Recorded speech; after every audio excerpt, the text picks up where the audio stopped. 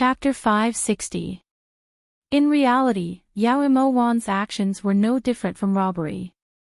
Those jewelry stores, weapon stores, and cosmetic stores owners didn't dare to take Yao Imowan's money at all.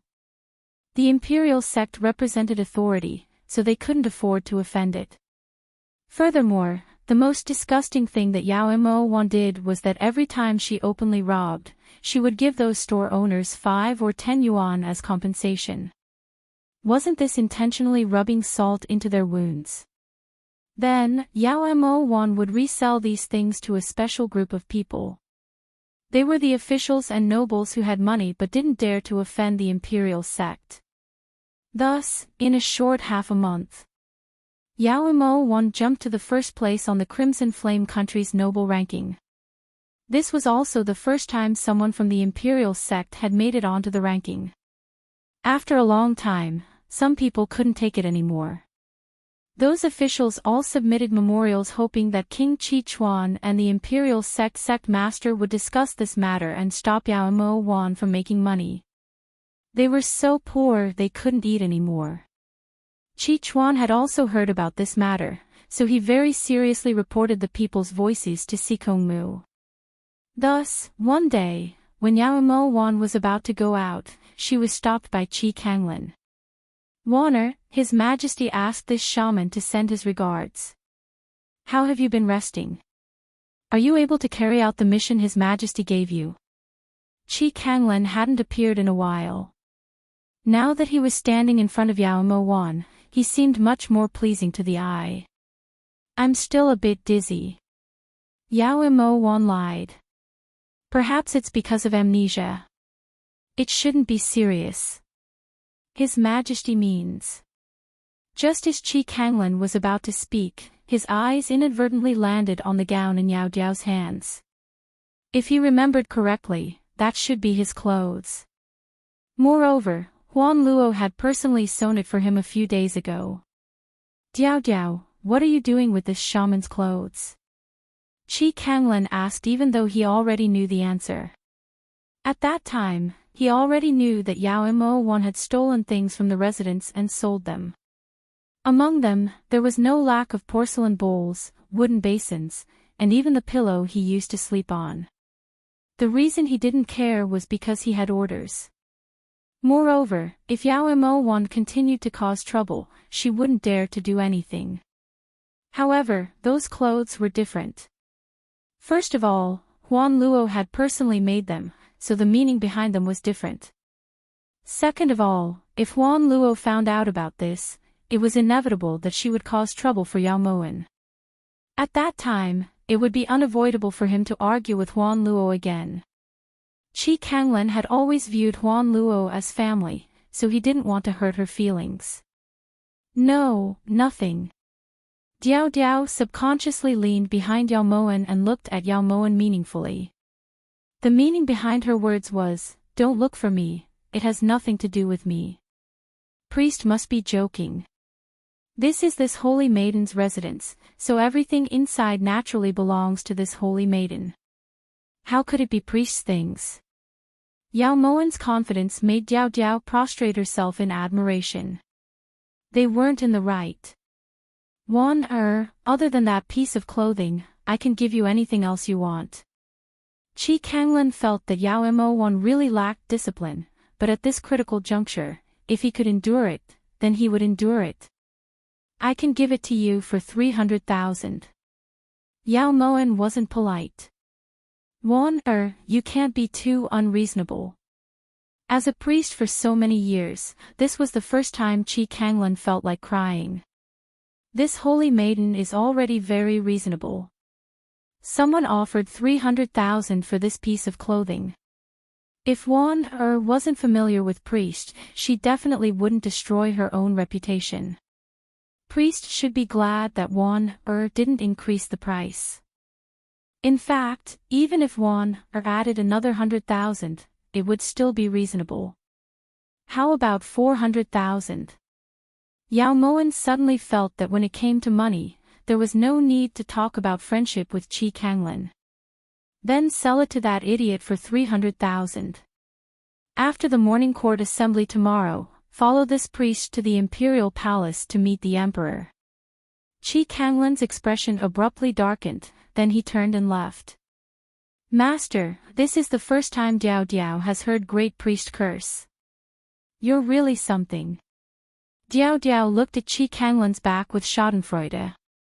She completely understood the reason why Qi Kanglan had gone berserk. If he still didn't leave, he probably wouldn't be able to resist making a move. This holy maiden suddenly feels that this piece of clothing is worth more than 300,000. Go and tell young Miss Lu that if she's willing to cooperate with this holy maiden is willing to sell Qi Kanglan's inkstone to her cheaply for 100,000 taels. Yao Moan's words instantly caused 3 black lines to appear on Diao Diao's forehead and she froze on the spot. Thus, Yao Moan really did manage to earn 500,000 yuan from Huan Luo under the cooperation of that Miss Lu. Adding on the inkstone that Qi Kanglan had used, in just the blink of an eye, Yao Moan's little treasury gained another 600,000 yuan worth of gold. The next day, Yao Moan walked out of the current imperial study of Crimson Flame country dressed in luxurious clothes. Compared to the first time, Yao Moan's current attire was even more noble than Qi Chuan's dragon robe. Holy Maiden Wan Shen heard that your body has been gradually improving recently. I wonder if you can go to Chu Palace under Yao Moan's name. Having learned his lesson last time, Qi Chuan didn't waste any words and went straight to the point. Although Wan Er's body still hasn't fully recovered, since your majesty can't wait, Wan will still go even if I have to drag my crippled body.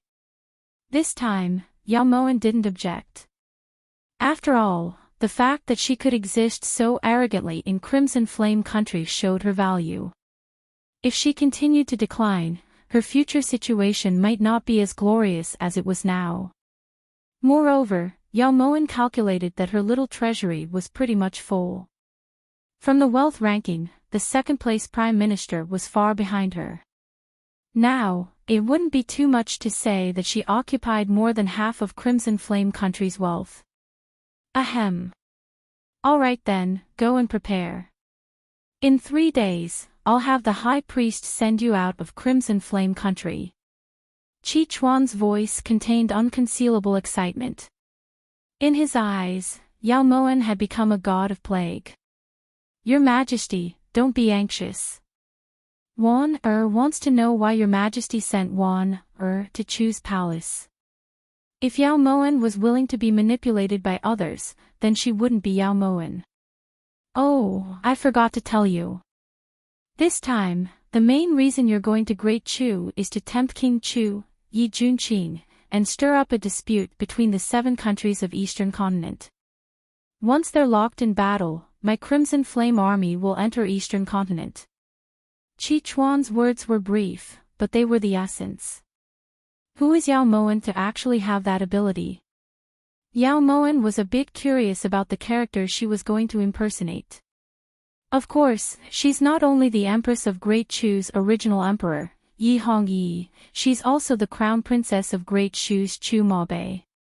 Now, she's also Yi Junqing's most beloved. Before we get rid of her, Yi Junqing wanted to make her empress. Her relationships with King Qi's Feng Yihan, King Xia's Di Feng, Lu Lan's Kubu Dan, and Nanxiang's Duan Zitong are all extraordinary. This woman isn't simple. Qi Chuan's words seemed to have a bit of appreciation for Yao Moan. She really isn't simple, but it's a pity she's already dead. When Yao Moan heard this evaluation, she suddenly felt a bit of pity. Heroes valued heroes. She really wanted to get to know this kind of woman. If she didn't die, how could Holy Maiden impersonate her? Since Holy Maiden has agreed, then it's settled. Qi Chuan noticed Qi Kanglan's gaze and returned to the topic. There's no rush. Actually, Wander has her own views on how to conquer the Eastern Continent. Would your Majesty be willing to waste a bit of your time to listen to Wander's explanation? Yao Mo Wan spoke gently, her eyes sparkling. In reality, Qi Chuan really didn't want to listen, but due to Yao Moan's status, he could only nod. I'd like to hear the details. Actually, Wander has also studied Eastern Continent these past few days. There are 7 countries in Eastern Continent. The strongest is Great Shu, followed by Chu, and the weakest is Great Zhou. Among them, the wealthiest is Lulan, but it has very few troops. The reason is that if anyone dares to invade, Lulan will pay to hire soldiers from other countries to fight against them. Therefore, although Lulan has no soldiers, no one dares to invade. Yao Moen slowly said, enunciating each word clearly. So what? Qi Chuan unconsciously listened. Wander has a question to ask your majesty. Actually, conquering Eastern Continent isn't difficult. You just have to let Lord Priest bring some people from the imperial sect and take the heads of the emperors of these 7 countries. Then, you can take advantage of the chaos to attack them when they least expect it. With the military generals of Crimson Flame Country, this isn't difficult. But why didn't your majesty do this? Yao Moen looked towards Qi Chuan. How long can a temporary victory last? Moreover, it's easy to say, but it would take at least 7 to 8 years to subdue the 7 countries. As the monarch, Qi Chuan naturally had a certain level of intelligence. So your majesty wants them to kill each other and then sit back and reap the benefits. If Wander's guess isn't wrong, your majesty wants to kill all the people of the 7 countries and then forcibly take over the entire Eastern Continent. Yao Moen had heard this from Diao Diao before. If this was really the case, then the sky would be filled with red clouds and corpses would be strewn all over the ground. She couldn't bear such a great sin. I have this thought. Those lowly commoners all deserve to die. Qi Chuan didn't deny it. Over 100 million soldiers and commoners, is your majesty sure that you'll be able to see such a magnificent feat in your lifetime? Yao Moen didn't think much of it, but inwardly, she felt extremely disdainful of Qi Chuan's cold-blooded thoughts. Could it be that you have a better idea? Qi Chuan heard the hidden meaning in Yao Moen's words. Rather than letting Crimson Flame Country sink into the quagmire of war and be unable to extricate themselves in the end, it's better to change the method of annexation. Yao Moen returned to the main topic. What method? Qi Chuan's eyes brightened as he asked suspiciously. Assimilation. Actually, Wander feels that wiping out the people of the 7 countries is simply a fantasy. No matter how weak the people of the 7 countries are, they're not all idiots. Although Crimson Flame Country's military strength is strong, if they really fight to the end, victory and defeat really can't be determined too early. Rather than doing something that they're not confident in, why not find another good method? Wander feels that if Crimson Flame Country can assimilate the 7 countries, then it'll be much easier to conquer them. Those commoners only care about whether they'll have rice to eat for their next meal. As for who becomes the emperor, they don't care at all. Yao Moen narrated her thoughts in great detail. Assimilation. How do we assimilate? As Qi Chuan spoke, his eyes inadvertently glanced at Qi Zhonglan. Seeing that Qi Zhonglan's expression was still unsatisfied, he felt much more at ease. Presumably, Yao Moen's words had also aroused Qi Zhonglan's interest. If that's the case, he believed that Sikongmu wouldn't object. First, we have to let Crimson Flame Country's banknotes flow into the 7 countries and become one of the main expenses for the people of the 7 countries. Yao Moen had always believed in the saying that money talks. Just now, she used King Lulan as an example to prove this point. Easier said than done. Qi Chuan felt that this was a fantasy. For your majesty, this isn't easy, but Wan can do it. Yao Moen spoke confidently, but in reality, this was just an excuse. Letting her act as Yao Moen was just letting her be cannon fodder. If she offended the monarchs of the 7 countries, how could she not die? They wouldn't be happy if she didn't die miserably. Are you confident? Chi Chuan looked towards Yao Moan suspiciously and asked with a frown. Since Wan'er said it, there naturally is a surefire way. Yao Moan's gaze was firm. Speechless, Chi Chuan turned to look towards Chi Tsanglan. High Priest, Zhen feels that Holy Maiden Wan'er's idea is good. Perhaps there's a need to consider it. Yao Moan naturally heard the inquiry in Chi Chuan's words. Presumably, this emperor wasn't happy being fooled. Tsanglan, bring Wan'er back first. Your Majesty, please consider it. Tsanglan will come back later to remonstrate. Chi Tsanglan was moved by Yao Moan's suggestion. After bringing Yao Moan out of the imperial palace, he headed towards the imperial sect's main altar. After Chi Tsanglan left, Yao Moan finally let out a long sigh. Now, it all depended on what that elusive imperial sect's cult master cum mage thought. Yao Moan prayed in her heart that her nonsense would be able to deceive the heavens. They didn't speak on the way back to the Holy Maiden Manor. The first thing Yao Moan saw was Diao Diao and Huan Luo fighting. It was clearly a brawl, but the two women were able to make the scene look so poignant and beautiful. Pink and white figures entangled in the air, like a white epiphyllum blooming in the air. The pink and white satin entangled together gradually extended like flower petals. The epiphyllum blossomed like a flower, so beautiful that it made people sigh in admiration. Chapter 561. Diao Diao, you're not allowed to bully my aunt. Just as Yao Mo Wan was engrossed in watching, a little brat suddenly appeared next to her. Seeing that Qi Xiu Di was about to release the poisonous snake, Yao Mo Wan suddenly blocked in front of him. Are you a gentleman? Yao Mo Wan asked out of the blue. You again. Get out of the way. Of course I'm a gentleman. For some reason, Qi Xiu Di actually felt a trace of fear towards this Yao Mo Wan who didn't even have the strength to truss a chicken.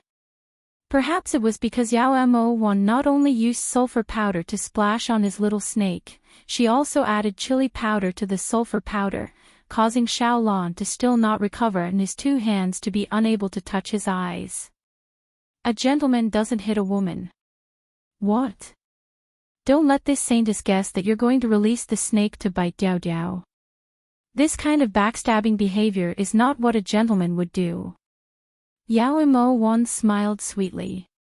Then I'm not a gentleman, I'm a child. Qi Xiu Di was used to being domineering, so he naturally wouldn't be fooled by Yao Mo Wan.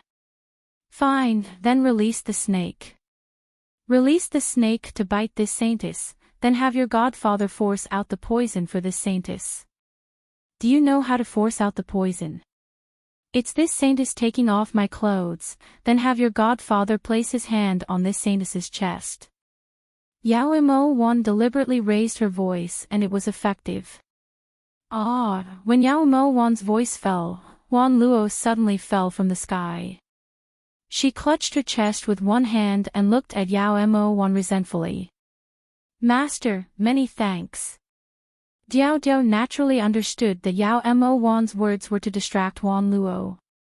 She felt a trace of gratitude towards Yao Mo Wan. Back then, when she fought with Huan Luo, she didn't really win.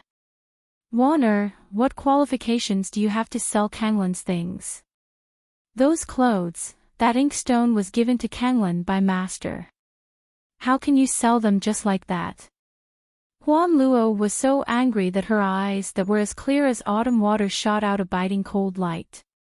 Don't talk about the inkstone, talk about the clothes. What? Just because Saintess Huan Luo had personally made those clothes for Qi Kanglan, Wan'er didn't have the right to sell them. You don't know that you treat it as a treasure, but Qi Kanglan doesn't care about it. Wan'er originally wanted to sell it for 700,000. But Qi Kanglan said that one should be honest, and that the clothes were not worth that price. Wan'er thought too highly of Huan Luo's saintess, so she asked for 500,000. If Qi Kanglan sold it for 100,000, then it would seem that Huan Luo's saintess craftsmanship is not worth that much. Yao Moen's way of doing things had always been that if people didn't offend her, she wouldn't punish them. If people offended her, she would definitely trample on them. Don't go overboard with your words. Don't think that you don't know who you are just because someone is backing you up. How dare a lowly commoner like you speak to this holy daughter? Huan Luo was infuriated. First of all, I don't need anyone to back me up. If I can afford to offend you, then I will. If I can't, then I won't. Second, what did you just call Warner? Untouchables. This sentence had a deep meaning. Diao Diao, this holy daughter wants to see Venerable One. Yao Moen's temper flared up. The deeper meaning was that she wanted to use this opportunity to see this legendary Sikong Mu. She hoped to have a way to convince him to act according to her wishes. If you want to see Venerable One, then you have to see if he's willing to see you. Huan Luo had always viewed Yao Moen as a lowly commoner. In her eyes, how could such a lowly commoner be worthy of Venerable One's attention? Just as the two of them were arguing endlessly, a black figure rode the wind and arrived. Long silver hair fluttered in the wind. Qi Kanglan's appearance always made people feel as if a god had descended. Warner, Venerable One wants to see you. Qi Kanglan's words were like a ruthless stick that smashed into Huan Luo's head. Her clear eyes were filled with disbelief. Kanglan, you said Venerable One wants to see her. Why? Huan Luo asked agitatedly. When she turned to look at Yao Moen, her gaze was as cold as a blade. You'll know once you get there. Diao Diao stuck out her tongue at Huan Luo with a look of schadenfreude. Godfather, they bullied concubine just now. Xiao Di saw it with his own eyes. Qi Xiao Di saw that there were tears in Huan Luo's eyes, so he spoke up. Xiao Di, which eye did you see it with? Diao Diao swayed his hips as he walked to Qi Xiao Di's side. His gaze was so crafty that it made people shiver. I saw it with both eyes. So what? Qi Xiao Di had followed Qi Kanglan since he was young, but Huan Luo had taken care of him most of the time, so he naturally sided with Huan Luo. Dig them all out. Yao Moen's eerie voice drifted over from behind Diao Diao. Qi Xiao Di immediately covered his eyes with his hands and leaned against Qi Kanglan's leg. Diao Diao, take Warner to see Venerable One. Huan Luo, you come with us as well. Qi Kanglan took Qi Xiao Di and patted his little head dotingly, indicating for him to stay. Thus, the group headed towards the imperial sect's main altar. As soon as they entered the main altar, Yao Moen felt like she had arrived at the 18th level of hell. After passing through a long, dark corridor, Yao Moen and the others finally stood in front of a tall, majestic, and glossy black door. There were two Qilin beasts on either side of the door. Both of them were painted black and their eyes were like red glass. In the darkness, they emitted a cold light. They were clearly dead creatures without any aura, but they still caused a chill to run down the soles of their feet. While Yao Moen was sighing inwardly, the golden crow door slowly opened. A bone-piercing chill surged out from the crack in the door. Yao Moen felt all the hairs on her body start to stand up. Sometimes, what was truly frightening wasn't the person but the atmosphere they created. Fortunately, Yao Moen was someone who had seen the world, so she was naturally able to withstand the chill. After the golden crow door opened, Qi Kanglan walked at the very front. Huan Luo naturally followed behind Qi Kanglan while Diao Diao accompanied Yao Moen. The spacious main hall was dusky. The luminous pearl in the corner lifted up a corner of the darkness. The only thing that was truly illuminated was the enormous python that had risen from the ground in the center of the main hall. At first glance, that enormous python was over 7 zhang tall and its body was made of dark green glass. At this moment, the enormous python's head was slowly moving downwards, its dark green eyes gradually closing in on Yao Moen. The moment Yao Moen saw the enormous python, her heart started to beat wildly. Even though she knew that this python had only lowered its head to activate the mechanism, this scene was still too realistic. In fact, besides Yao Moen, Chi Kanglen and the others were also very shocked. From what they could remember, every single person who entered the main altar for the first time had been frightened by this python to the point of screaming and falling to the ground, fainting, and passing out. There was no one who could be as calm as Yao Moen. What they didn't know was that Yao Moen's legs were also trembling, but they just couldn't see it. Kanglen greets Venerable. Huan Luo greets Venerable. Diao Diao greets Venerable. Although Yao Moen was abnormally frightened, she also noticed that Chi Kanglen and Huan Luo's movements were the same when they greeted the Venerable who was standing on top of the python's head. What made her feel strange was that her maid Diao Diao also had the same posture. What did this mean? Yao Moen was suspicious in her heart. Warner. A deep and cold voice faintly came from the python's head. Yao Moen only felt an indescribable pressure in her heart. A kind of pressure that forced people to lower their heads made her feel ill at ease. Warner greets Venerable. Yao Moen fiercely sighed and forced herself to calm down as she greeted Chi Kanglen. When she raised her eyes, what she saw was only a back view. Even so, Yao Moen still felt the powerful shock that back view brought her. As the sect master of the imperial sect, he was above the imperial power. This kind of person definitely had extraordinary experiences. Yao Moen suddenly became interested in Sikong Mu, who was standing on top of the python's head. Warner, this venerable one asks you, assimilating the eastern continent, what are your chances of success? It was clearly very close, but that voice seemed to come from far away. 10%. Yao Moen used the fastest time to calm herself down. This was a matter of fate, so she naturally had to display complete confidence, even if Yao Moen didn't have the slightest confidence. How do you know? In the dusky light, Yao Moen could only see that Sikong Mu was wearing a black robe that fluttered even though there was no wind. Just based on Warner taking over half of the Crimson Flame country's wealth in just 1 month. Yao Moen's perfectly curved chin slightly lifted as she calmly replied. Venerable One, Huan Luo thinks that Warner was just opportunistic. If she didn't use the imperial sect's prestige, those ministers and nobles wouldn't have bought her jewelry and clothes that are practically worthless. Huan Luo's voice was filled with indignation that couldn't be concealed.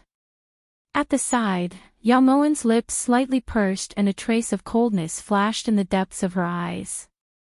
She hadn't even caused trouble for Huan Luo yet, but Huan Luo was already adding oil to the fire. Huan Luo, you reminded me of this.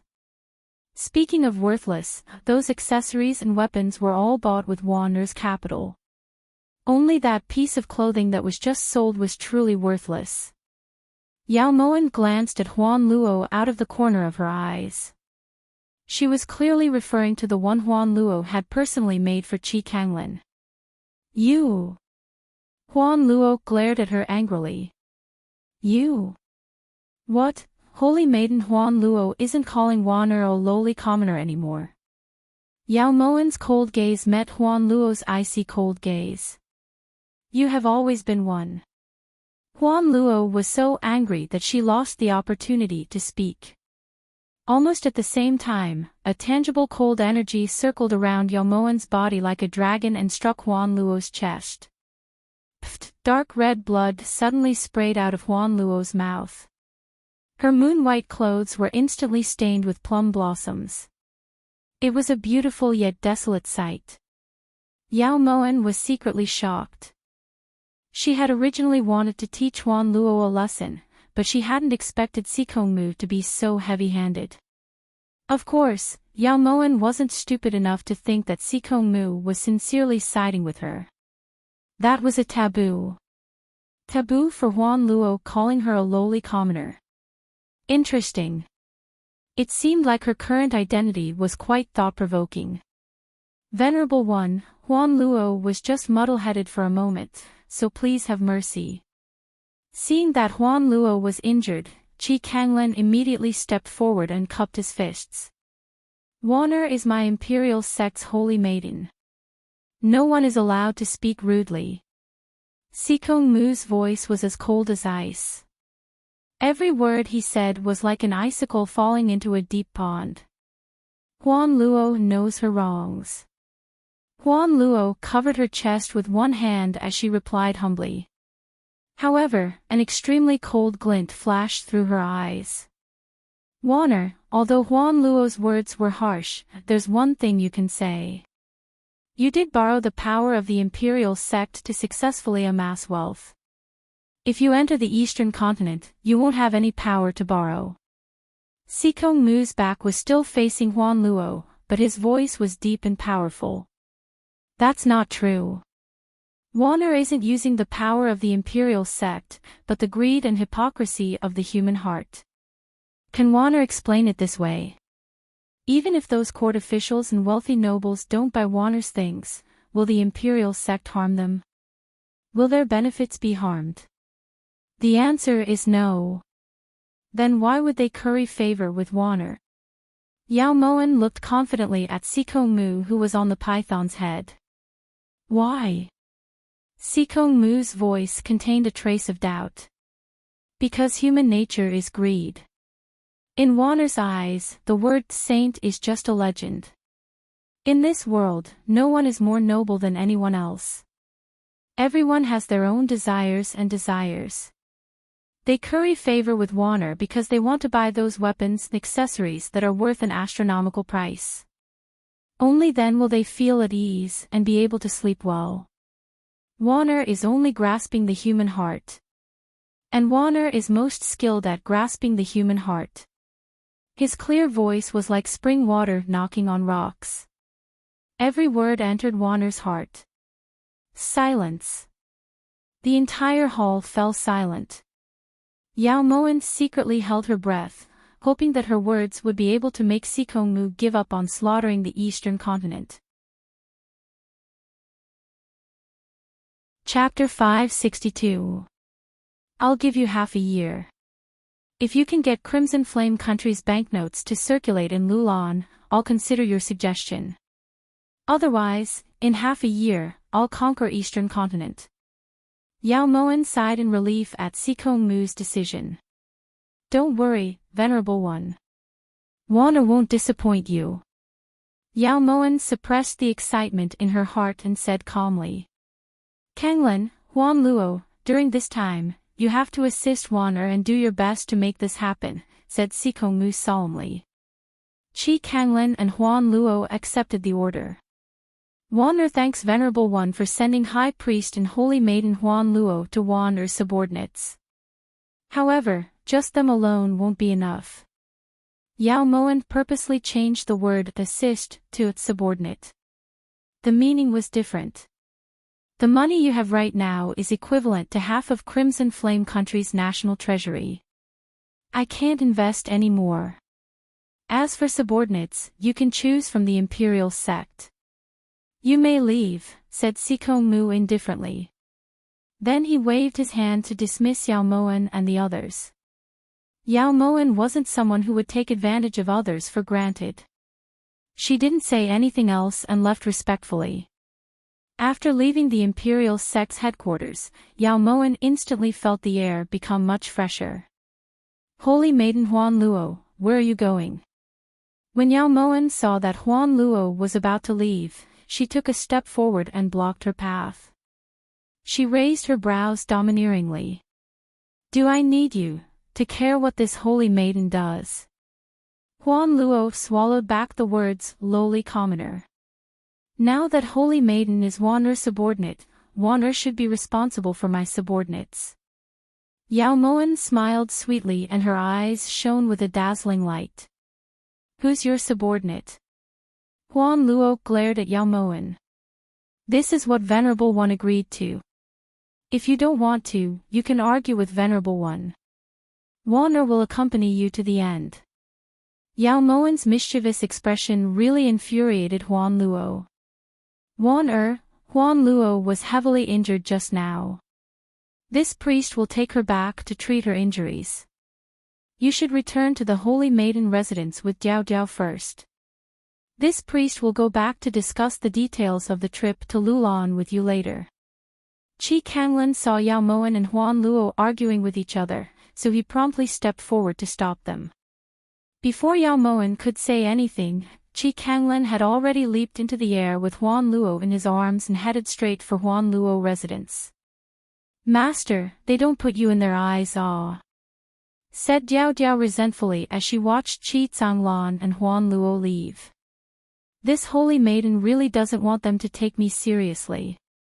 One day, this holy maiden will make them take me seriously. Yao Moan's lips curled into a smile. She had never expected Qi Kanglan and Huan Luo to listen to her. She was even on guard against Diao Diao, but this was only temporary. When Diao Diao saw the strange smile on Yao Moan's lips, she couldn't help but choke. Why was this smile even more frightening than her master's? Since she'd achieved her goal, Yao Moan prepared everything she needed to leave Crimson Flame Country. There was no need to talk about money. Yao Moan ordered Diao Diao to find 10 sturdy metal boxes and put all the gold she'd collected in the past few days into them. Then she used the name of the Imperial Sect Master to have the government's monetary envoy print several thousand Crimson Flame Country banknotes and put them into the boxes. Diao Diao, do you know how to get to the Ghost Manor? After everything was prepared, Yao Moan called Diao Diao to her side and asked. I do, it's 2 streets away from our Holy Maiden Manor. Master wants to find Gui Daozi. Diao Diao can help you call him over. Diao Diao eagerly looked towards Yao Moan. Just the thought of going out to see the world made Diao Diao so excited that her heart beat wildly. One had to know that ever since she could remember, she had never set foot outside of Crimson Flame Country. There's no need. Stay in the residence and pack some necessary clothes. This holy maiden will personally make a trip. Yao Moan nodded slightly and then left alone. Diao Diao sighed in relief when she saw Yao Moan leave the Holy Maiden Manor. Then, she headed straight for the Imperial Sect's main altar. Very few people knew that there was a paradise behind the Imperial Sect's main altar. Besides Sikong Mu, only Diao Diao knew about the secret passage that led to this paradise. Master! Peach blossoms fluttered in the wind and their fragrance filled the air. When one breathed, one could feel the intoxicating fragrance. Under the peach tree, a white figure was sitting upright. His fingertips were tapping on the zither strings. The sound of the zither was melodious and profound. Peach blossoms swirled and fell on the man's shoulders, setting off the man's immortal-like temperament to the fullest. This time, Master allowed you and Yao Moan to leave Crimson Flame Country. Do you know why? The clear and melodious voice was less dignified and more doting. Naturally, it's to keep an eye on Yao Moan. If she dares to act rashly, Diao Diao will eliminate her in Master's stead. Diao Diao skipped over to the man's side and couldn't help but hug Sikong Mu's neck. Her little face rubbed against his black hair that was like a waterfall. This was an action that she hadn't changed in 18 years. Eliminate her. You're willing. Master can see that your heart has already gone to Yao Moan. At this moment, Sikong Mu was like all the other masters, indulging his beloved disciple to an excessively high degree. How can that be?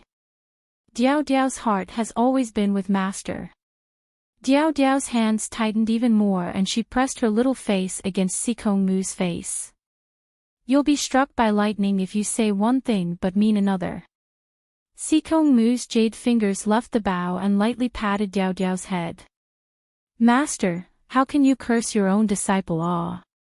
When Diao Diao heard this, she immediately let go of Sikong Mu and sat down on the stone bench with a pout. You're still saying it's not? Forget it, Master isn't that petty. But remember, Yao Moan is only a chess piece of Master. She will die sooner or later. Even though he was saying these harsh words, Sikong Mu's eyes were still filled with doting.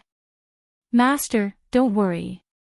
Diao Diao just feels that this Yao Moan is rather interesting.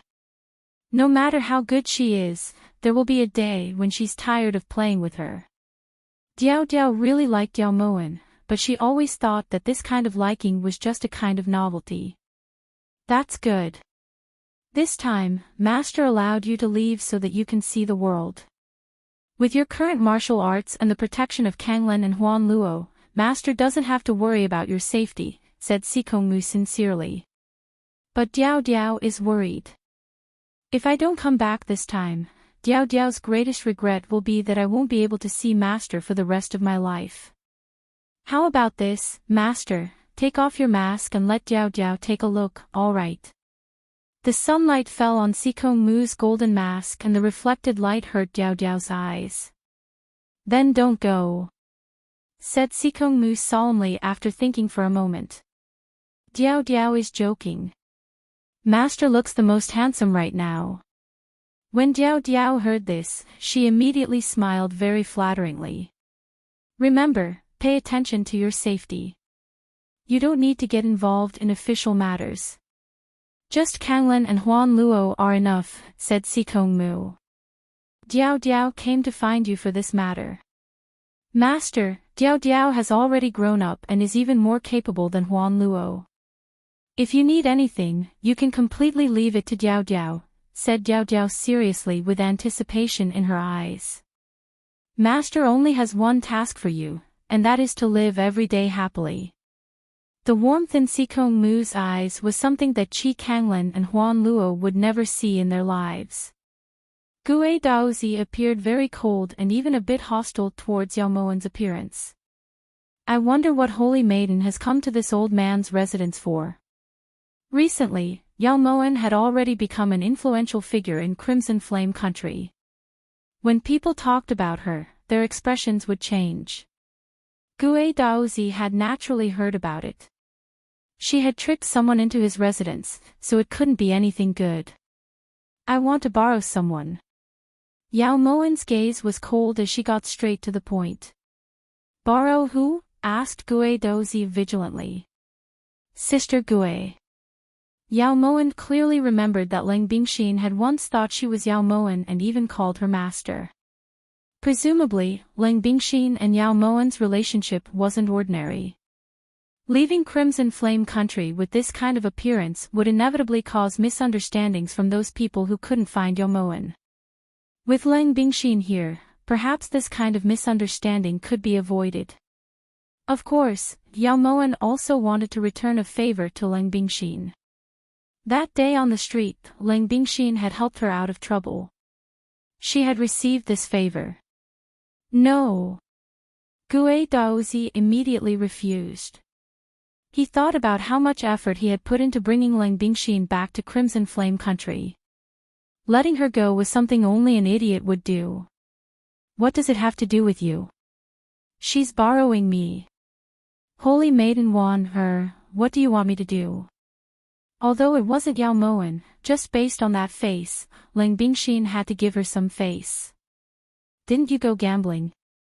Why did you come back? This was the first time Gue Daozi had hoped that Leng Bingxin was in the gambling den and not in the residence. I lost, so I came back. Leng Bingxin shrugged and walked in front of Yao Moan. This holy maiden wants you to accompany me to Lulan country. Yao Moan directly expressed her purpose. All right.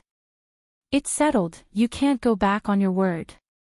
When Leng Bingxin heard this, she couldn't help but smile all the way to her ears. Her eyes were resplendent. Even if she lived a good life in Crimson Flame country, there was no one here after all. Naturally. Yao Moan nodded slightly. It seemed that Leng Bingxin owed her a favor this time. No. Gue Daozi saw that Leng Bingxin was so excited and felt a bit sad. Go away. I wonder if Lord Holy Maiden has enough people? If not, Bingxin has goods. Leng Bingxin said excitedly. You're talking about the four who followed behind you that day.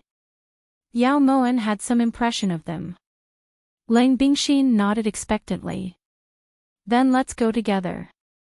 Have the four of them pack up and leave Crimson Flame Country in 3 days. Yao Moan responded and turned to leave.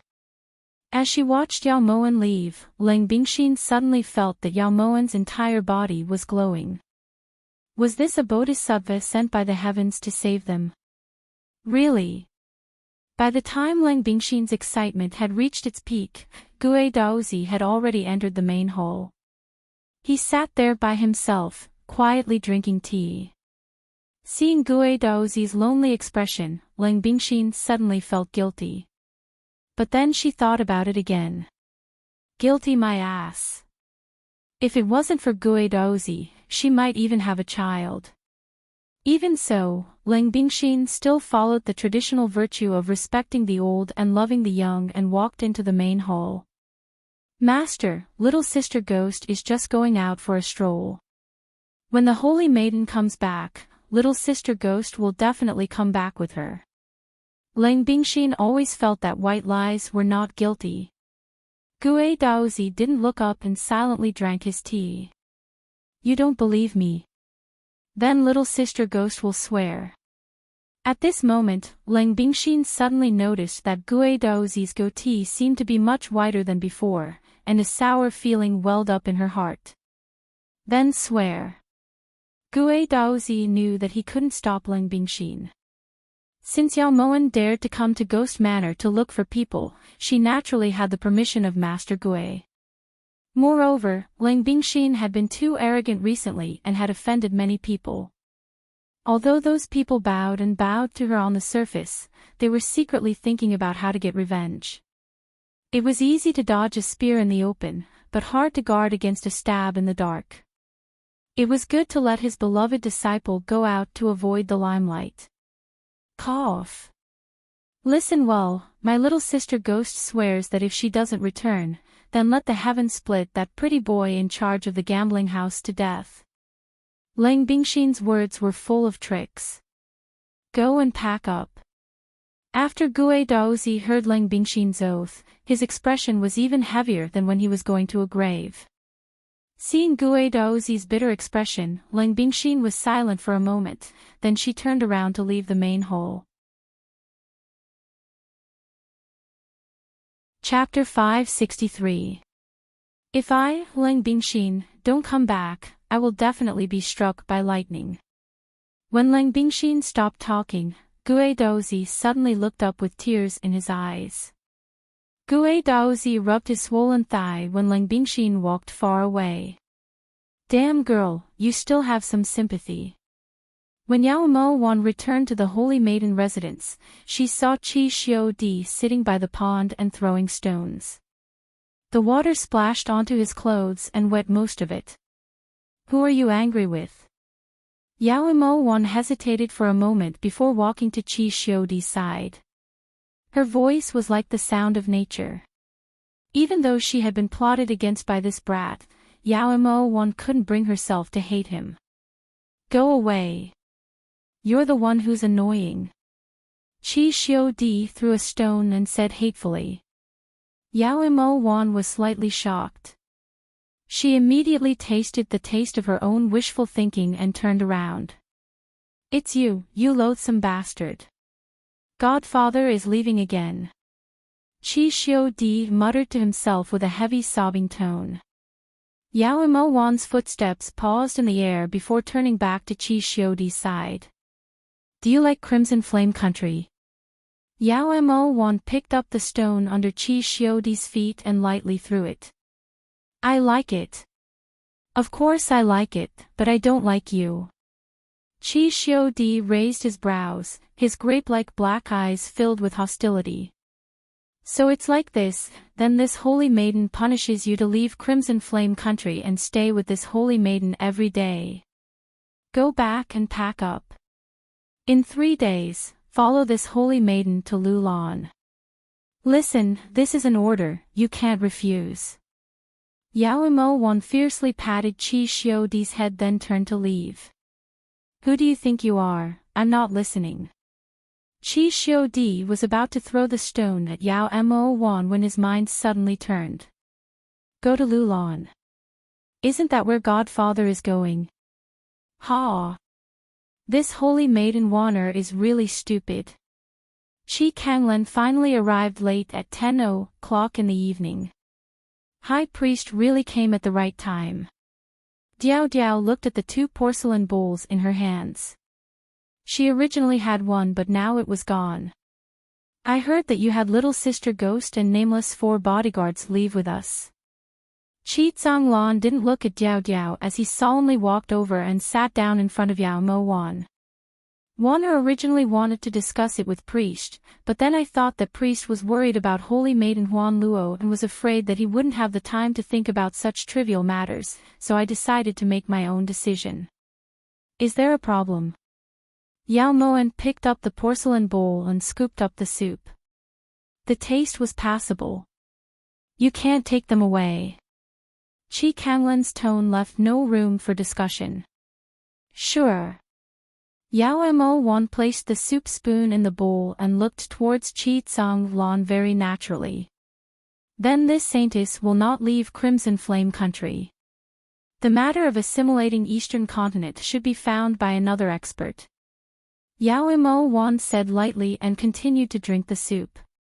They are outsiders. If they leave the Red Flame country, they will definitely spread the geographical location of the Red Flame country. This is not something that the Emperor and the Master can tolerate. His Majesty and Master won't agree to you taking those people away. Chi Zhonglan had expected that Yao Mo Wan wouldn't compromise so easily. Actually, Wanner has always had a question. What are the outsiders that High Priest mentioned? And where are they from? Yao Mo Wan raised her brows and looked towards Chi Zhonglan. They all have black hair and come from Eastern continent. Chi Zhonglan's answer was simple and clear. So as long as they leave Crimson Flame country, they will be normal. Of course, Wanner is the same. But if Wanner takes the people of Crimson Flame country to Lulan, High Priest, do you believe that the people of Lulan will treat Sister Ghost like the people of Crimson Flame country? Of course, they might not be as xenophobic as the people of Crimson Flame country. Yao Mo Wan's words already expressed her disdain and indignation towards the people of Crimson Flame country. This High Priest doesn't have the final say on this matter. You have to get the Master's approval. Chi Zhonglan suddenly realized that his ability to express himself in front of Yao Mo Wan had a problem. Then I'll have to trouble High Priest to make a trip and pass on Wanner's intentions. If Wanner tries to use the assimilation method to start the first battle of subduing Eastern continent, then it must be done according to Wanner's intentions. Yao Mo Wan didn't waste any more words with Chi Zhonglan. She immediately picked up the porcelain bowl and carefully tasted the ginseng soup. This High Priest doesn't have this obligation. Chi Zhonglan abruptly stood up and left the table in anger. When Chi Zhonglan walked to the door, Chi Xiudi bounced over to welcome him. Godfather. Xiudi can leave Crimson Flame country with you. You know, that holy maiden Wanner is truly an idiot. She wants to punish Xiudi, but it's actually helping Xiudi. As long as I can be with Godfather, Xiudi will be happy. Chi Xiudi met Chi Zhonglan outside the main hall and naturally didn't see Yao Mo Wan who was eating inside. Hearing Chi Xiudi's evaluation, Yao Mo Wan's heart ached endlessly. In the end, who was the idiot? Diao Diao was right, this brat. When Chi Zhonglan heard this, his heart trembled slightly.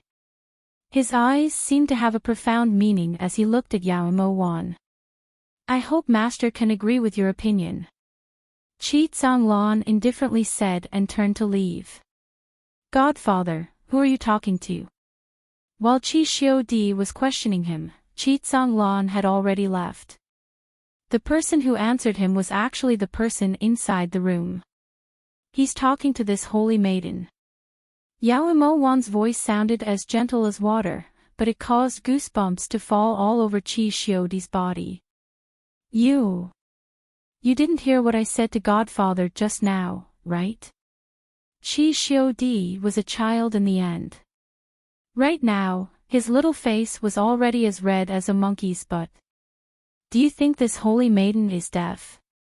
Yao Imo Wan's gloomy gaze drifted over. From then on, Qi Xiudi's heart had always been restless. He was afraid that Yao Mo Wan would suddenly regret not letting him leave Lulan with her. In fact, he had thought of looking for Yao Mo Wan to apologize, but due to the unfriendly relationship between them, Qi Xiudi really couldn't open his mouth. Only until 3 days later, when Qi Xiudi sat in the carriage leaving Crimson Flame Country, did his nervous little heart finally calm down. In front of the Holy Maiden Manor, 10 carriages were lined up vertically. Diao Diao was counting the amount of gold inside the carriage and the amount of money and tickets they brought. After Qi Zhonglan carried Qi Xiudi into the carriage, he walked to Yao Mo Wan's side. Many thanks. Yao Mo Wan was stunned when she heard this. She raised her brows and looked towards Qi Zhonglan. In fact, even Qi Zhonglan himself felt that it was unimaginable that he would actually say thanks to the lowly commoner he had always looked down on. Only a quarter of an hour before they left did Leng Bingxin and Mei Ji arrive. Nothing happened. Seeing the faint worry in the depths of Leng Bingxin's eyes, Yao Mo Wan asked suspiciously. Don't worry, Holy Maiden, it's nothing. Leng Bingxin squeezed out a faint smile. Behind her, Mei Ji and the others also nodded. In fact, a second before they left, Gue Daozi and Nameless were poisoned by Sikong Mu in front of them. If they dared to speak nonsense to Yao Mo Wan, Gue Daozi and Nameless would fly a crane to the west in a minute. Let's go. Yao Mo Wan clearly knew that Leng Bingxin was lying, but now wasn't the time to be serious. As long as they left Crimson Flame Country, the sky was vast, the fish could leap freely. At that time, she would no longer be bound by anyone. A person without memories would live as freely as before. The moment they approached the sea, Qi Zhonglan and Huan Luo suddenly stopped Yao Mo Wan and the others. Then, they used a black cloth to cover Yao Mo Wan's eyes, as well as Leng Bingxin's eyes. Only then did they bring them out of Crimson Flame Country's territory. The land was filled with intersecting mountains. It wasn't until they passed a mountain range that Qi Zhonglan and the others took off the black cloth for Yao Mo Wan and the others. Past this wasteland is Lulan Country's territory. Since the purpose of this trip was to follow Yao Mo Wan to sell Crimson Flame Country's banknotes in the name of traveling merchants, Qi Zhonglan and Huan Luo's clothing was extremely ordinary. However, even the most ordinary clothes couldn't conceal their natural capital. Yao Mo Wan nodded slightly. As far as her eyes could see, all she could see were weeds that were half a person's height. Even if it was a desolate and uninhabited shrubbery, Yao Mo Wan's eyes still felt exceptionally refreshed. Leaving Crimson Flame Country gave her an indescribable excitement. In the carriage behind them, Leng Bingxin, Mei Ji, and the others were practically silent the entire way. As the saying goes, a teacher for a day, a father for life. Even if Leng Bingxin was forced, she still called Gue Daozi her master. In Leng Bingxin's eyes, his life really wasn't worthless. As for Nameless, in these 2 months in Crimson Flame Country, Mei Ji and the others had personally seen Nameless work hard to cultivate for them. They also saw that Nameless words carried little weight. If they said that they didn't care about Nameless at all, that would be a lie. Forget it. There are some things that even if we say it, no one might believe us. What do you guys think? Mei Ji broke the silence and looked at everyone. In reality, whether or not that person is, we still can't be sure. Leng Bingxin's words clearly showed her agreement with Mei Ji's words. Just as the 5 of them reached an agreement, the carriage suddenly stopped. The five of them lifted the curtains and shockingly saw that the very front of the carriage had been blocked by several dozen bandits dressed in sloppy clothes. There's going to be a good show to watch. Lang Bingshan was the first to jump off the carriage and walk forward. Mei Ji and the others naturally followed behind her. At this time, Yao Moen had already gotten off the carriage and was walking at the very front. You don't have any martial arts, yet you're acting all high and mighty. You overestimate yourself, Qi Xiu Di muttered softly when he saw Yao Moen walk out. Then he jumped off the carriage and chased after her. Huan Luo, who was sitting in the same carriage as the two of them, had a slightly cold gaze. When did this brat start to care about Yao Moen? Huan Luo's sense of danger increased a bit in this instant. When he saw Yao Moen walk in front of the bandits, Qi Kanglan, who had been driving on the left side of the carriage, only watched quietly. You're people from Lulan country. Yao Moen sized up the bandits in front of her. It was inevitable that she would look fierce and fiendish. However, looking at their clothes and expressions, it was very clear that they weren't well off. It seemed that even the extremely wealthy Lulan country also had poor people. This was a good thing. Boss. Look at her. The moment the bandit Luo Jia saw Yao Moen, his black eyes instantly widened like copper bells. Boss. We're going to be rich.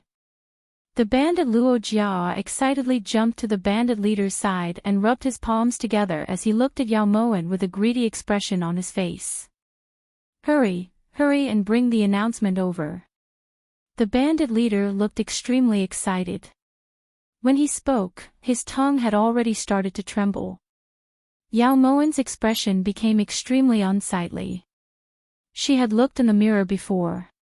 She didn't look any different from these people in front of her.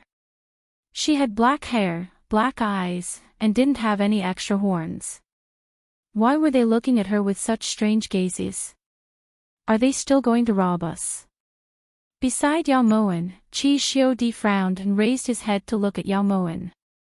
I don't know. Yao Moen said coldly. She was in a very bad mood. Boss. It's her. 1,000,000 taels of gold. The bandit Luo Jia was so excited that he couldn't control himself.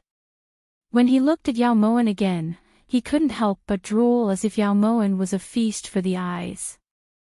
Ha ha ha. The heavens have blessed me, the hero of Liang Yuan. You. Report your name. The bandit leader laughed wildly. The finger he pointed at Yao Moen was shaking like a loom. What everyone didn't expect was that Yao Moen was surprisingly cooperative. Yao Moen. Brothers, it's her. She's our bread and butter.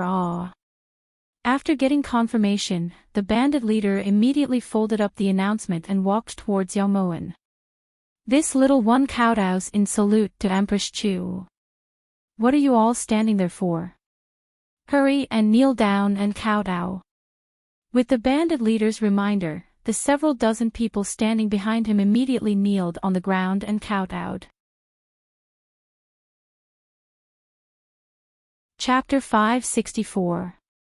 At this moment, Qi Xiu Di, who was standing next to Yao Moen, was looking at Yao Moen with adoration. He hadn't even seen Yao Moen make a move yet these people were already prostrating themselves in worship. This lady isn't the Empress Chu you speak of. Move aside. Yao Moen replied coldly. Impossible. Empress of Chu, you don't know, but King Chu is currently searching the entire world for you. According to this lowly one's knowledge, everyone in Lulan has a copy of your portrait. Do you know what you mean? The bandit leader's eyes glittered as he looked at Yao Moen. Yao Moen didn't say anything. She bent down and took the portrait from the bandit leader's hands. When she unfolded it, her heart trembled. The portrait on the paper was clearly the same as her own face. Was it because of Gue Daozi's exquisite craftsmanship, or was it because of some other reason? Yao Moan wasn't in a hurry to find out the truth because she knew that the truth could never be obtained overnight.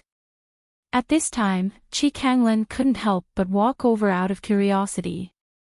When he saw the portrait in Yao Moan's hands, a dark light flashed through his eyes. It seemed that Yi Junqing really hadn't been idle these past 2 months. For this portrait to appear in such a remote place, the further they went, the more trouble there would be. Empress Chu, do a good deed and come with us to see King Lulan. It's 1,000,000 taels of gold. Just treat it as charity. The bandit leader begged. This young lady will say it one more time. I'm not Yao Moan. You've got the wrong person. Yao Moan threw the portrait on the ground and replied coldly. Since Empress Chu doesn't want to accept a toast, then don't blame us brothers for being rough. We hope that Empress Chu can understand that us brothers are just trying to make a living. The bandit leader saw that Yao Moan refused to admit it, so he slowly stood up and revealed a fierce expression. Just as the bandit leader was about to grab Yao Moan, a green snake suddenly shot out like an arrow, followed by a miserable shriek. And here I was wondering how amazing you were. So it turns out you were just borrowing someone else's great name. Qi Xiu Di glanced at Yao Mo Wan, then withdrew his green snake. Yao Mo Wan didn't mind Qi Xiu Di's mockery and ridicule. She understood in her heart that this child was starting to protect her. This was a good sign. Boss. Are you all right? Seeing the bandit leader lying on the ground with a purple complexion, the bandit leader immediately became anxious. He's fine. 18 years later, he's still a good man. If any of you want to suffer the same fate as him, feel free to come up. Yao Moan's cherry lips curled up in an imposing manner. At the side, Qi Xiu Di pouted and looked towards Yao Moan. She really knew how to order people around. Even though there was a living example right in front of them, for the sake of 1,000,000 gold taels, there were still people who were not afraid of death who charged forward, and more than one of them. If you don't do anything, your godfather will also be exhausted. When Yao Mo Wan saw that Qi Xiu was standing there with an expression as if he was watching a good show, Yao Mo Wan leaned over to his ear and said indifferently. As expected, Yao Mo Wan's words were effective. In the next second, the flute simultaneously released 7 little snakes, red, orange, yellow, green, cyan, blue, and purple. The consequences were obvious. About 2 days after the 10 carriages left Liangyuan accompanied by the wailing of the bandits, the party finally arrived at the downtown area of Lulan. Although it was only at the border of the Lulan Empire, it was still a stunning sight to behold. What's this? Yao Mo Wan was just about to get out of the car when she saw Qi Tsang Lan hand over a bamboo hat with a white veil. Wear it, you'll know when you come out, said Qi Tsang Lan indifferently. He didn't explain further. Yao Mo Wan lifted her brows and suddenly smiled. This should be the first time Great Priest has given Wanner a present, right? After Yao Mo Wan accepted the bamboo hat, her beautiful eyes swept over Huan Luo, who was sitting across from her. The smile on her face was like a spring flower. In reality, Yao Mo Wan didn't have any enmity towards Huan Luo, but she just didn't like the look of it. At the time, she had felt that there was no point in harming others without benefiting herself, but now that she thought about it, it was good to just have fun. You! As expected, Huan Luo was angry. Unfortunately, Yao Mo Wan didn't give her a chance. She put on the bamboo hat and got off the carriage. At this time, Lang Bingxin and Mei Ji also followed. When Yao Mo Wan saw the notice that had practically covered the entire wall, she was flustered. Alright, she had to admit that Qi Tsang Lan making her wear the bamboo hat was an extremely wise decision. Isn't this too exaggerated? Asked Lang Bingxin in shock. Every notice on the wall had a portrait of Yao Mo Wan, all sorts of expressions, all sorts of postures, they were practically lifelike. From this, it could be seen just how world-shaking Yao Mo Wan's disappearance was to Yi Junqing. Let's enter the city. As Qi Zhanglan looked at those portraits, his heart felt like a pebble that had sunk into the deep sea. Yao Mo Wan's group was the center of attention in the bustling crowd on the street. The reason for this was Qi Zhanglan's appearance. A man as handsome as an immortal was a sight no matter where he went. He attracted the almost greedy gazes of many women. That rare head of silver hair that was like moonlight in particular captivated the hearts of many women as it fluttered in the wind. Of course, Diao Diao's enchanting appearance and graceful movements also made men go crazy. When Huan Luo saw those women's envious gazes, a cold light flashed through her eyes. In the next second, she got off the carriage and walked to Qi Zhanglan's side, as if declaring her ownership. The crowd gasped in surprise. This immortal-like beauty caused people's blood to boil. Even the women on the street couldn't help but stare at Huan Luo, unwilling to look away. Distance determined a person's vision. If the distance was too close, people would be jealous. If the distance between clouds and mud, people would only be envious and worshipped. As Yao Mo Wan looked at Qi Zhanglan, Huan Luo, and Diao Diao walking in front of her, the corners of Yao Mo Wan's lips curved slightly. Your smile is so evil. Next to Yao Mo Wan, Qi Xiudi raised his head and looked at Yao Mo Wan vigilantly. If you dare speak carelessly, this saintess can smile even more evil. Yao Mo Wan didn't dislike Qi Xiudi. In fact, it could be said that she liked him. However, she knew very well that this brat needed to be taught a lesson. You're definitely plotting against Godfather and Yin Yang. I'll go tell them. Qi Xiudi clearly wouldn't be threatened. Your legs belong to you, so this saintess naturally can't stop you. However, before Daoist left, he told this saintess that as long as this saintess has a need, I can send people over or go back at any time. Child, think thrice before you act. The smile on Yao Moan's lips deepened. Since whether or not he could continue to be with Godfather was in Yao Mo Wan's hands, Qi Xiudi obediently walked with Yao Mo Wan. Behind Yao Mo Wan, Ling Bingxin, Mei Ji, and the others looked at the central plains that they hadn't seen in a long time. Moreover, they threw those vexing matters to the back of their minds and felt exceptionally refreshed. Everyone stopped when they reached the most bustling area in the middle of the street.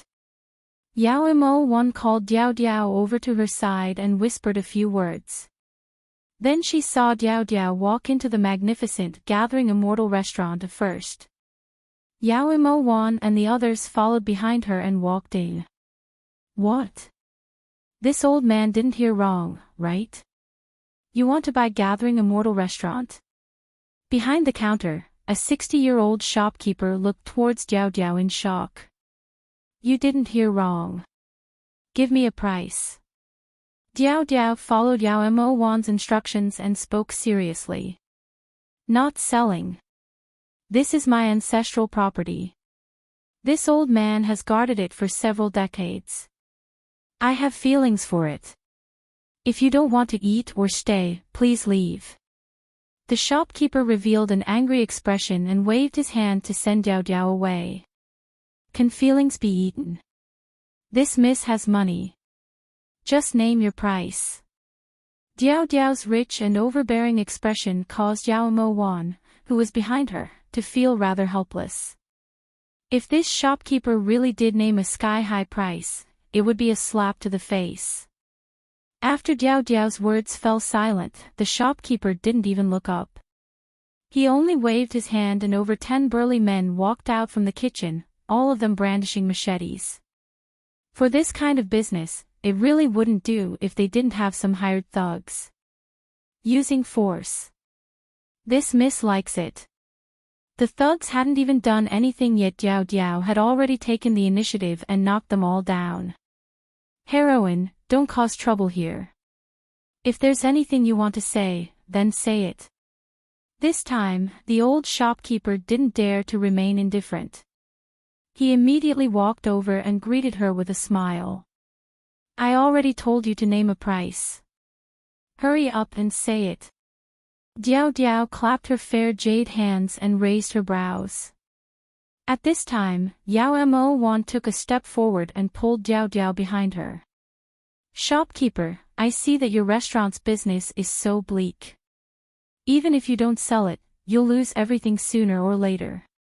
Right now, we're willing to offer 1,000 taels to buy it. For you, this is a rare opportunity. Yao Mo Wan's voice was gentle as she spoke slowly. How much? 1,000 taels. Girl, this old man's restaurant earns 1,000 taels a year. Do you think? Just as the shopkeeper was about to retort, he suddenly heard the customers on the upper and lower floors shout that there was a snake. Hey! You still haven't paid the bill. What are you all standing around for? Hurry up and pay the bill. Where did the snake come from? The shopkeeper didn't have time to pay attention to Yao Mo Wan. When he rushed to the staircase, he was shocked to see a small red snake sticking out its tongue at him. Snake! Snake! This shopkeeper had a natural fear of snakes. His legs immediately went soft and he fell to the ground. Little Red, come here. Chi Xiu Di saw Yao Mo Wan's meaningful glance and immediately called Little Red back. Shopkeeper, your place isn't peaceful. If these naughty little fellows come here every day, wouldn't your restaurant be losing money? Yao Mo Wan walked over to the old shopkeeper's side and helped him up. She seemed to have a deeper meaning in her words. You! It's you guys who did this. This old man is going to report this to the authorities. The old shopkeeper pushed Yao Mo Wan away and roared in a low voice. All right, you can go report this. We'll wait here for you and won't leave. Yao Mo Wan said lightly as if she didn't care about the old shopkeeper's threat at all. Seeing the old shopkeeper looking at her suspiciously, Yao Mo Wan continued to speak. Even if you don't report this to the authorities, we still want to go to the yamen to reason things out. You instigated these thugs to molest our delicate Miss Diao Diao. Also, your restaurant's snake bit our little friend Chi Xiu Di. TSK. This matter needs to be properly dealt with. Yao Mo Wan found a place to sit down leisurely. She lightly flicked her practically spotless dress. You're the one complaining first. Ah. The old shopkeeper was also an old man who had mingled in the streets for several decades. He naturally could see that Yao Mo Wan was determined to obtain this restaurant. He raised his eyes to look at the enchanting but vicious and merciless Diao Diao on the left and the innocent-looking Chi Xiu Di on the right, who had at least 7 or 8 poisonous snakes hidden in her sleeves. In the end, he compromised. 1,000 taels can't be sold no matter what. 10,000 taels is the price this old man has in mind. Sometimes, when disaster falls from the sky, it really can't be stopped. 1,000 taels. Yao Mo Wan indifferently said as her eyes flickered. This is this old man's family business. This old man's family of more than 10 people all rely on this restaurant to survive. The shopkeeper's expression was conflicted as he walked over to Yao Mo Wan's side. Then, 1,500 taels. This is also the price I have in mind. Yao Mo Wan paused for a long time before adding another 500 taels. Miss, no matter what, you have to let this old man not starve to death after I leave this door. Ah. 9,000 taels, I can't go any lower. The old shopkeeper gnashed his teeth and stomped his feet. 2,000 taels, I can't go any lower. Yao Mo Wan looked towards the shopkeeper with a gaze as sharp as an eagle's. At the side, Diao Diao listened to Yao Mo Wan's price and suddenly felt some sympathy for the shopkeeper. Originally, the the price she had in mind was really 10,000 taels. Such a large restaurant, it should be worth this price. Watching Yao Mo-wan and the shopkeeper's war of words, Lang Bingxin's clear eyes narrowed slightly. This manner, this action, this unforgiving between the lines, it really was very similar to Yao Mo-wan. However, it was hard to say that they hadn't trained for a long time. At this time, Lang Bingxin really couldn't tell whether the person in front of her was real or fake. After about 2 hours, Diao Diao was almost asleep when Yao Mo-wan finally came to a conclusion. Diao Diao, go get the money for the shopkeeper, 2,500 taels. She saw that in front of Yao Mo-wan, the shopkeeper was already panting from exhaustion and rolling his eyes. In order to get an extra 500 taels, he almost gave up his life. Chapter 565. Let's go. Diao Diao yawned and led the shopkeeper out of Jushin Tower. Yao Mo-wan led Qi Xiu Di and the others to the 3rd floor. This tower had 3 floors. The 1st and 2nd floors were for guests to eat, while the 3rd floor was a private room for long-distance guests to stay. At this time, Yao Mo-wan had just reached the 2nd floor when her eyes suddenly shook and she turned around. What are you doing? Qi Kanglan asked suspiciously when he saw the change in Yao Mo-wan's expression. It was just a simple sentence, but it made Huan Luo feel jealous. When did Qi Kanglan start showing concern for this lowly commoner? Before Yao Mo-wan could speak, Diao Diao had already happily skipped in from outside Jushin Tower. Master, Diao Diao did it. That old man is really interesting, he even kowtowed to Diao Diao 3 times before he left. Diao Diao suddenly felt that the people of Dong Continent were really friendly. You're his ancestor, of course he kowtowed. Yao Mo-wan's face was as black as charcoal. What happened? Qi Zhonglan felt that something was wrong with Yao Mo-wan. This saintess talked to him about 2,500 taels of silver, not gold. 2,500 taels of gold is more than 30,000 taels of silver, Diao, Diao. Yao Mo-wan gritted her teeth and growled. 2 fire dragons seemed to shoot out of her eyes as they shot towards the bewildered Diao Diao. Before leaving Crimson Flame Country, Yao Mo-wan had already done her homework. She had clearly memorized the exchange rates of copper, iron, gold, silver, and banknotes of various countries in Eastern Continent. No way. I'll go find him. Hearing this, Diao Diao panicked and immediately turned around. Yao Mo-wan didn't stop Diao Diao from running out of Jushin Tower. You're just going to let Diao Diao run out like this? Qi Zhonglan said solemnly. What else can I do?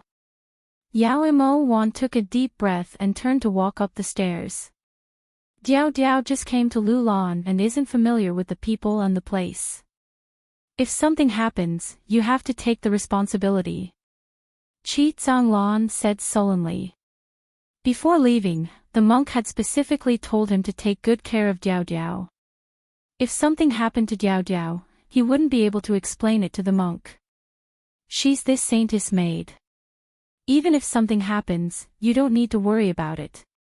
Or could it be that mischievous isn't as simple as being a servant girl? Yao Mo-wan looked towards Qi Zhonglan probingly. Her words were as sharp as a knife, forcing Qi Zhonglan to be at a loss for words. Saintess, why don't Bing Xian go with Mei Ji and the others to find some troublemakers?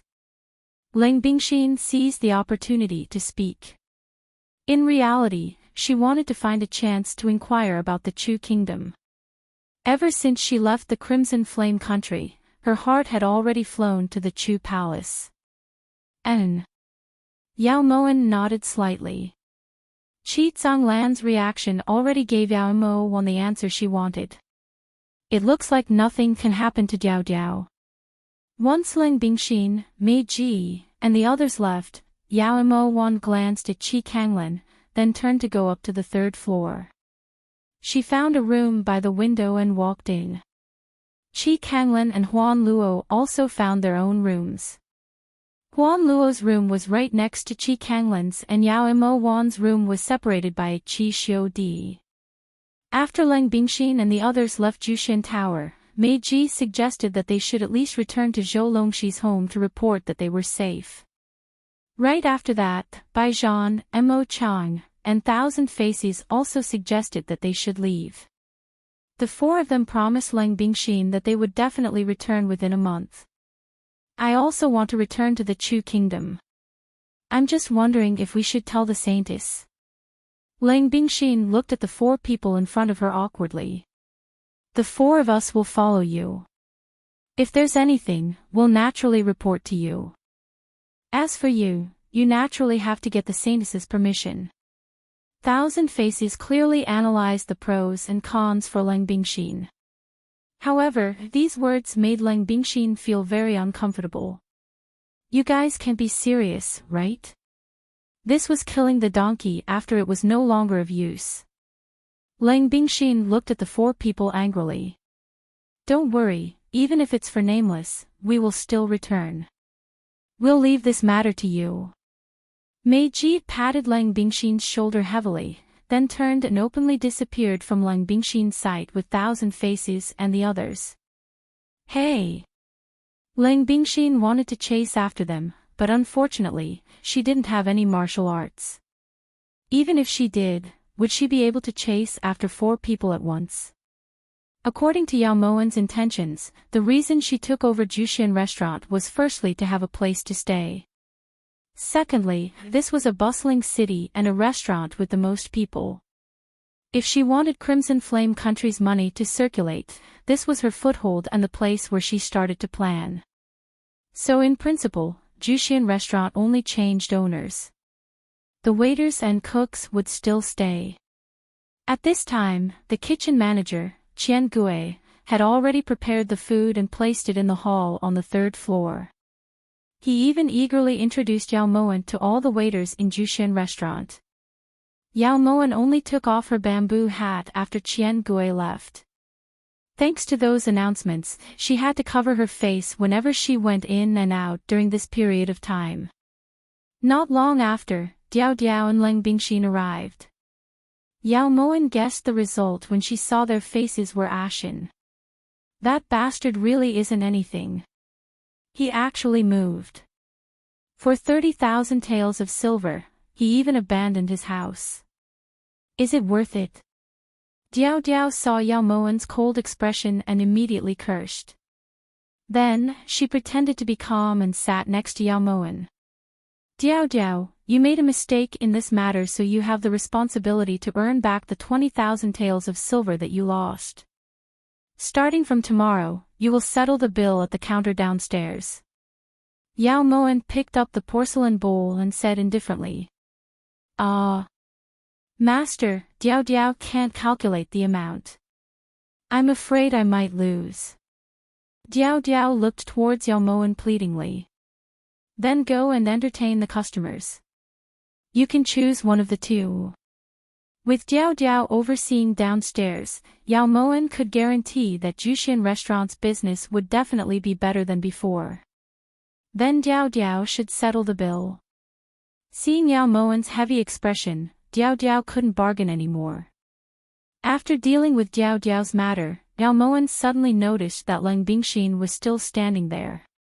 She didn't seem to have any intention of coming over to eat. Do you need something? Yao Moen subconsciously glanced behind Leng Bingxin and found that Mei Ji and the others who had left with her hadn't returned. Replying, Holy Maiden, Bingxin has something to report. Mei Ji and the others, will they come back? Yao Moen guessed what Leng Bingxin wanted to say. They will. Once they finish their business, they'll definitely come back. Holy Maiden, Bingxin feels that if you have enough people here. Leng Bingxin saw that Yao Moen didn't have any intention of blaming her, so she continued boldly. If you leave, there won't be enough people. Mei Ji and the others are your subordinates. If they don't come back, this Holy Maiden will naturally find you to ask for them. If you leave, who should this Holy Maiden look for? Yao Moen picked up some food with her chopsticks as her eyes wandered over the table. Although she didn't look up, it was enough to make Lang Bingxin feel that this matter was hopeless. Meanwhile, Yao Moen had settled down in the southern part of Lulan.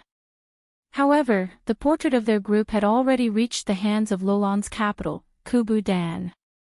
Where did you guys see this person? Inside the imperial study, Kubu Dan looked at Yao Moen's portrait on the table and asked in surprise. Replying, Your Majesty, this commoner saw him at Liang Yuan. The person who replied was none other than the bandit who had survived Qi Xiu Di's poisonous snake. It was very clear that this was a very clever bandit. Even if they couldn't catch the person, they could still get some money from the portrait. Liang Yuan. Why would Yao Moen appear there? You're saying that she doesn't admit that she's Yao Moen. Kubu Dan found this inconceivable. Replying, Your Majesty, she really wouldn't admit it even if you beat her to death. The moment the bandit spoke, an urgent shout came from outside the imperial study. Beat who to death? Chu Maxin and Kubu Zhu'er walked in one after the other. Imperial Father, is there news of Yao Moen? After the wedding, Chu Maxin had stayed in Lulan. According to Kubu Dan's intentions, he wanted to pass the position of King of Lulan to Chu Maxin. If it wasn't for the fact that Yao Moen had suddenly disappeared and Chu Maxin was in a hurry, Kubu Dan would have already passed down the throne. You could say that. This person said he saw Yao Moen. Take a look at this portrait. Kubu Dan spread Yao Moen's portrait in front of Chu Maxin and Kubu Zhu'er. Isn't it older sister Moen? Where is she? Kubu Zhu'er said excitedly when she saw the portrait. He saw Yao Moen and Liang Yuan, but he said that Yao Moen didn't admit to her identity. There were at least 7 or 8 people with her, as well as 10 carriages. As for what they were carrying, he didn't know. These 2 portraits are of the man and child that were with Yao Moen. Kubu Dan stroked his beard as he placed the other 2 portraits of Qi Kanglin and Qi Xiu Di in front of Chu Maxin. Perhaps she has something that she can't say. This prince is going to go look for her. Ever since he received news of Yao Moen's disappearance, Chu Maxin hadn't had a good night's sleep. Now that he had a lead, he naturally couldn't give up. I'll go with you.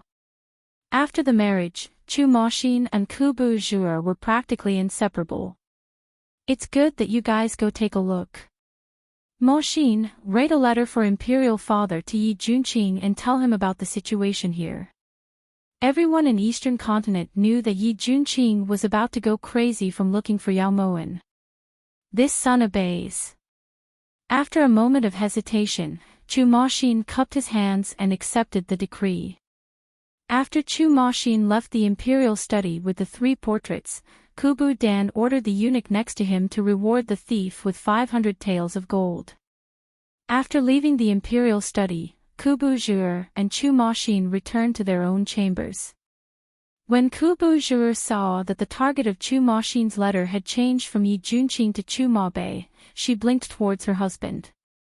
You don't plan on telling Yi Junqing? Asked Kubu Zhu'er suspiciously.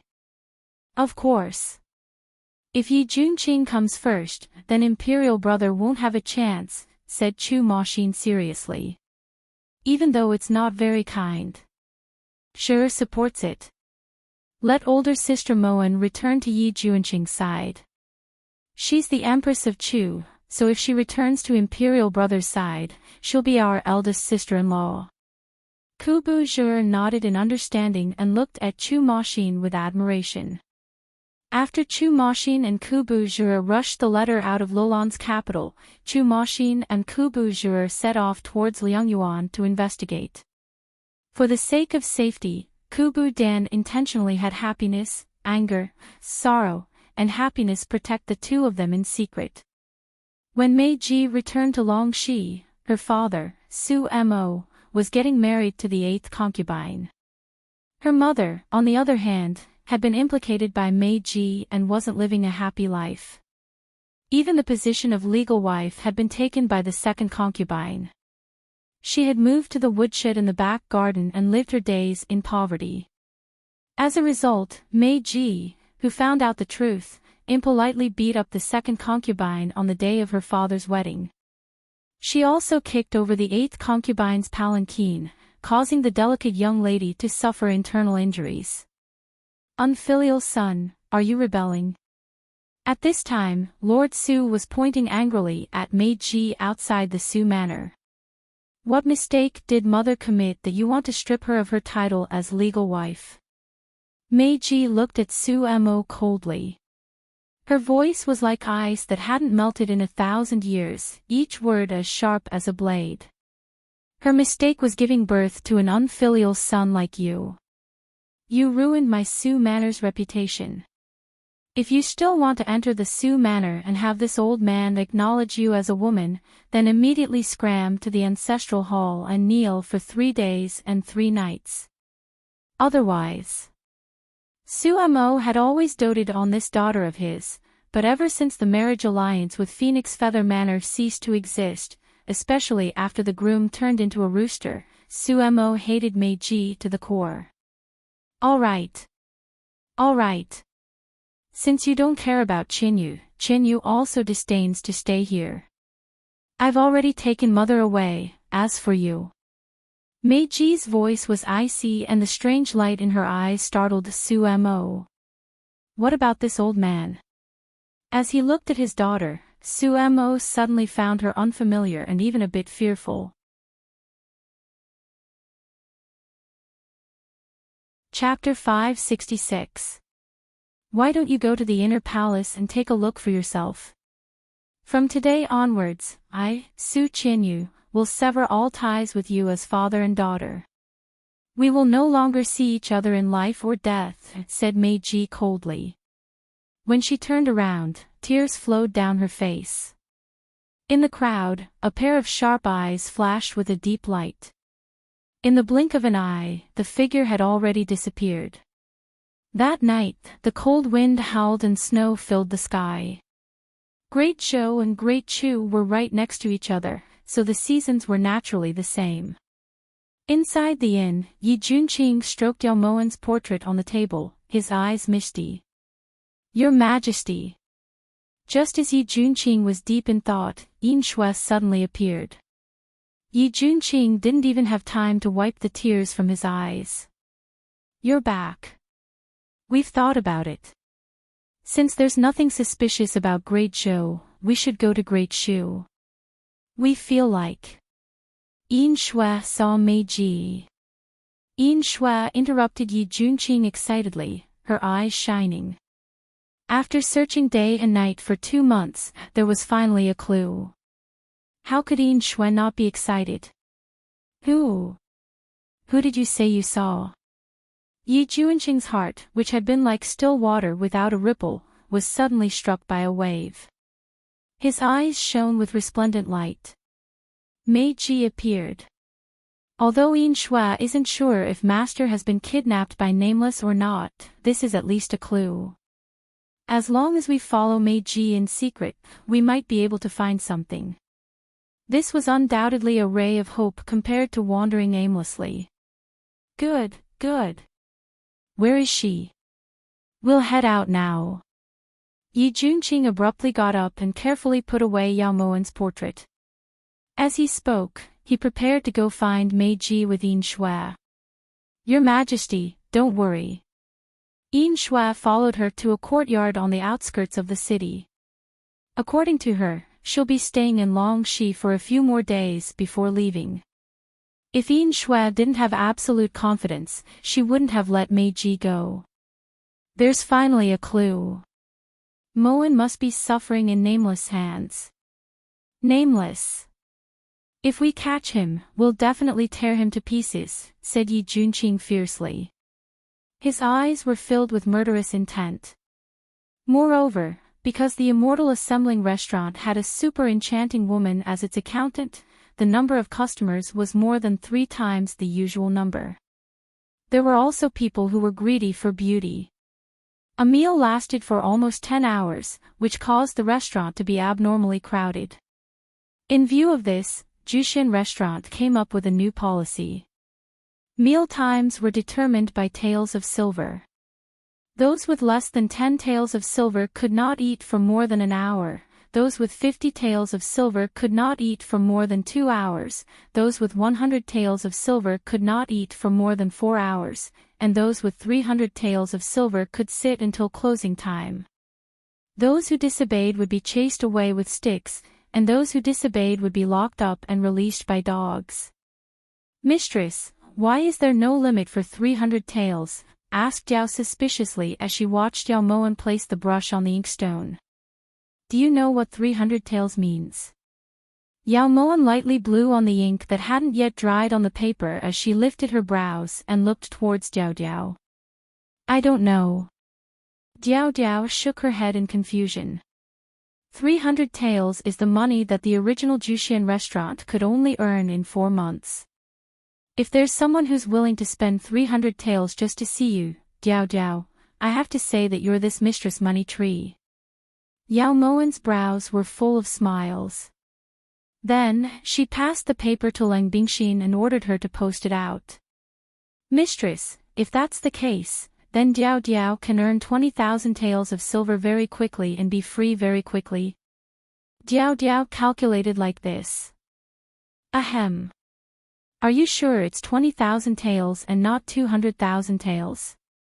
Yao Moen looked towards Diao Diao very calmly, her expression abnormally natural. 200,000 taels. "Mistress." Diao Diao completely didn't understand why Yao Moen would say this. "That's right, enrich doesn't count. Hurry up and get to work, people are still waiting to see you. Also, if the brothel keeper of the Amorous Feelings courtyard dares to come again, remember how to greet her." Yao Moen didn't feel at all how shameless her explanation was. When Diao Diao walked down the stairs speechlessly with tears streaming down her face, Chi Tsanglan, who had been standing in the shadows the whole time, slowly walked to Yao Moen's side. "We've already been in Xinjiang for half a month. This shaman doesn't seem to have the slightest intention of promoting Crimson Flame Country's banknotes." Chi Kanglan stood by Yao Mo Wan's side with his hands behind his back, intending to spur her on. His voice was clear and melodious and one would never get tired of hearing it 100 times. "That's right, Warner remembers that High Shaman also freeloaded for half a month in this Jushin restaurant. If you and that fairy who thinks she's above the common people still don't do anything for Jushin restaurant, then I'm sorry, you guys can't stay in Jushin restaurant anymore." Yao Moen felt that if Chi Tsanglan and Huan Luo joined in, the money in her pocket would multiply. "Warner, Crimson Flame Country doesn't lack money. If you amass money like this shaman has reason to doubt your original intentions." Chi Tsanglan's voice was solemn as he looked towards Yao Moen. "If High Shaman doesn't play a song in Jushin restaurant's main hall before noon tomorrow, Warner will also suspect whether or not High Shaman is purposefully tearing down Warner's stage." Yao Moen didn't fear Chi Tsanglan's threat in the slightest. "In your dreams. This shaman will report this matter to Magus." Chi Tsanglan's gaze gradually turned cold. Ever since they left Crimson Flame Country, Chi Tsanglan felt that Yao Moen was getting harder to control. This kind of feeling made Chi Tsanglan extremely uncomfortable. What kind of person is Magus? Once a word is spoken, it's hard to go back on it. Since he promised Warner half a year, even if Shaman does something behind her back, Magus will tolerate Warner for half a year. And Warner is confident that after half a year, Magus will see the result he wants to see. At that time, Warner hopes that when High Shaman asks himself honestly, he can still be so confident. Yao Moen glanced at Chi Tsanglan, then turned and walked down the stairs. Huan Luo only walked over after Yao Moen walked far away. "Tsanglan, Yao Moen is clearly brushing us off. It's already been half a month. What else has she done besides using trickery to earn money? How about this, let's go back and have Magus retract his order." Huan Luo's eyes were like blades as she glared sharply at Yao Moen's departing figure.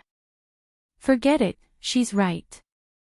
Also, we don't have any evidence to prove that she betrayed Magus. Let's wait a bit longer. Qi Zhonglan's eyes drooped slightly, his voice filled with helplessness. But before Huan Luo could finish, Qi Zhonglan had already turned and left with a heavy heart. Her heart hurt like it was being pricked by needles. She didn't know when it started, but Qi Zhonglan's attitude towards her had become colder and colder. It was all because of Yao Moen. Huan Luo turned to look at Yao Moen, wishing that she could throw out all the hidden weapons in her sleeves. In reality, Huan Luo didn't know that Qi Zhonglan was just worried that if he didn't come to the main hall to play the jade flute tomorrow, Yao Moen would really kick him out. Thus, the next day, when Qi Zhonglan played the song Phoenix Seeking for Phoenix in the main hall, the entire gathering Immortal Tower was instantly filled with people. Originally, the people eating were all men, but now, they were evenly matched. The silver in Yao Moen's purse had almost doubled. In the main altar of the Crimson Flame Nation that was as dark as a pool, Sikong Mu stood on top of the enormous python like the king of hell. His black robe fluttered even though there was no wind. His golden mask appeared especially strange under the illumination of the night pearls. Yi Hong Yi. Sikong Mu wasn't unfamiliar with this name. An incompetent and brainless monarch had ruined his entire plan. I am.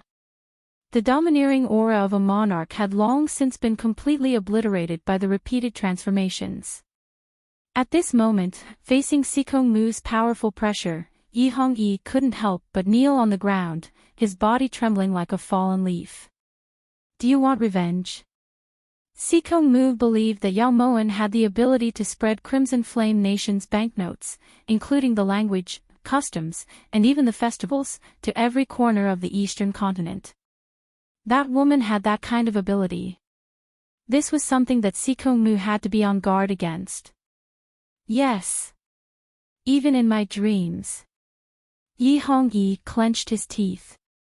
His hands that were kneeling on the ground clenched into fists, making cracking sounds. This Taoist will give you a chance. This is the secret manual of heartless technique. What you've practiced before is only the surface. The benefit of nurturing Yi Hong Yi was that you didn't need to be afraid that he would betray you. Because even if he betrayed you, he wouldn't be able to betray his own hatred. Yi Hong Yi thanks Taoist. Under the enormous python, Yi Hong Yi tightly gripped the heartless technique secret manual, intense hatred bursting from the depths of his eyes. In this life, he didn't have anything else to ask for. He just wanted the lives of two people. For this, no matter how great the price he had to pay, he wouldn't regret it. Qi Kanglen had played Phoenix Seeking Phoenix for 3 days in a row in the main hall of Juxian Tower. Juxian Tower had earned 3,000 taels of silver. This kind of figure was something that Yao Moen hadn't expected. Thus, on the 4th day, Juxian Tower opened as usual. However, what they accepted wasn't banknotes, but a kind of banknotes that had never been circulated in the world. Dear customers, I'm truly sorry, this store only accepts this kind of banknotes, nothing else. Don't push. Gold won't do either. If everyone doesn't have any, please return. Qian Gui brought his assistants to guard the entrance of Juxian Tower. The sea of people outside made it extremely tiring for them to guard. At this time, there were already guests in 2s and 3s holding banknotes from Crimson Flame Country as they swaggered in. Hey! Where did you guys get this thing? A quick-witted person fiercely grabbed the man who was about to enter Juxian Tower and asked impatiently. Exchange at the east end of peace money. You guys don't know. The man hadn't even finished speaking when that person had already run off. Immediately after, the people who were blocking the entrance ran over to Peace Money. After about half an hour, Peace Money's front door was already packed with people. Give me 500 taels. I'll exchange for 300 taels. Exchange for 1,000 taels. Hearing the clamor outside, Yao Moen, who was in the back room, lightly pursed her lips and casually placed the teacup on the table. How is it? Although Yao Moen wore a veil, her eyes were crafty and quick-witted. One look and anyone could tell that she was a shrewd person. Good, good, good. I didn't expect this. Since it's like this old man will sign a contract with you. My Peace Bank is willing to exchange these banknotes all year round. But there's one thing. The old man sitting in front of Yao Moen stroked his white beard. His face was flushed and his eyes narrowed into slits. Don't worry, shopkeeper Li, Wanner naturally won't go back on her word. Yao Moen said with a light smile. According to her original plan, she wanted to use the gold she brought to exchange for Crimson Flame Country's banknotes. Now that she had such a person working for her, even if she had to take out 3,000 taels, she would still profit. From the hour of the morning until the hour of the evening, Yao Moen had been guarding the back room of Peace Bank. At this time, shopkeeper Li had already handed over the account books for the entire day to Yao Moen. 15,000 taels, that's a pretty good start. Yao Moen nodded slightly, very satisfied with this kind of number. Right at this time, Lang Bingxin entered the room with a banknote for 3,000 taels of gold. Yao Moen gave Lang Bingxin a meaningful glance. Lang Bingxin naturally understood and placed the banknote in front of shopkeeper Li. It's this kind of banknote. Shopkeeper Li looked at the Crimson Flame Country banknote with a face value of 3,000 taels of gold on the table, and his expression instantly became somewhat unsightly. Peace Bank can exchange 15,000 taels of banknote in a day, which is more than 5,000 taels of gold. Isn't what's placed in front of shopkeeper Li now 3,000 taels of gold? Moreover, Wanner guarantees that in less than half a year, the same flame coin will definitely be worth more than one fine silver. At that time, Wanner won't find shopkeeper Li to raise the price. The profit from this is immeasurable. Wanner is now a cheap shopkeeper.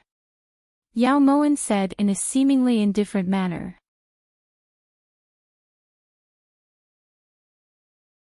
Chapter 567. After all, Manager Li had been playing with money for his entire life. With Yao Moen's guidance, Manager Li was suddenly enlightened.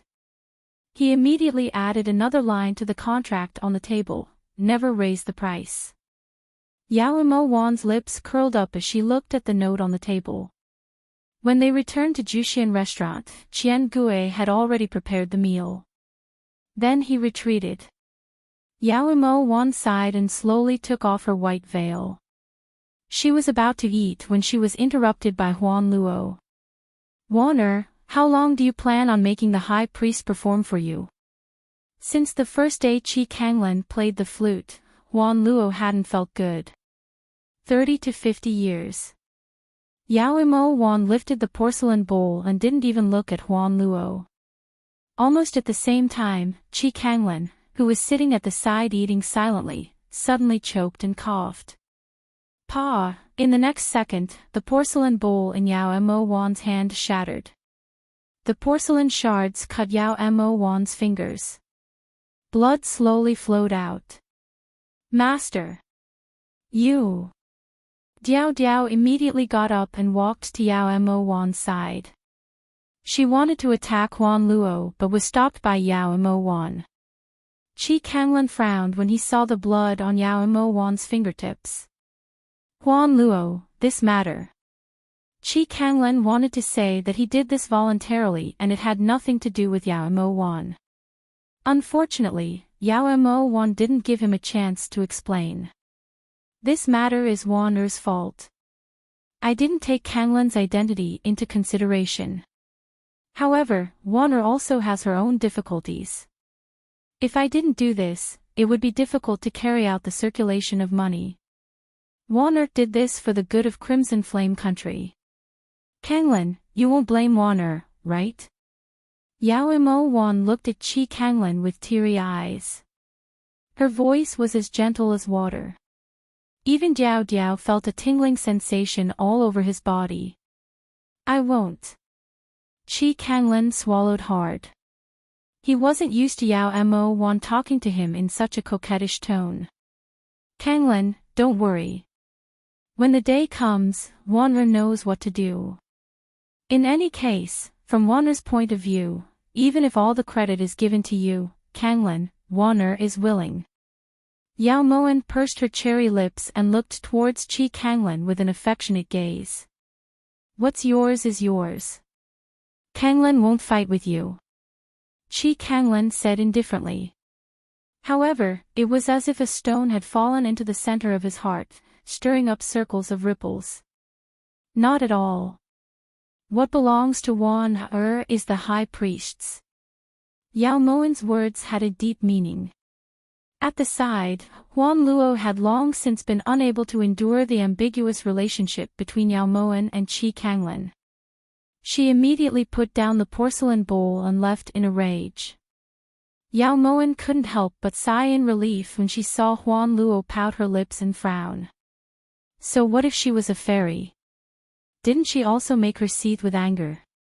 Once Huan Luo left, Yao Moan's expression returned to normal at the speed of light. It was as calm and serene as water. There wasn't the slightest hint of the gentleness and tranquility she'd displayed earlier. Seeing Yao Moan like this, Diao Diao instantly understood. She had finally witnessed Yao Moan's abilities. She was able to find the right place and find the right medicine. As expected, this woman wasn't simple. Did you do it on purpose? In some aspects, men were much slower than women. Seeing Yao Mo Wan's expression turn cold every minute, Qi Zhonglan suddenly felt like he was being used. What is Great Shaman referring to? At this moment, even Yao Moan's voice wasn't as gentle as before. There was even a hint of schadenfreude. Speechless, Qi Zhonglan chose to do the same thing as Huan Luo. He put down the porcelain bowl and turned to leave. At the side, Ling Bingxin had been paying attention to Yao Moan's every word and action. She felt like they'd met before. Whether it was her actions or her scheming, they were too similar to master. How hateful that there was actually such a crooked method like the skin-changing technique in this world. Otherwise, she would dare to bet her life that the person in front of her was Yao Moan. That night, the moonlight was beautiful.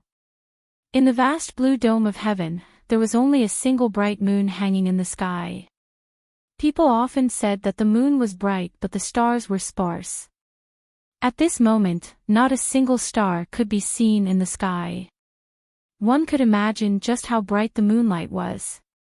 On the roof of Gathering Immortal Tower, Huan Luo was dressed in white.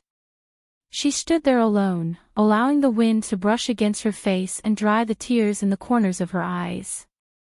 If you're not used to staying here, this shaman will let you go back. A clear and melodious voice rang out from behind her. Qi Zhonglan slowly walked to Huan Luo's side. There was a trace of affection in his clear eyes. They'd grown up together, so he had feelings for Huan Luo.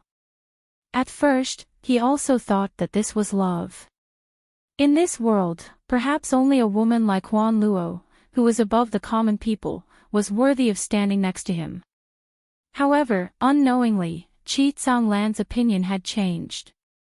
Go back. You're willing to let Huan Luo leave. Qi Zhonglan's good intentions caused Huan Luo's heart to ache even more. This shaman is afraid that you and Yao Moan will fight again. Right now, Yao Moan's identity is different. She is. Qi Zhonglan saw the bitterness in Huan Luo's eyes and tried to explain. She's a lowly commoner. Zhonglan, from the beginning, her identity was that of a lowly commoner. She wasn't even worthy of standing next to us. Even her words were extravagant. But now, what do you take her for? Tell Huan Luo, what do you take her for? Huan Luo's tears fell like pearls from a broken necklace, shattering all over the floor. I take her for the holy maiden of Crimson Flame Country. Huan Luo, if you want to stay, then you have to accept reality. Right now, Yao Moan is shouldering our great ambitions. If she can really assimilate Eastern continent, it'll only be beneficial to us. Qi Zhonglan would never understand that when love and reason clashed, the last thing a man should do was reason in front of a woman. That would only drive a woman crazy. Holy maiden. She's worthy. You've fallen for her. Isn't that right? So you're willing to stay in Jushian Tower and let those lowly commoners humiliate you with their greedy gazes? Zhonglan, you've changed.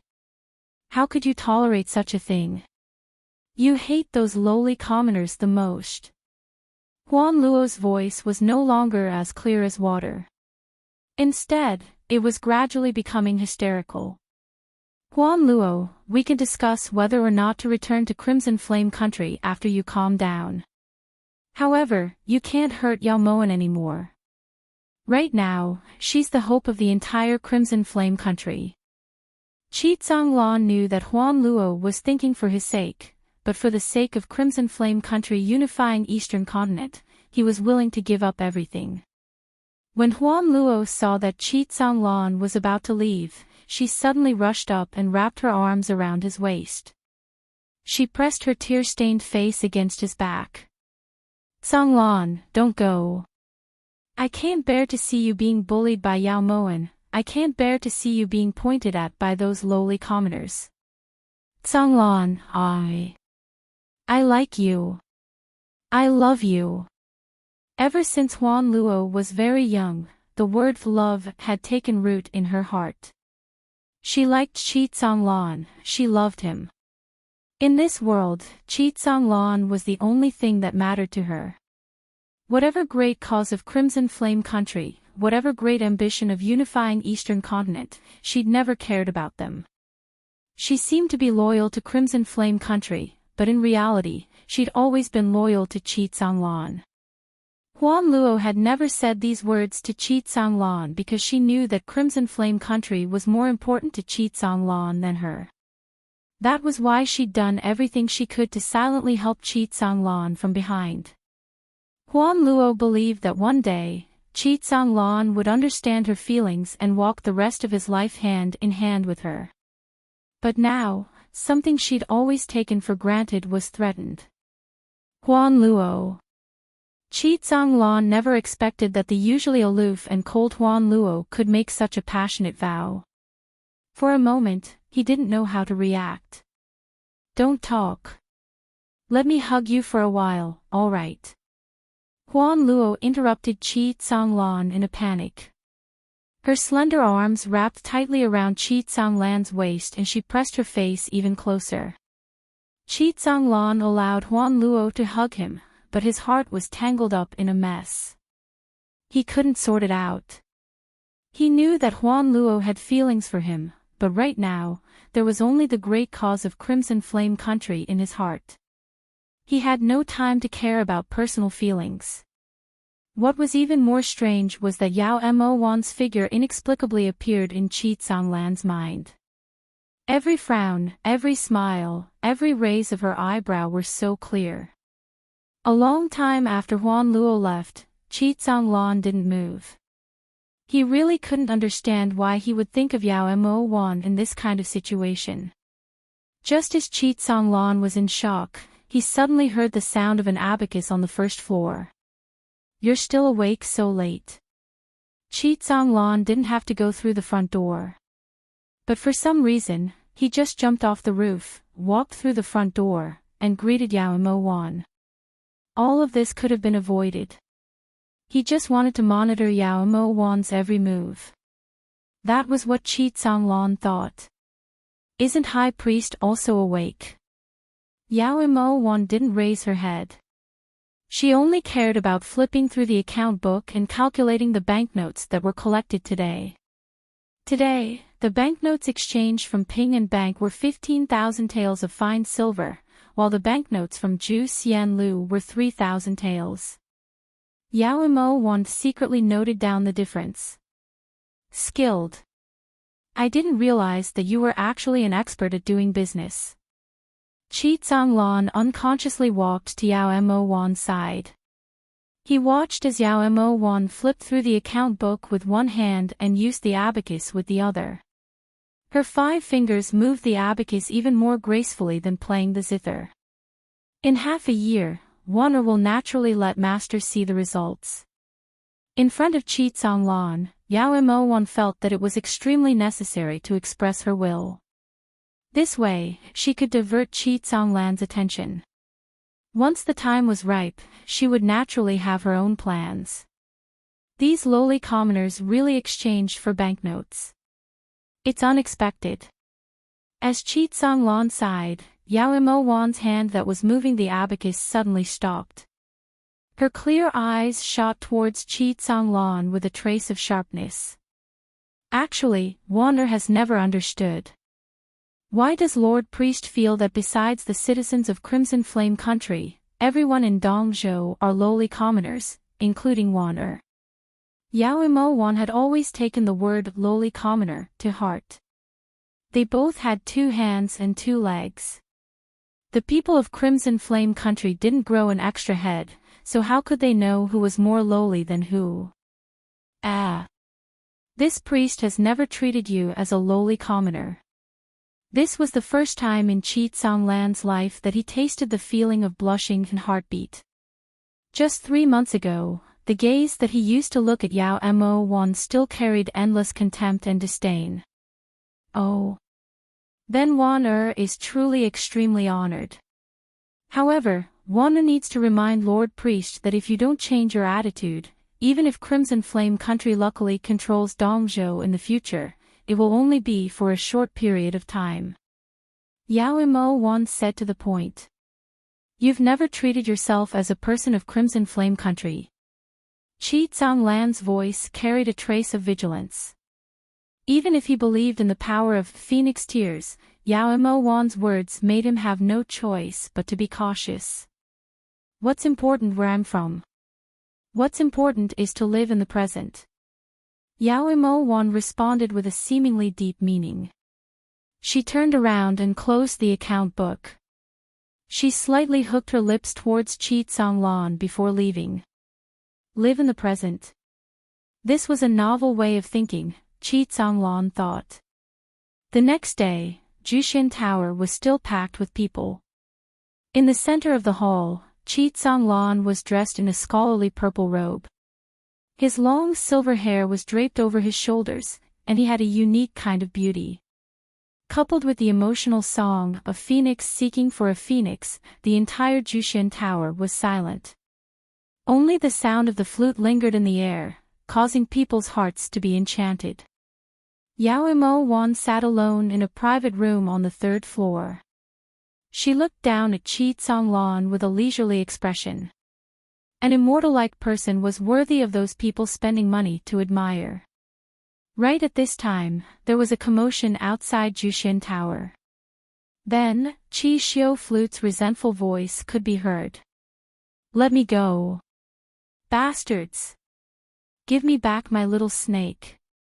If you have the ability, fight me one-on-one. What kind of hero is 4 against 1? Yao Mo-wan looked in the direction of the voice and saw that Chi Xiu Flute was currently being carried in with his hands tied behind his back. The man who walked in after him was about 17 or 18 years old. He looked valiant and handsome. This man was also dragging a transparent porcelain bottle in his hand. Inside the bottle were the 7 little poisonous snakes of Chi Xiu Flute. There was a girl beside the man. Her skin was so fair that it could be broken with a flick of a finger. She had round almond-shaped eyes, curved eyebrows like willow leaves, cherry lips, and a perky nose. Although the girl's appearance wasn't as enchanting and charming as Huan Luo's, she had her own characteristics and could be called a beauty. Perhaps these 2 people had a good impression of each other. Even though their subordinates were carrying Chi Xiu Flute, Yao Mo-wan didn't feel the slightest bit of enmity. However, she was curious.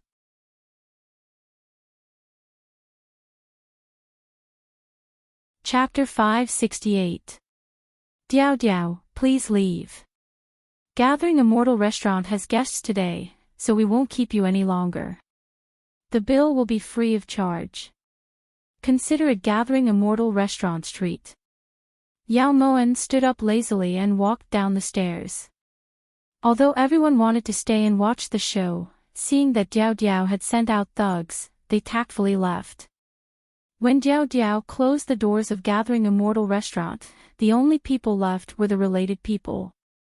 What, are you going to close the doors and let the dogs out? The people who came were none other than Little Frost Prince Chu Machine and Kubu Zhuer, as well as their secret guard, Happiness, Anger, Sorrow, and Joy.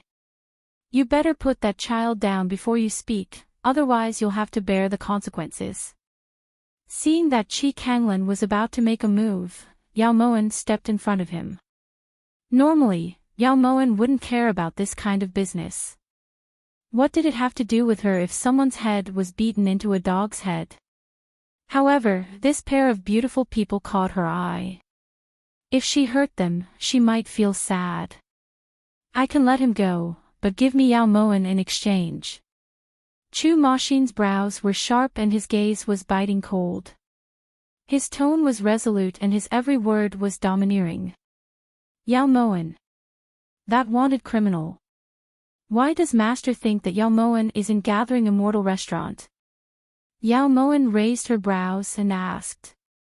At the side, Diao Diao was glad that he usually put some spices in Yao Moen's tea. That was why Yao Moen's voice was slightly different from before. Otherwise, just Yao Moen's words alone would have given the game away. She, let them see the portrait. Kubu Zhuer said sternly. In their opinion, Yao Moen must have been threatened by these people, which was why she didn't dare to admit her identity. Thus, Chu Machine and Kubu Zhuer didn't have a good impression of Qi Kanglan and the others. When she saw Qi Kanglan and Qi Xiudi lined up next to Yao Moen's portrait, Yao Moen finally understood why they wouldn't let go of Qi Xiudi. Qi Xiudi, if you had killed all those bandits, there wouldn't be today's disaster. Yao Moen guessed who gave these people the portrait and couldn't help but sigh. If you don't let him go, don't blame us for being impolite. Chu Machine said angrily as he glared at Yao Moen. You're welcome. The four of you, listen up. Immediately take your master and leave. Otherwise, there really will be people who won't be polite. Yao Moen ignored Chu Machine and walked over to Happiness, Anger, Sorrow, and Joy. Her voice was clear and calm. When Happiness, Anger, Grief, and Joy heard this, they looked at each other in dismay. After putting down the Qiu Xiu flute, they carried Chu Machine and Kubu Zhuer out of Jushin Tower at lightning speed. Hey! Don't go! Give me back my little snake. With that, the transparent porcelain bottle in Chu Machine's hands fell from the sky and slowly landed on the ground. The hemp rope binding the flute also fell to the ground. When Yao Moen saw this, she couldn't help but glance back. She had once heard from Diao Diao that Qi Kanglan's martial arts had already reached divinity and no one in Eastern Continent could match him. Although Yao Moen hadn't sensed anything, she believed that the four hidden guards must have sensed something. Otherwise, they wouldn't have left so quickly. You shouldn't have let them go. Qi Kanglan's voice was as cold as a lake. He recognized the two people just now. They were Great Shu's Frigid Prince and Lilan's Sunshine Princess. Letting them leave meant that this Jushin Tower wouldn't be peaceful anymore. Since they were able to find this place, it's not like other people don't have the ability. What's coming can't be avoided. Also, Wand doesn't want to continue wearing a veil. Yao Moen knew what Qi Kanglan was referring to. She shrugged and gracefully walked up the stairs. Qi Kanglan's eyes darkened slightly and he turned to look at Yao Moen. You want to pretend to be Yao Moen? For some reason, Qi Kanglan felt an indescribable knot in his heart. If Yao Moen was willing, this would be a good thing, but he couldn't feel any relief. I just want to tell them that this one, or isn't that one, said Yao Moen indifferently. Her voice was as sweet as an oriole's. When he heard Yao Moan's explanation, the knot in Chi Kanglan's heart gradually melted as if it had never happened before. In the corner of the third floor, Huan Luo saw all of this, especially the slight change in Chi Kanglan's expression. This caused Huan Luo's heart to ache and despair. They had known each other day and night for more than 20 years, so she naturally understood what Chi Kanglan's every expression meant. In that instant, he was worried about Yao Moan. He actually didn't want Yao Moan to play her role. What was he afraid of? Afraid of seeing Yao Moan and Yi Junqing kissing each other. He was jealous. When she thought of this, Huan Luo clenched her fists so hard that the veins on her hands bulged and a cold light flashed in her eyes. She really didn't care about the great cause of Crimson Flame Country, so Yao Moan had to die. After leaving Jushin Tower, the four people of happiness, anger, sorrow, and joy used their fastest speed to place Ku Buzhur and Chu Maxin in a safe corner before he could flip out. Do the four of you want to die? Before Chu Maxin could flip out, Ku Buzhur was already angry. Her beautiful face was filled with anger. Replying, Master, we can't afford to offend the people there. The four of us won't be regretted even if we die, but we can't let Master become cannon fodder as well. Happiness cupped her hands in apology. You're talking about that white-haired guy. Chu Maxin's martial arts weren't weak, so he could naturally sense the powerful and omnipresent inner energy that had been lingering in Jushin Tower. At the time, he had thought that he was hallucinating. Besides that white-haired guy, the girls with the masked woman also have extraordinary martial arts, said Nu calmly. Besides those two, this subordinate also sensed a powerful wave of true energy spreading out from upstairs. In the entire Jushin Tower, only that masked woman doesn't have martial arts, reported Sorrow truthfully. Their martial arts aren't just a little bit higher than this subordinate's. This subordinate believes that with a wave of that white-haired guy's hand, the four of us would lose our lives in a matter of minutes. Lele wasn't exaggerating at all. Are they really that strong? Ku Buzhur saw that Chu Maxin wasn't angry, so she was a little more convinced. No wonder Yao Moan didn't dare admit her identity. With these three freaks present, even if she admitted it, who would be able to save her? Chu Maxin believed joy, anger, sorrow, and joy. After all, he had sensed it. Then what do we do now? Aren't we going to save Big Sister Moan? Ku Buzhur looked towards Chu Maxin worriedly. Sure, how about this? You return to the capital with joy, anger, sorrow, and joy first and try to find stronger helpers. This prince will wait here for Imperial Brother. Even if Imperial Brother doesn't know about the situation, it'll be bad if he barges in. We can think of a plan after we meet up. When the enemy was strong enough, only an idiot would disregard everything. Chu Maxin clearly wasn't an idiot. I'm worried about you staying here alone. You can have joy, anger, sorrow, and joy, suggested Ku Buzhur. This is Lulan's territory, after all. They won't dare to act recklessly. Getting Ku Buzhur to go back and get reinforcements was one thing, but more importantly, Chu Maxin wanted to lure Ku Buzhur away. If they really fought, he didn't want Zhur to suffer even the slightest bit of harm. Since he had married her, he should protect her for the rest of her life. Back then, he had promised King Lulan this. That's fine, then wait for me. You must wait for me to come back. Ku Buzhur only said that time was of the essence. After giving Chu Maxin some instructions, she rushed back to the capital with happiness, anger, sorrow, and joy. After Ku Buzhur left, Chu Maxin pondered for a long time before finally entering the Xinjiang government office. As King Lulan's beloved son-in-law, Chu Maxin began living the life of a tyrant in Lu Jing's residence. He also learned of Jushin restaurant's rules from Lu Jing, so he ordered Lu Jing to exchange his wealth for 3,000 taels worth of banknotes.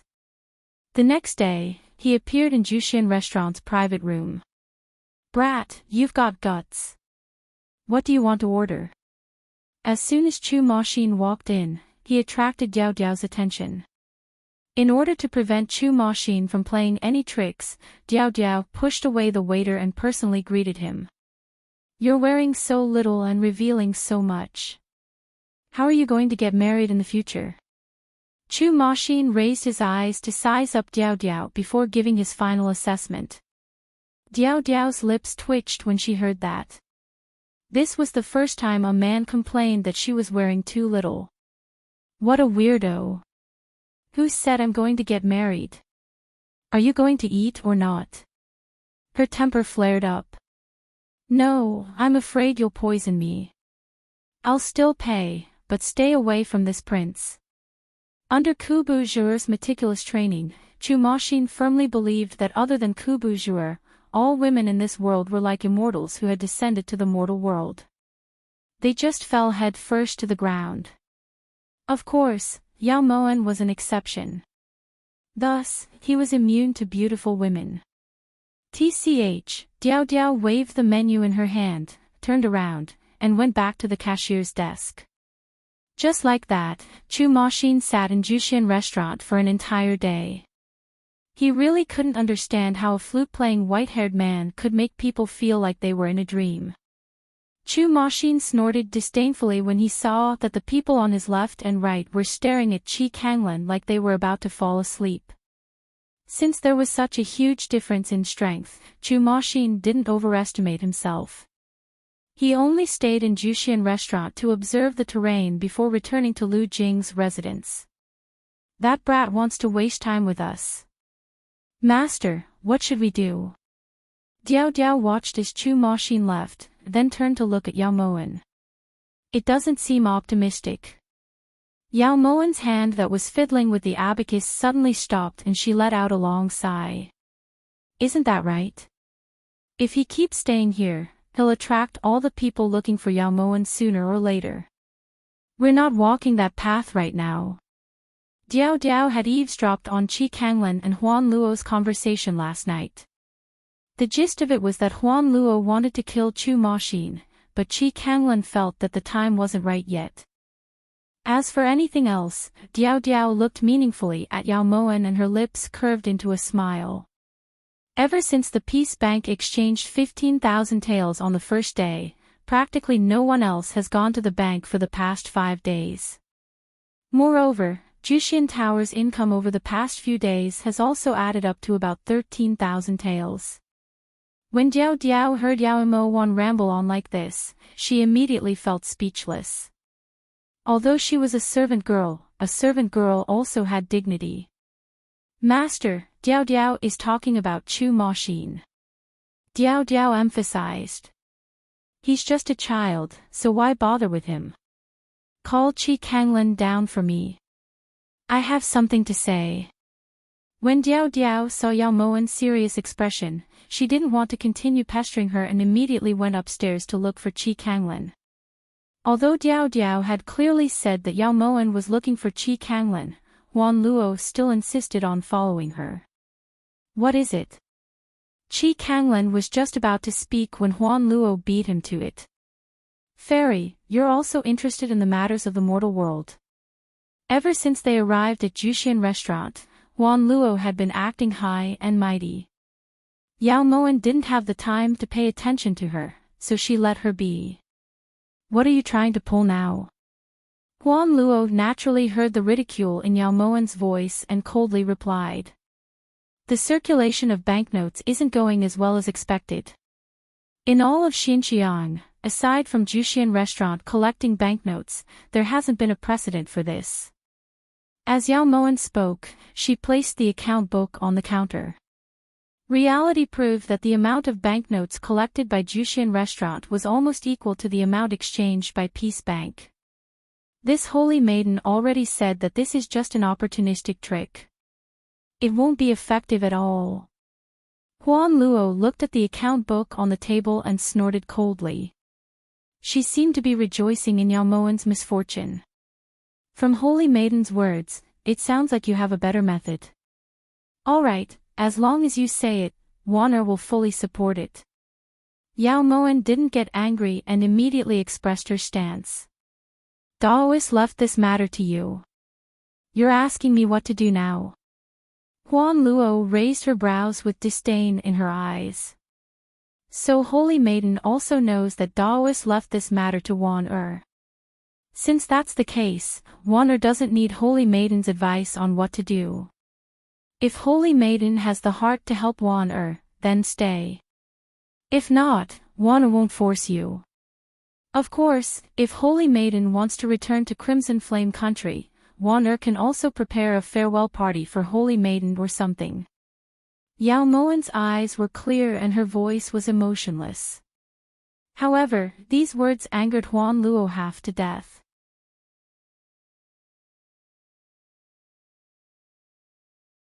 Chapter 569. Since this method doesn't work, have you thought of a better method? Chi Zhanglan had no choice but to interrupt their confrontation when he saw Yao Mo Wan and Huan Luo opposing each other. Of course, from tomorrow onwards, Great Shaman doesn't need to play the flute in Jushin Tower. When Chi Kanglan heard this, he was delighted. Although he did not mind making a small sacrifice for the great cause of the Crimson Flame Nation, as Huan Luo had said, he did not want to perform in front of others. Are you that kind? Huan Luo's eyes were cold as she looked at Yao Moan suspiciously. Ahem. Wan has already made arrangements. From tomorrow onwards, the High Priestess will go to the stall opposite Jushin restaurant to sell some rouge and cosmetics.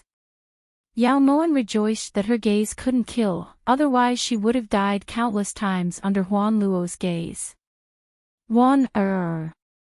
Don't go too far. What kind of status did the High Priest have? It was already blasphemy for him to play the flute in the hall. Now, you even want the High Priest to set up a stall outside, and sell those things used by women. Those lowly commoners aren't worthy. Suddenly, a savage look appeared in Fantasy Flower's eyes as she roared angrily. Another lowly peasant. Since Holy Maiden looks down on us lowly commoners so much, why do you still stay in Jushin restaurant and eat the food made by these lowly commoners? Aren't you afraid of dirtying your stomach? Yao Moan wasn't polite and her pure eyes turned cold. You! Huan Luo choked, speechless. Only when everyone worships you as a god will you be a god.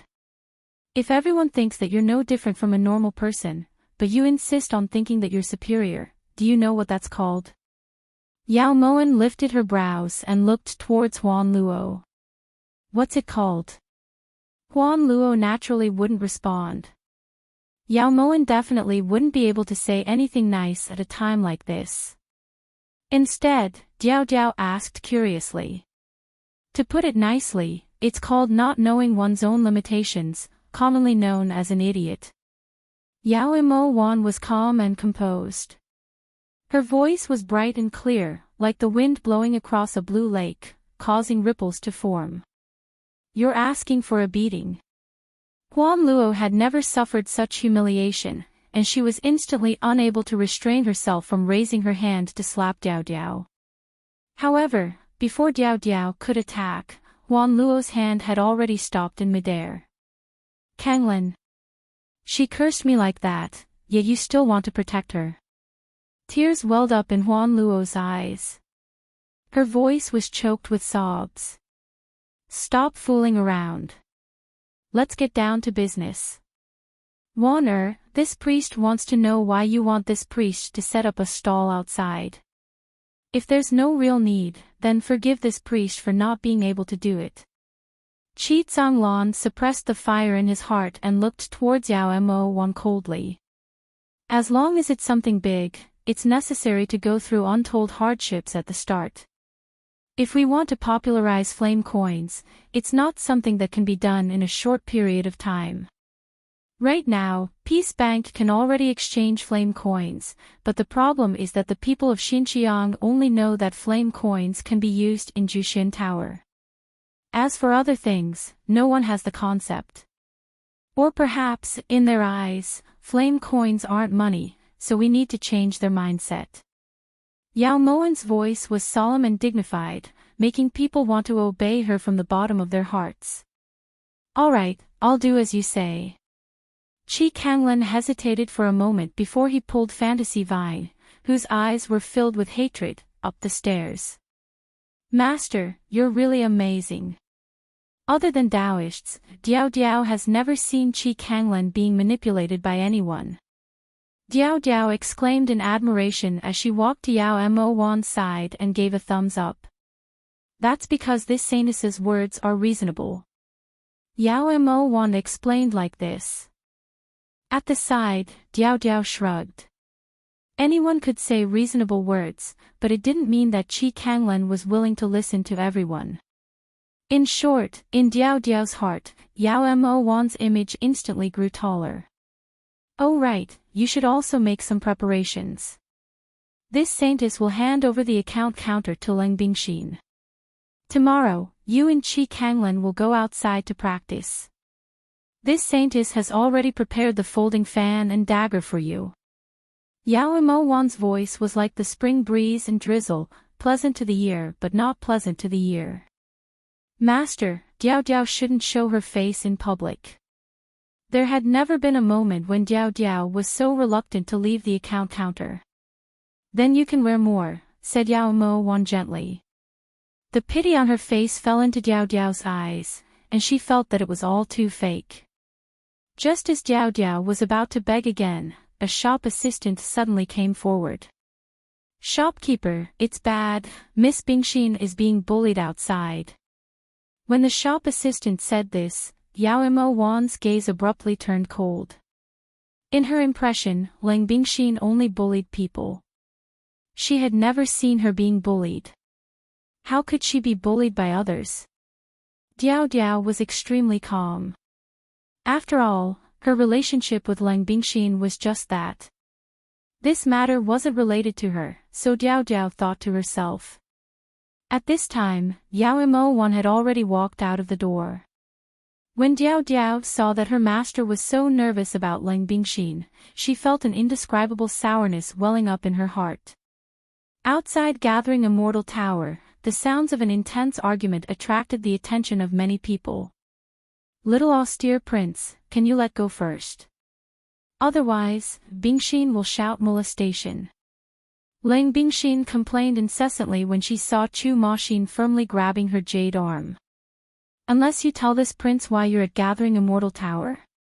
What relationship do you have with those people? What about Yao Mo Wan? Where is she? Chu Maxin repeatedly asked this question. This was the only thing he was interested in. I've already answered many times. Bingxin has nothing to do with those people. She's just doing odd jobs to make a living. That's not okay.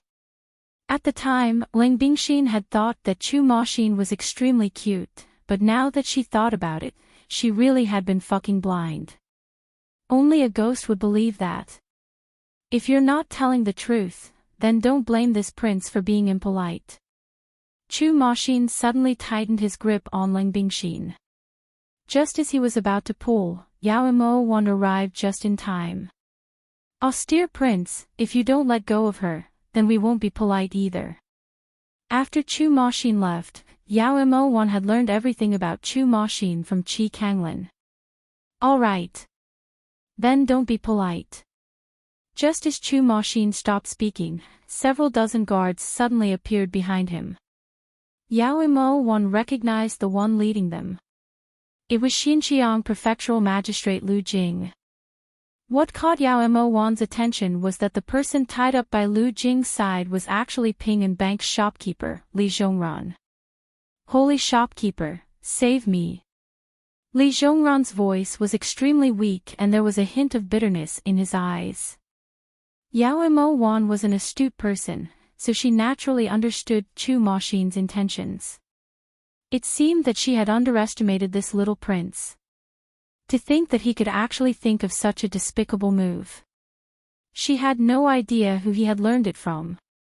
Holy shopkeeper, someone went to the yamen to report that the food here isn't clean. This prefectural magistrate is going to conduct a routine inspection, so this Jushian restaurant needs to be temporarily closed. It can only be reopened after this prefectural magistrate investigates. Lu Jing lied through his teeth. What proof do you have that the food here isn't clean? Behind Yao Mo Wan, Diao Diao retorted angrily. It's precisely because we don't have proof that we have to investigate. Chu Maxin's calm and clear voice contained a hint of arrogance. He would definitely flaunt his power to those who flaunted their martial strength in front of him. You! Diao Diao angrily attacked, but Yao Mo Wan stopped her. Austere prince, what do you want? Yao Mo Wan had no choice but to compromise. She could win in a fight, but if she did, how would she be able to establish herself here? As the saying goes, commoners shouldn't fight with officials, and money shouldn't fight with power. No matter what, she couldn't act blindly without thinking. This prince wants this woman. Chu Maxin pointed at Lang Bingxin, his tone indiscernible. Yao Mo Wan was put in a difficult position. She was the one who brought Lang Bingxin out, so if something happened to her, she wouldn't be able to explain it to Gui Daozi. If she didn't hand her over, Chu Maxin definitely wouldn't let this matter rest. Bingxin's looks aren't that outstanding. Does Prince want to consider Diao Diao? Yao Mo Wan pushed Diao Diao out without hesitation. Master! You can't do this. He has a wife. Diao Diao was at a loss. Had she been betrayed? Yao Mo Wan was so heartless. This prince only wants her. Chu Maxin didn't even look at Diao Diao, his voice as firm as a blade. Diao Diao suffered another blow. It was true that Lang Bingxin was a beauty, but how could she compare to her? This prince must be blind. Shopkeeper, Bingxin will just follow Prince. Don't worry, nothing will happen. In this kind of deadlock, if Lang Bingxin still didn't say anything, it would be a bit disloyal. Thus, after Chu Maxin took Lang Bingxin away, Li Zhongran was released. Because of this, Yao Mo Wan had to spend quite a bit of silver to pacify Li Zhongran's frightened heart before he agreed to continue exchanging for flame coins. However, what Yao Mo Wan needed to pacify the most right now was Diao Diao's little heart, which had already been shattered by the wind. Master, stay away from Diao Diao. Diao Diao's life is cheap, it can't compare to Lang Bingxin's purity. At this moment, Diao Diao was sitting on the counter with a face as dark as the bottom of a pot. Lang Bingxin doesn't have any martial arts, unlike you who have outstanding martial arts. Even if you follow her, you'll have a way to come back. If that wasn't the case, even if there were 10 Lang Bingxin, this saintess wouldn't trade. Yao Mo Wan held the pot in one hand and attentively poured Diao Diao a cup of good quality Longjing tea. You really think so? Diao Diao was just angry for a moment, but when she thought about it, what Yao Mo Wan said wasn't unreasonable. Of course, you're this saintess's person. There's still a layer of separation between Lang Bingxin and this saintess's heart. Yao Mo Wan sighed inwardly. Fortunately, Diao Diao wasn't a pretentious person. If it was someone with Huan Luo's temper, she wouldn't be able to get rid of this knot no matter how much she tried. Bingxin, may I ask, how thick is that layer? Just as Yao Mo Wan was rejoicing, Lang Bingxin's voice suddenly came from behind her. By the time Yao Mo Wan turned around in surprise, Lang Bingxin had already gone upstairs. At the door, Chu Maxin had his arms crossed as he looked at Yao Mo Wan with a look of schadenfreude. You're finished. Chu Maxin's current smile was extremely hateful. When Lang Bingxin walked down the stairs with the package, Yao Mo Wan went up to greet her ingratiatingly, but Lang Bingxin pushed her away. Bingxin now suspects that when Master pushed Diao out, Was it a trick of loosening the reins only to grasp them better? Shopkeeper, you've really disappointed Bingxin. Lang Bingxin took a deep breath, then turned around and left with Chu Maxin. Hey! I haven't finished speaking yet. It's just a thin layer. Yao Mo Wan yelled at the top of her lungs, but Lang Bingxin didn't look back in the slightest. At the counter, Diao Diao silently put down her teacup. So it's just a thin layer. After saying this, Diao Diao left the counter and went up the stairs. In the main hall, Yao Mo Wan looked at Lang Bingxin walking away, then at Diao Diao going up the stairs. She couldn't help but facepalm. It seemed like she needed to buy an imperial calendar to hang up. The night was cold and the silver candles glowed brightly. In LV Jing's residence, Chu Maxin interrogated Lang Bingxin throughout the night. Lang Bingxin, if you don't tell the truth, then this prince won't be polite anymore. Chu Maxin looked towards Lang Bingxin, who was sitting leisurely at the table, and said ruthlessly. Is Prince certain that no one is eavesdropping right now? Lang Bingxin raised her brows and asked suspiciously. Of course. Chu Maxin was slightly startled, but after secretly using his inner strength to sense, he nodded firmly. Prince, are you certain that your inner strength is on par with that white hair? Lang Bingxin saw that Chu Maxin was sensing and couldn't help but shake her head. Thus, that night, Chu Maxin didn't get any information from Lang Bingxin, so he let her go back to sleep. The next day, the sun was bright and warm. This small interlude didn't affect Yao Mo Wan's grand plan.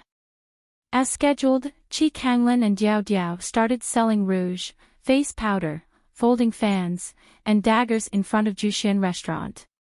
The combination of a handsome man and beautiful woman was an insurmountable sight no matter where they went.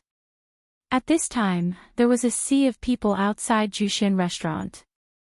Everyone was fighting to be the first to buy things that were 10 times the market price, just so they could get a little closer to their idols.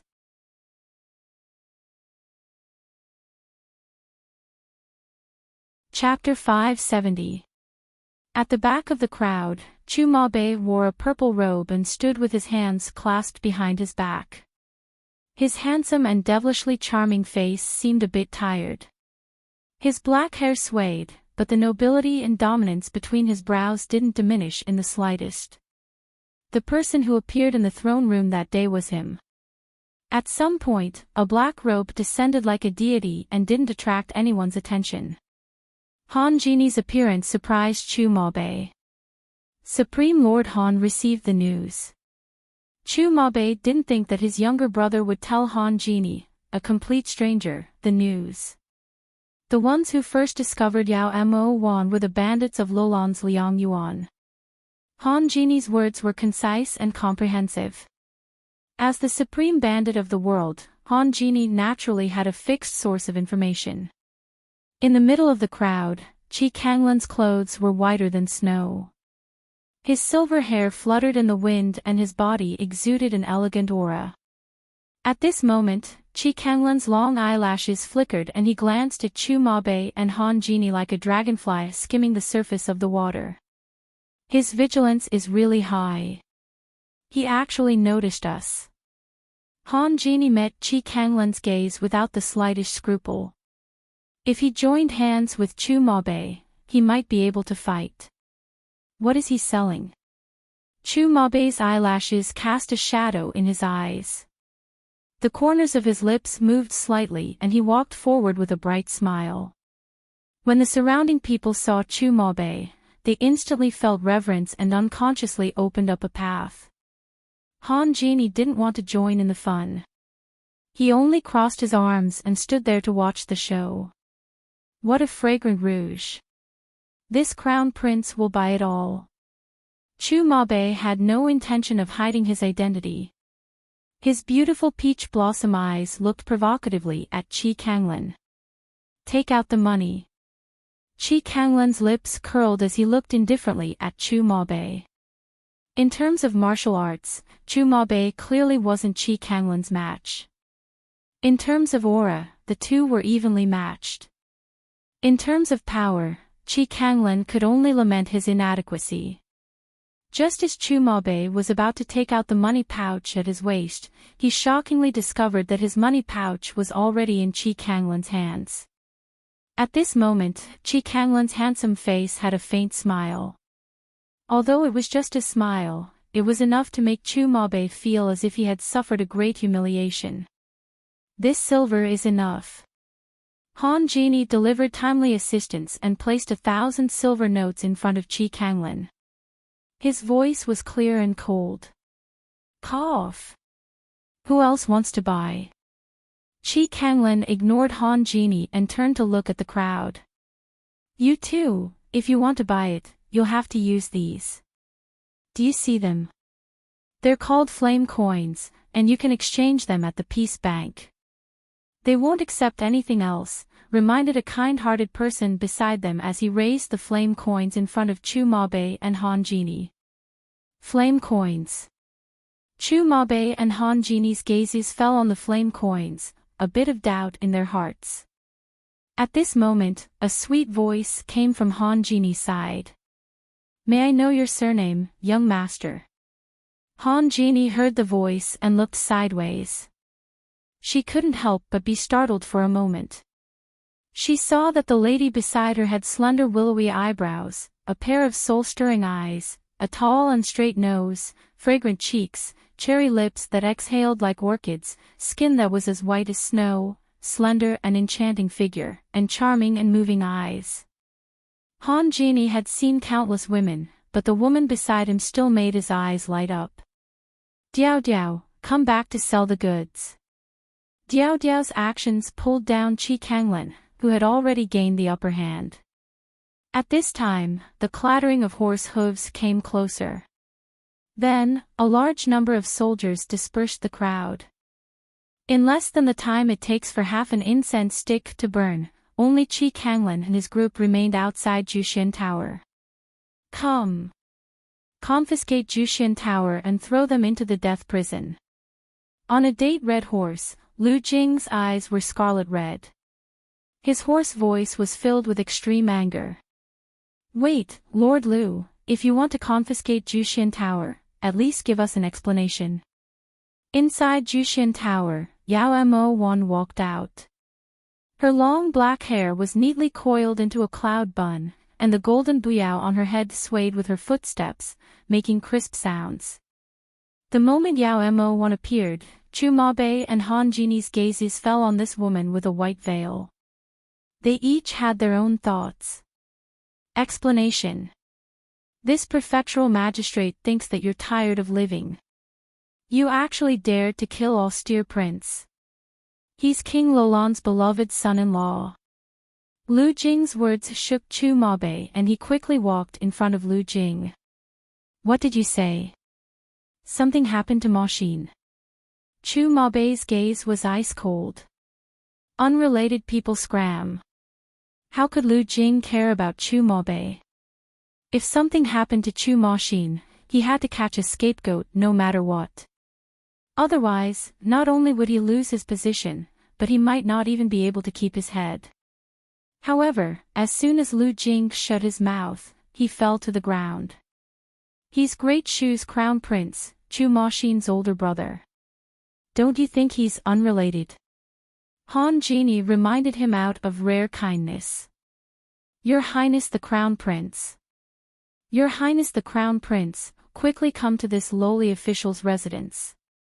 Austere prince can't hold on much longer." When Lu Jing heard this, he immediately knelt in front of Chu Mabe and spoke urgently. Since this was related to Chu Ma Xin's life, Chu Mabe immediately leaped onto his horse and had guards bring him back to Lu Jing's residence. At this time, Lu Jing had already climbed up from the ground and was glaring at Yao Mo Wan. "Something happened to austere prince?" Yao Mo Wan's brows furrowed in surprise. "You still dare to ask?" "Lang Bingxin has already confessed that the poison in austere prince came from you, holy shopkeeper." Lu Jing roared angrily and waved his hand to order the soldiers to surround Yao Mo Wan. "Do you think our shopkeeper is someone you can capture just because you say so?"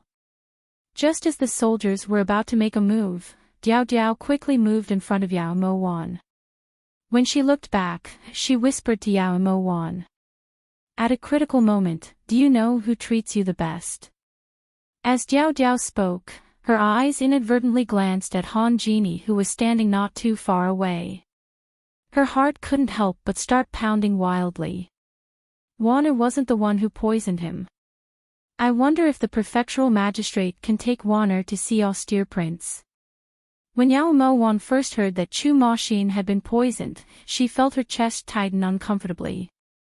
They clearly didn't know each other, so how could they have such feelings? For the time being, Yao Mo Wan thought that she was worried for Lang Bingxin. There's no need. Guards, lock them up in the death prison. Lu Jing was afraid that Yao Mo Wan and the others would play tricks, so he immediately ordered. That's not good. If this holy shopkeeper has the antidote, austere prince might be able to avoid death. If austere prince loses his chance to live because of you, do you think the crown prince of Shu will skin you alive? Han Genie slowly walked in front of Lu Jing and seemed to have a deeper meaning. This is also good. Men, bring this group of people back.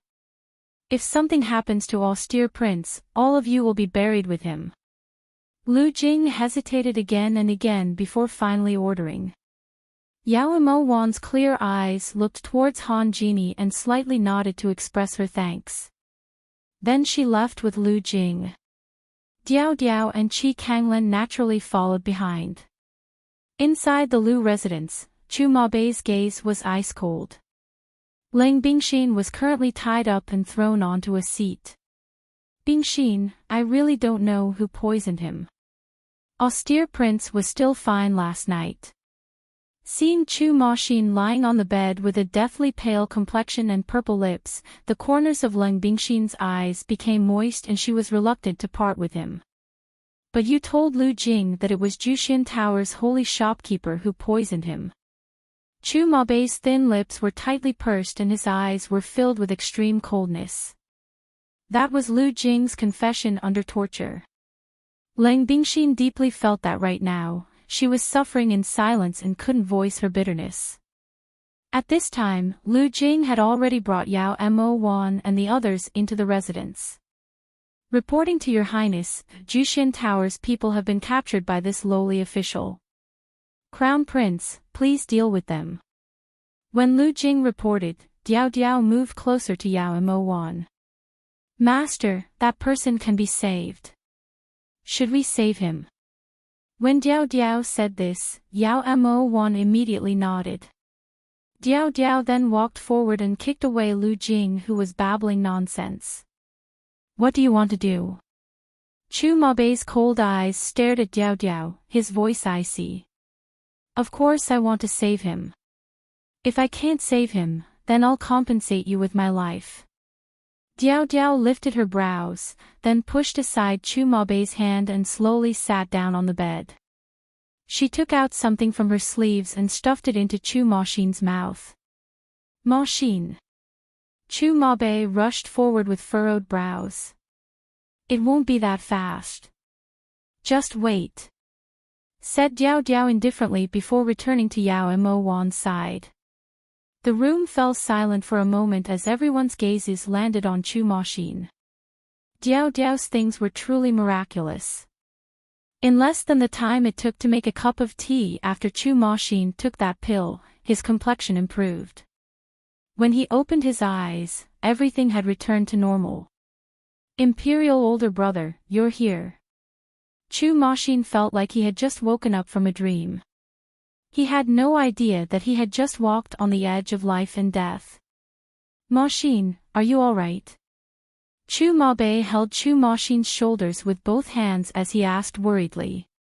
What could possibly happen to me? Imperial older brother, thank goodness you came. It would have been bad if Yi Junqing had gotten there first. Yao Moan. It's them, Yao Moan was captured by them. When Chu Maxin saw that Qi Kanglen and the others were present, he immediately glared at them angrily. Little ingrate, I really shouldn't have saved him. Diao Diao shrugged, suddenly feeling a little regretful. Shopkeeper Sheng, how do you explain this? Chu Mabe turned around with cold eyes and asked solemnly. How else can I explain it? An ordinary man is innocent, but treasuring a jade ring becomes a crime. I can only blame my maidservant for not having the antidote to save the austere prince. Yao Moan's heart finally calmed down when she saw Chu Moxin's lively appearance. This crown prince will naturally investigate this matter, but regarding Yao Moan, you must give this crown prince an explanation. Don't say that you don't know Yao Moan, there's plenty of evidence to prove that Yao Moan appeared with you. A cold and gloomy aura slowly seeped out of Chu Mabe's body. Yao Moan felt that the time had come. Continuing to struggle wouldn't do her any good. Alright, since you guys are certain that Yao Moan is at Gathering Immortal Restaurant, then this shopkeeper will arrange a banquet at Gathering Immortal Restaurant tomorrow. Everyone, please be sure to attend. This shopkeeper will naturally give everyone an explanation. Yao Moan's voice was clear, like rain pattering on celadon, pleasing to the ears. Who can guarantee that you guys won't run? The moment the discordant voice rang out, everyone's corpse-whipping gazes shot over. LV Jing suddenly felt that even if he died, it would be better than his current situation. Diao Diao can stay behind as a hostage. Another wave of discordant voices rang out. Everyone's gazes shot towards Diao Diao, thinking that this girl had gone stupid. It's a deal. Chu Mabe decided to believe Yao Moan's words for now. Since she dared to show herself, she naturally wouldn't go back so easily. Thus, under Chu Mabe's tacit agreement, Yao Moan brought Leng Bingxin back, but Diao Diao was left behind. On the way back, Yao Moan's expression was as gloomy as still water. Leng Bingxin choked on her words over and over again on the side before she finally gathered her courage. Lady Saintess, in that situation, if Bingxin didn't say who it was, LV Jing really would have beaten Bingxin to death. Said Leng Bingxin with a sincere expression. Where's Huan Luo? Yao Moan didn't even hear what Leng Bingxin said as she coldly looked towards Qi Kanglin. Perhaps. The moment he saw Chu Moxin, Qi Kanglin knew who had poisoned him, so he was a bit hesitant. What this saintess wants isn't perhaps. From now on, this saintess doesn't want to see that arrogant idiot ever again. Let her go back. Although Yao Moan didn't know what poison Chu Moxin was poisoned with, the fact that Diao Diao was able to cure it in a matter of minutes was enough to explain the problem.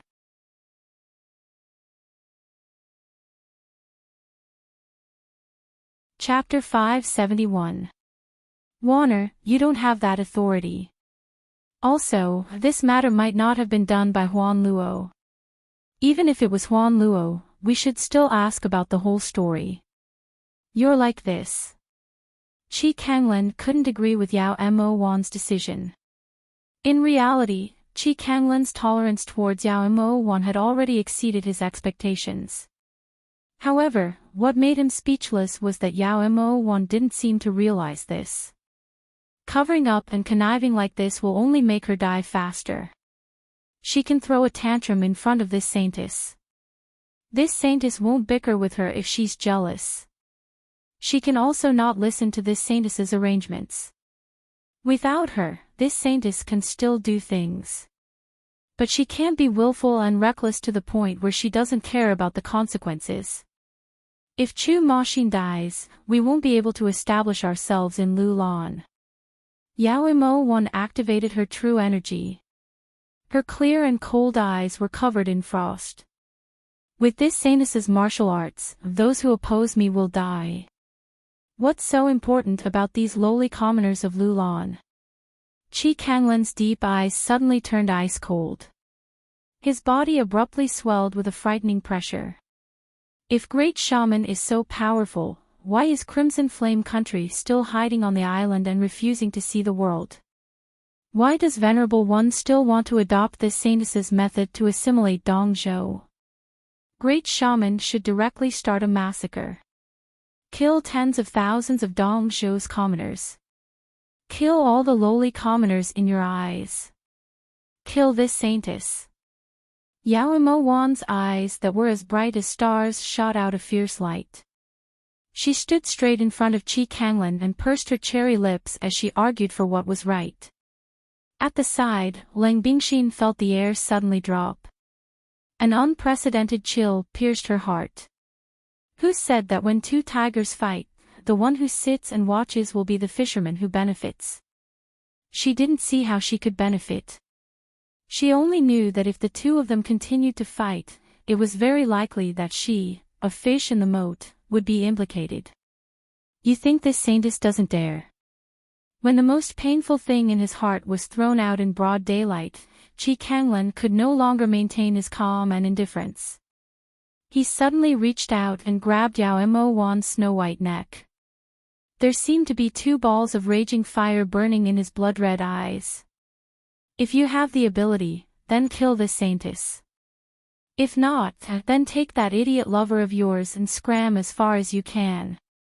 Although Yao Mo Wan was furious, she was still rational.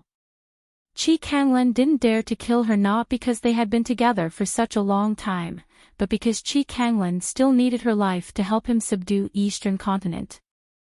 Lowly peasant. Seeing the determination and arrogance in Yao Mo Wan's eyes, Qi Kanglan abruptly increased the strength in his hand until Yao Mo Wan's eyes were bloodshot, waiting for her to beg for mercy. If you're not cheap, then strangle me to death. Yao Mo Wan just happened to say this. On the other side, Lang Bingxin took a long time to gather her anger before she stepped forward. If Saintess Wan dies, the consequences will be unimaginable. Lang Bingxin didn't know what was at stake, so she could only describe it as unimaginable. In a deathly silence, Qi Kanglan's white hair danced wildly behind him. His handsome face was distorted from anger. Perhaps it was because of the unyielding determination in Yao Mo Wan's eyes, or perhaps it was because of Lang Bingxin's unimaginable words, but Qi Kanglan didn't take Yao Mo Wan's life in the end. He leaped and disappeared into the blue horizon. Cough, cough, cough. Yao Mo Wan took a deep breath, her jade fingers caressing her neck. She only managed to calm down after about half a cup of tea. Shopkeeper, a real man knows when to yield and when to stand tall. Why are you so serious with him? In the end, Lang Bingxin looked too similar to Yao Mo Wan. Her heart ached as she helped Yao Mo Wan up. I calculated that he wouldn't dare to kill me, so what's there to be afraid of? Yao Mo Wan rubbed her throat and said lightly. On the other side, the corner of Lang Bingxin's mouth twitched. 3 black lines appeared on her forehead. She was thinking too much. Then you're not kind. Bingxin saw that the veins on High Priest's neck were about to burst. To be able to remain so calm in the face of life and death, no one was ordinary. At least, she, Lang Bingxin, couldn't. Otherwise, she wouldn't have betrayed Gathering Immortal Building. He deserves it. With how willful Huan Luo is, she'll cause his death sooner or later. Yao Mo Wan had always felt that she was doing this for Qi Kanglan's own good. Whether they die or not has nothing to do with us. Lang Bingxin thought this way. Meanwhile, Yao Mo Wan and Lang Bingxin talked back to Gathering Immortal Building. When they pushed open the door to Gathering Immortal Building, Yao Mo Wan and Lang Bingxin were shocked by the scene in front of them. Sorry, I came back late. A clear voice floated over. Lang Bingxin looked up and saw that Mei Ji was tied up like a crab and hung on a beam. Her eyes were filled with helplessness. Bingxin. Why are you here? Before Lang Bingxin could react, Yin Shui suddenly rushed out from the shadows and grabbed Lang Bingxin from Yao Mo Wan's hands. She was so excited that her eyes were brimming with tears. Lang Bingxin, you actually didn't die. Yi Junqing, who was sitting in the center of the hall, suddenly stood up and said in surprise. Is King Chu trying to be funny? Was she, Ling Bingxin, someone who would die so easily? Tingyu died. I originally thought that she had disappeared just like you. A trace of sorrow flashed through Yin Shue's teary eyes. Tingyu died. What happened? Who did it? Ever since Ling Bingxin had become Yao Mo Wan's subordinate, her relationship with Tingyu was the best. Now that she heard the news of Tingyu's death, Ling Bingxin was instantly shaken and tears welled up in her eyes. That person said that he was Yi Hongyi. After strangling Tingyu to death, he threw her into Jade Lake. He let Tingyu freeze inside for a full 10 days. Originally, Master had already seen through that person, but a man dressed in black suddenly appeared and saved that person. After that, even Master went missing. It's been 3 months. His Majesty has practically turned the entire eastern continent upside down, but unfortunately, there's no news of Master at all. Yin Shui simply described how she and Yi Junqing had spent the past 3 months. It was Yi Hongyi. It was actually Yi Hongyi who killed Tingyu. Ling Bingxin's fists were tightly clenched and her eyes were filled with extreme regret. If she had known earlier, she would have killed Yi Hongyi when she was changing his skin. If I see Yi Hongyi in the future, Yin Shui will definitely get revenge for Tingyu. Bingxin, just how did you manage to survive these past 3 months? Do you have any news of Master? By the time Yin Shui returned to the main topic, Yi Junqing had already walked over to Ling Bingxin. He had a gratified expression on his face. Ling Bingxin's survival had given him endless hope. At such a close distance, Ling Bingxin couldn't help but be stunned. The once peerless Yi Junqing had actually become this haggard. He was so skinny that it felt too bony. How did you guys find this place? Ling Bingxin reflexively glanced at Yao Mo Wan and changed the topic. What a coincidence. Yin Shui had originally accompanied His Majesty to Great Zhou to look for Master, but we hadn't expected to run into Meiji. We originally thought that Meiji was Nameless person and that it was very likely that Master had been kidnapped by Nameless, so we followed, explained Yin Shui concisely. Do you have any news of Moen or not? Ling Bingxin, you couldn't have sided with Nameless, right? Yi Junqing's eyes flashed as he looked towards Ling Bingxin suspiciously. Of course not. Actually, I don't know who had kidnapped me either. When I woke up, I was already in Lulan. Coincidentally, Meiji was also here. We can be considered friends in times of adversity. In consideration of Guidozi's safety, Ling Bingxin didn't plan on telling Yi Junqing everything that had happened in Crimson Flame Country. Then there's no news of Master. Yin Shui was rather disappointed when she heard this. Since that's the case, we'll go look elsewhere. Ling Bingxin's words instantly turned Yi Junqing's hopes to dust. His clear eyes instantly dimmed. Your Majesty, Bingxin feels that you should stay for now. I heard that Chu Maobei, Chu Maxin, and Han Jini are all here, so they must have come because they received some news. Ling Bingxin immediately stopped Yi Junqing when she saw that he was about to leave. If Master was dead, then even if Yi Junqing used all his strength, he still wouldn't be able to find Master.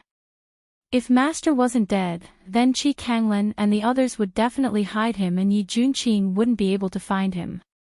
Rather than having him take Yin Shui out to eat and sleep in the open, it would be better to have them settle down here.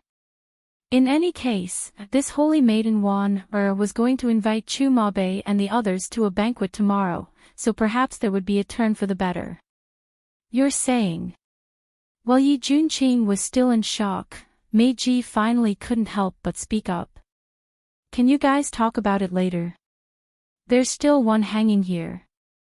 It was true that Yin Shui and Yi Junqing's movement techniques were exceptional, but Meiji wasn't an ordinary person either. Halfway there, Meiji had already found out about Yin Shui and the others. The reason she had brought Yi Junqing to Lu Lan's new village was because she felt that there were really too few men as devoted as Yi Junqing in this world. It would be good if she could do something for him. Furthermore, Great Chu's internal strife had already ended and the Iron Blood Corps no longer existed. Everything had been a scheme of Crimson Flame Country, so she owed Yi Junqing. When Yin Shui heard this, she looked towards Lang Bingxin. Only when Lang Bingxin nodded did she release Mei Ji. Ahem. You guys continue chatting. This shopkeeper will go upstairs first, said Yao Moen, who had been standing at the side. Yao Moen, who had been standing at the side for a long time, also spoke. When she first saw Yi Junqing, she felt an indescribable sourness in her heart. Chu Maxin and Chu Mabei had also come to see Yao Moen. Although they looked tired, they weren't as haggard as the man in front of her. That's right.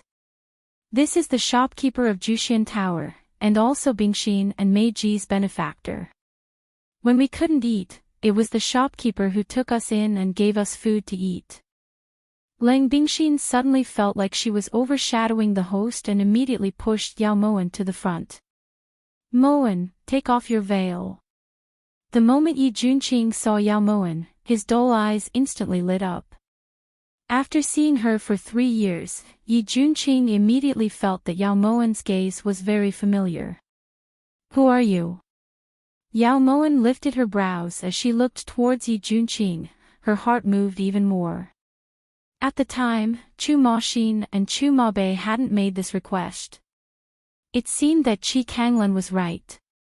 In all of Eastern Continent, the person who loved Yao Moen the most was Yi Junqing. He's King Chu, Yi Junqing. At the side, Yin Shui also felt that Yao Moen's eyes were very familiar and had the same thought as Yi Junqing. Lang Bingxin, you're the one who brought this on yourself. Deal with it yourself.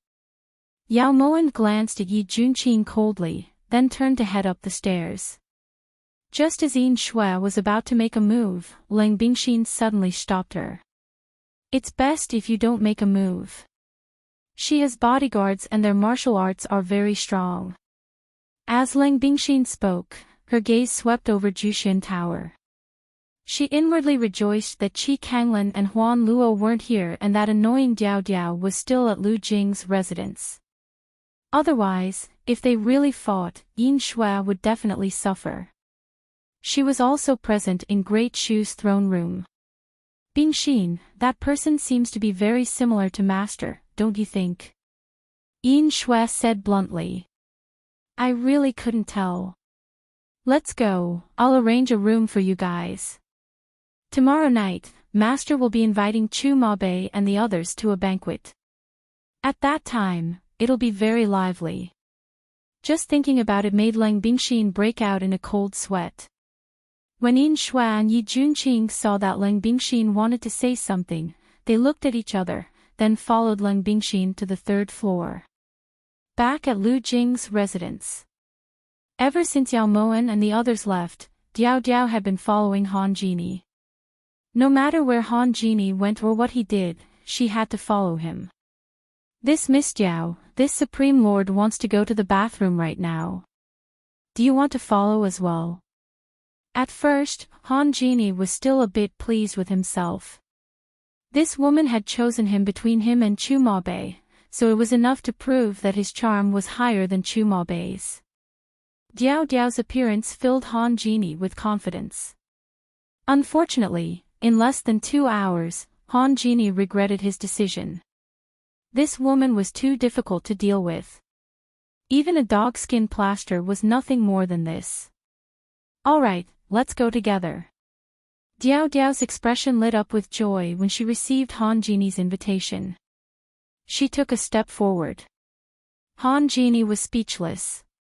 He felt as if a large black cloud was pressing down on his head, followed by lightning and thunder. What a strange woman. Han Jini truly couldn't take it anymore and moved to seal Diao Diao's acupoints. Unfortunately, Han Jini discovered that his martial arts were actually inferior to Diao Diao's, so he was frozen in place.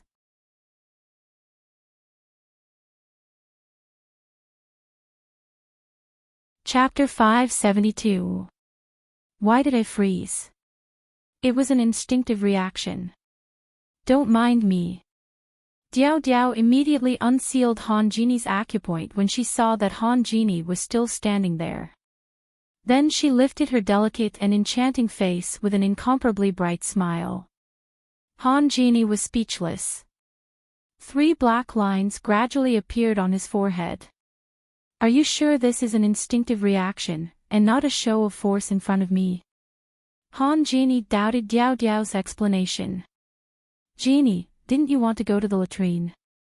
Diao Diao will stand guard for you. Don't worry, if anyone dares to peek, I'll dig out their eyes and break their legs. Diao Diao's expression was firm. Her gaze told Han Genie that she wasn't joking. Ahem. Miss Diao can call me Sovereign or Han Genie. They had only met by chance, so Han Genie really didn't feel that she was that familiar with the woman in front of her. Not good, ear, hurry up and go. It's not good for your kidneys to hold it in for too long. Diao Diao moved closer, scaring Han Genie so much that she took a few steps back. Genie will do. Han Genie threw this down and hurried into the latrine. I told you, Genie is the best. Diao Diao's lips curled into a charming smile and a crafty glint flashed through her eyes. She liked this man. That night, the moon hung high in the sky and the night was dreamy. In the forest behind Xinjiang, Huan Luo floated alone on a tree branch and looked up at the sky. Her clothes were as white as snow and her hair fluttered in the wind. She clearly heard the person behind her, but she didn't turn around. When she saw Qi Kanglan and Yao Moan opposing each other, the knot in Huan Luo's heart was untied. She finally believed that she was more important than Yao Moan in Qi Kanglan's heart because at that moment, he really wanted to kill Yao Moan. Why are you here? I've been looking for you for a long time. Qi Kanglan's clear voice always exuded a bewitching power. He slowly walked to Huan Luo's side with unconcealable worry in his eyes. I thought you wouldn't care about me anymore. Even if I died outside, you wouldn't even look at me. Huan Luo's tears fell from the corners of her eyes. Coupled with the gentle moonlight, it made one's heart ache. How could that be? Seeing the tears in Huan Luo's eyes, Qi Kanglan swallowed all the words of rebuke back into his throat. Perhaps she was just being willful for a moment, Qi Kanglan comforted himself. Kanglan, I was just afraid that Ling Bingxin would tell Chu Ma Xin about what happened in Crimson Flame Country, but Ling Bingxin is Gue Dozi's final disciple, so, did I do something wrong? She turned around and looked at Qi Kanglan with teary eyes. His long silver hair and deep eyes were what she had been chasing her entire life. This man was hers. She had always felt this way. With Gue Daozi here, Ling Bingxin wouldn't dare speak nonsense. Don't worry, Diao Diao saved Chu Ma Xin. Facing such a tear-stained face, Qi Kanglan could not say a word of harsh words. Unknowingly from when, his emotions had become more and more intense. But Huan Luo doesn't want to go back. Yao Moan won't let me off. Huan Luo spoke words that even she herself felt disdain for in order to gain Qi Kanglan's pity. Yao Moan wouldn't let her off. She wouldn't let Yao Moan off. Don't worry, with this priest here, Yao Moan won't dare to act rashly. It's getting late, come back with this priest. Whenever Qi Kanglan thought about how he had almost strangled Yao Moan to death, he felt as if his heart had been flooded by seawater.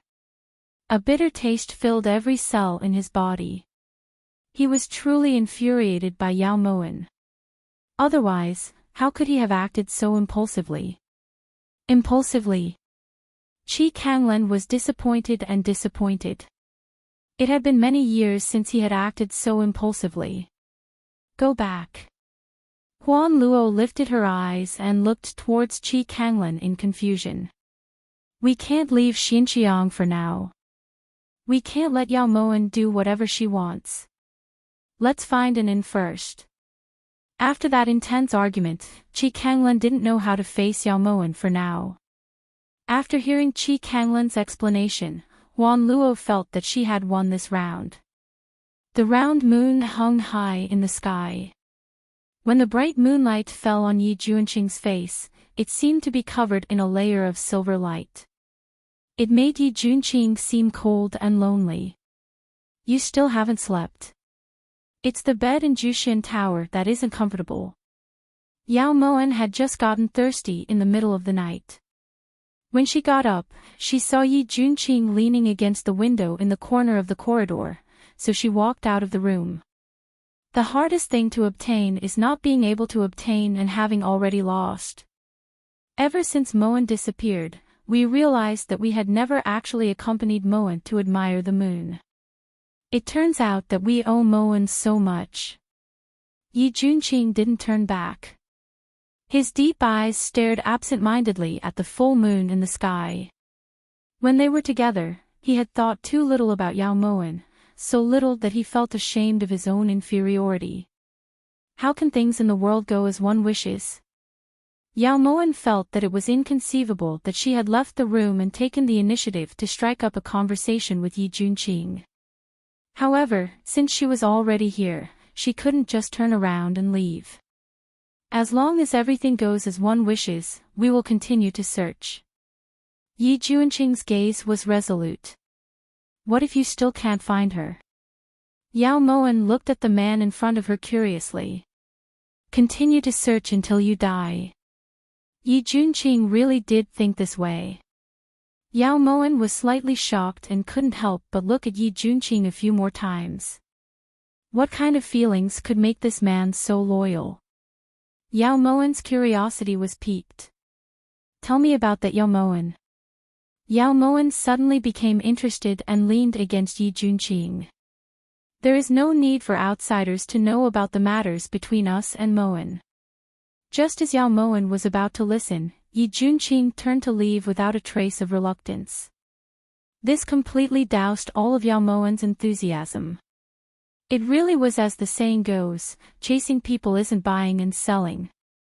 A light breeze blew past and Yao Moen was thrown into disarray.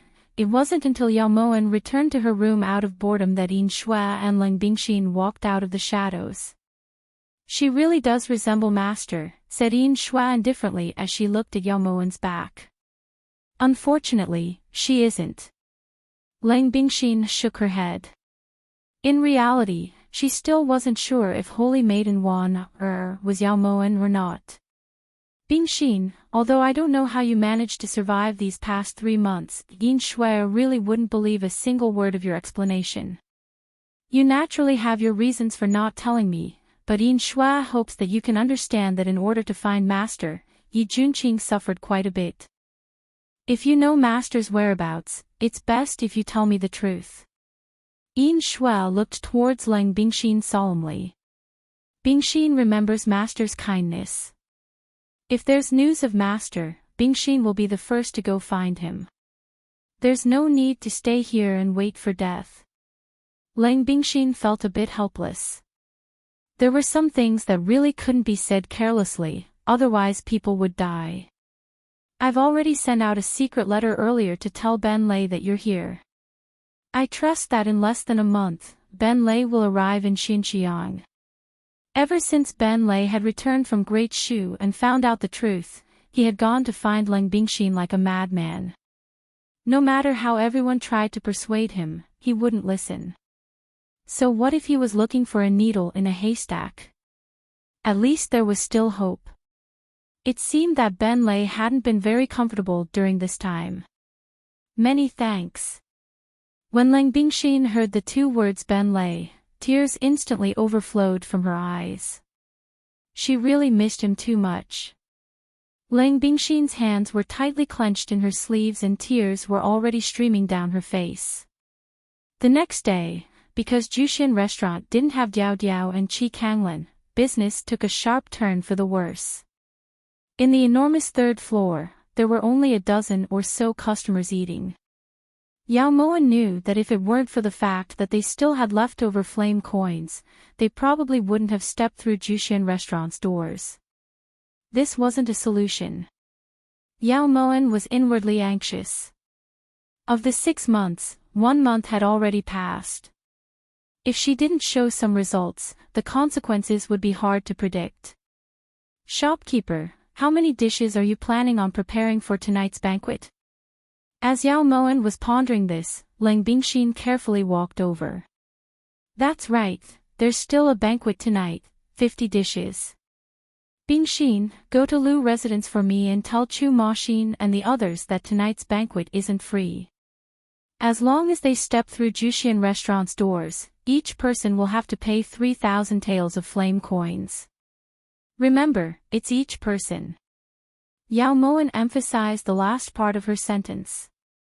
When Lang Bingxin heard this, the corners of her lips couldn't help but twitch.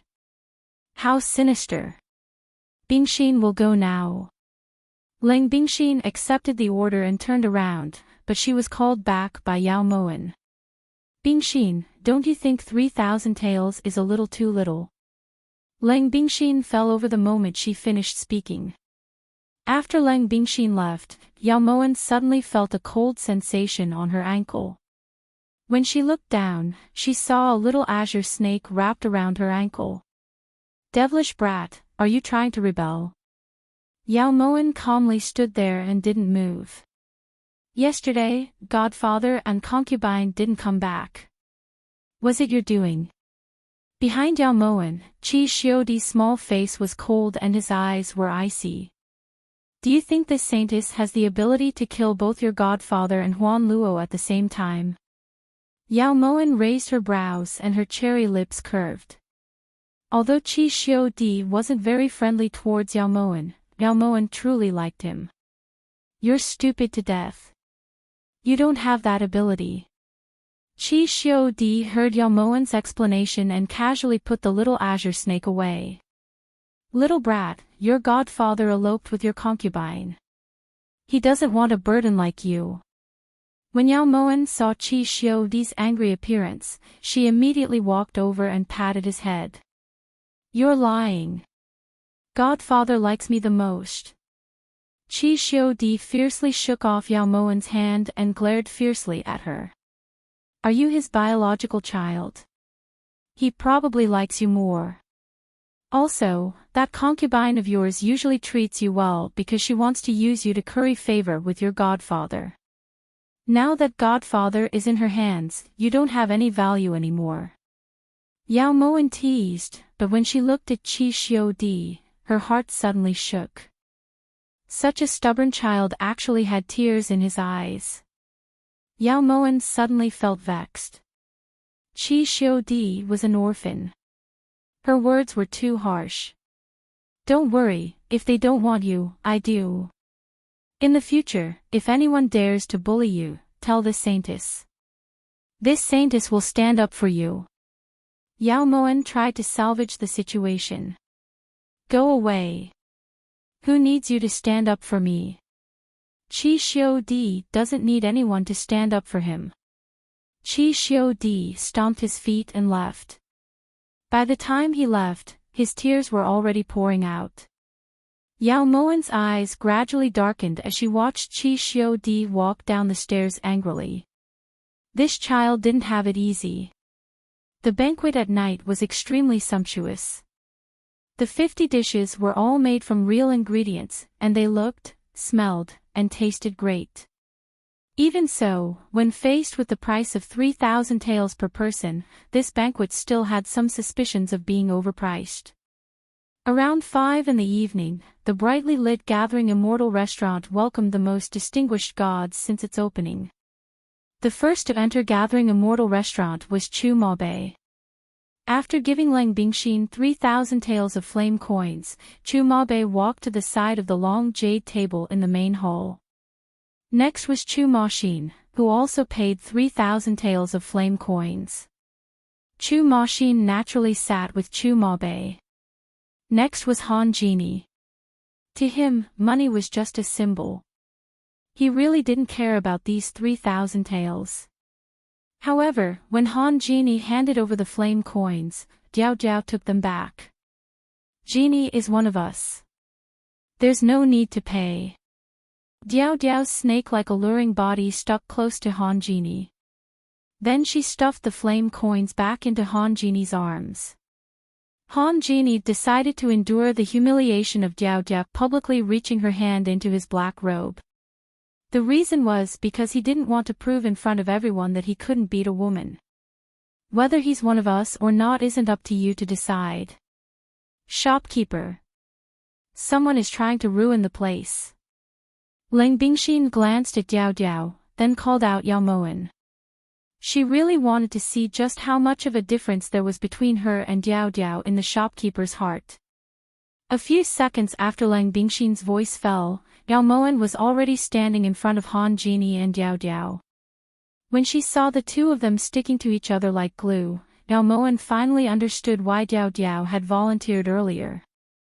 Master, Genie is one of us. There's no need to pay. Diao Diao missed Yao Moen after not seeing her for a few days.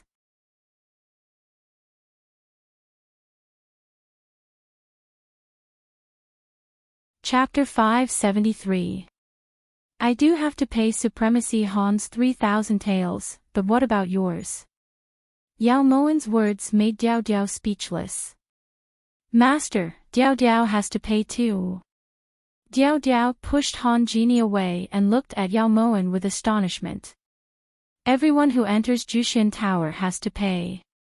Of course, it's only for tonight. However, you have a choice. 1. Don't enter. 2. Help Bingxin prepare the food. Yao Moen's righteousness stunned Lang Bingxin. It seemed that Diao Diao didn't mean much in Yao Moen's heart. Genie, let's go back. It's fine if we don't eat, right? Diao Diao looked towards Yao Moen hatefully in disappointment. Here are 6,000 taels of flame coins. Shopkeeper Sheng, take it. Han Genie didn't care about Diao Diao and immediately handed it to Yao Moen. Genie. You. When Diao Diao saw Han Genie walk into the main hall, she stomped her feet at Yao Moen before following after. After the four of them sat down, Yi Junqing slowly walked down from the 3rd floor. Yi Junqing. Why are you here? The moment Chu Maxin saw Yi Junqing, he shot to his feet and spoke in disbelief. When Chu Mabe and Han Genie heard this, they both fell silent. The current Yi Junqing no longer had his former elegance. His thin and withered body made the azure robes he wore seem especially large. You're all here, so why can't we be here? When Yi Junqing saw the shock in Chu Maxin's eyes, his lifeless heart began to stir. Yao Moen had always doted on Chu Maxin the most. Now that Chu Maxin wasn't staying in Lulan Imperial Capital and had run over to Xinjiang, what did this mean? Chu Mabe and Han Genie's sudden appearance also meant something. How could that be the same? We can be here, but you can't. Chu Maxin panicked. With Yi Junqing here, if Yao Moen came out, she would definitely have to leave with him. Maxin. King Chu, please sit. Chu Mabe displayed great elegance. Right now, the main point wasn't Yi Junqing's existence, but Yao Moen. Master, Yi Junqing didn't pay, right? Diao Diao jumped up from Han Genie's side and pointed coldly at Yi Junqing and Yin Shui. He didn't. Said Lang Bingxin before Yao Moen could speak. Why should I? Diao Diao disagreed. Because they are the innkeeper's friends. Some people don't know how to make friends. Lang Bingxin looked at Han Genie meaningfully. Han Genie was speechless. He really did not know when he had gained a friend. In his eyes, Diao Diao was the god of plague and his nemesis. He really wanted to get rid of this demon at any time. Repair the flute. Yao Moen ignored Lang Bingxin and Diao Diao's bickering and walked around the long table to Qi Xiu Di, who was sitting in the corner. Let's eat together, Yao Moen said gently with a trace of guilt in her eyes. It's none of your business. I want to wait for my godfather and aunt. They won't abandon me. Qi Xiudi tilted his head and looked at the door. His stubborn voice carried a strong sobbing tone. They went out to run some errands and didn't come back for a few days. Because they left in a hurry, they asked me to pass on the message. They would be fools if they didn't want someone as smart, and brave as you. I was just joking with you at the time. It's not like you don't know how jealous I was of the two of them. Yao Moan lied. Jealous of Huan Luo? Tui. Really? Qi Xiudi turned to look at Yao Moan with sparkling eyes. I also think it's fake. Hurry and eat. If you get skinny, you won't be handsome anymore. Yao Moan stroked Qi Xiudi's little head and nodded. When Chu Maxin saw this scene, his heart suddenly felt uncomfortable. What are you wasting time for? Hurry and hand over Yao Moan. Chu Maxin forcefully held back his tears and shouted loudly. If this shopkeeper hands over Yao Moan, will you guys stop bothering me? Yao Moan pulled Qi Xiudi over to the table and looked at everyone seriously. Of course, who do you think you are? Chu Maxin raised his brows and said as if it was a matter of fact. All right, everyone eat first. This shopkeeper will bring out your so-called Yao Moan right now. Yao Moan let go of Qi Xiudi and turned to go up the stairs. Yao Moan is Yao Moan. What do you mean by so-called Yao Moan?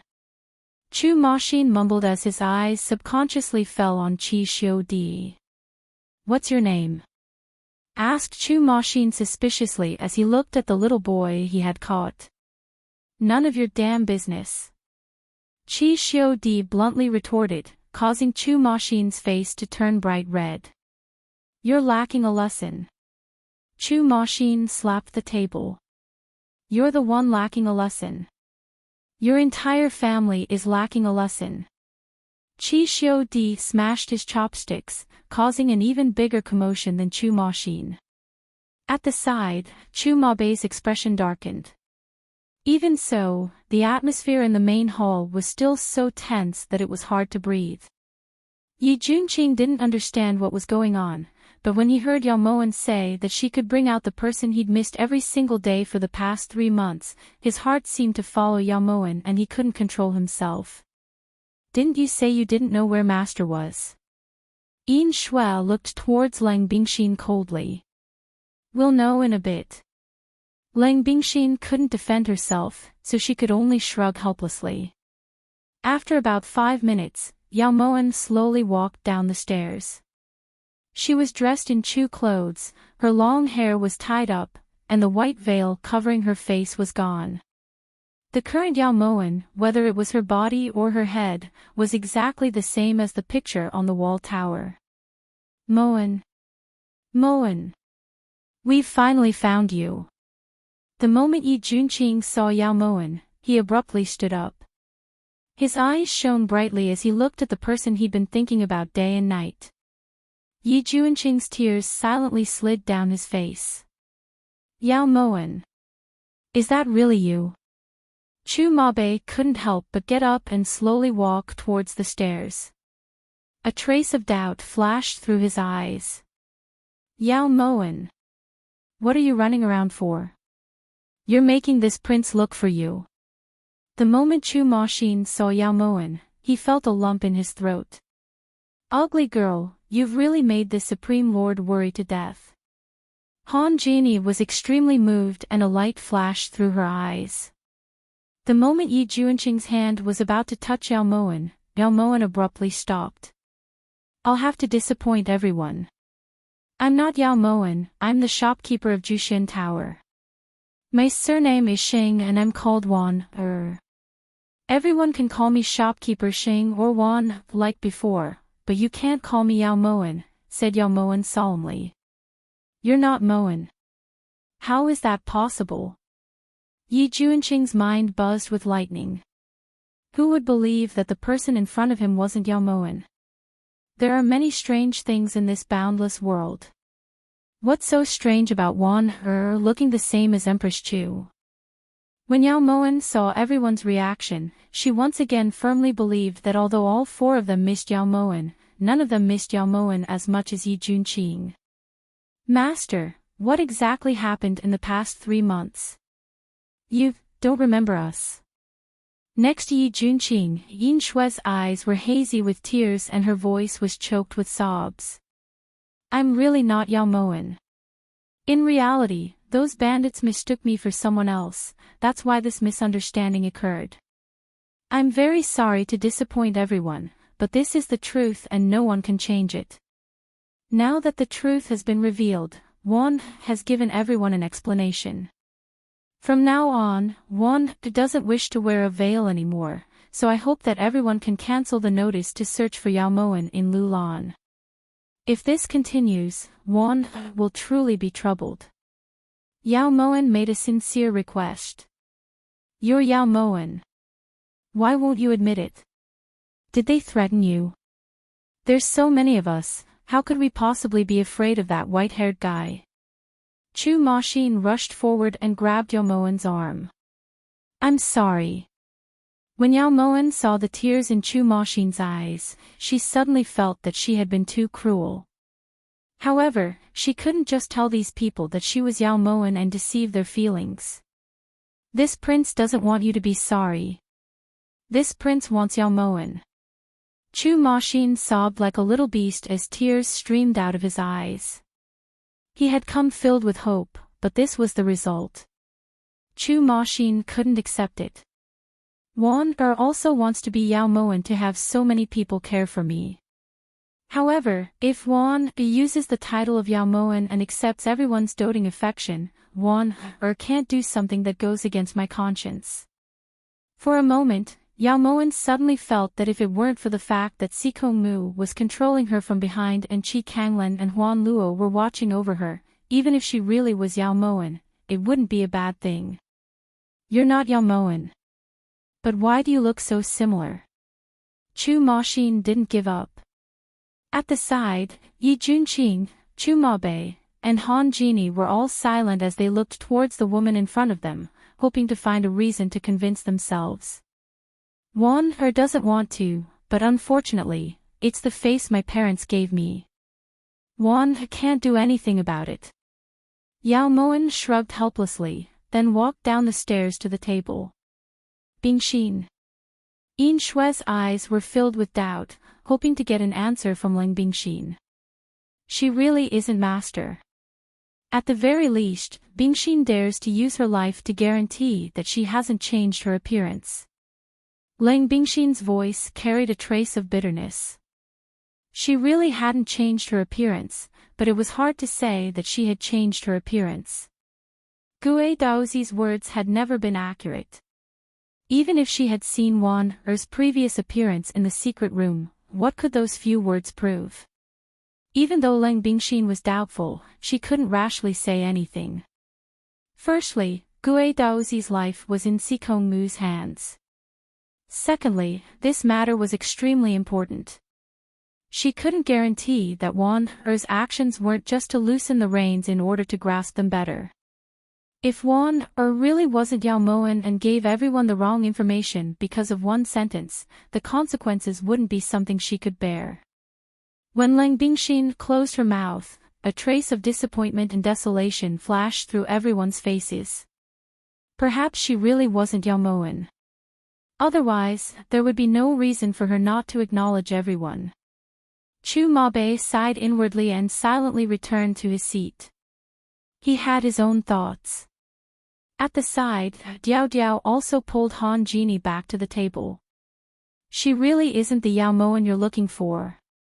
I grew up with her, so there's no mistake. Added Diao Diao. If you aren't Yao Moen, then you shouldn't be wearing this face. Watch as this prince cuts you. Roared Chu Maxin in grief and indignation. As he spoke, he moved forward.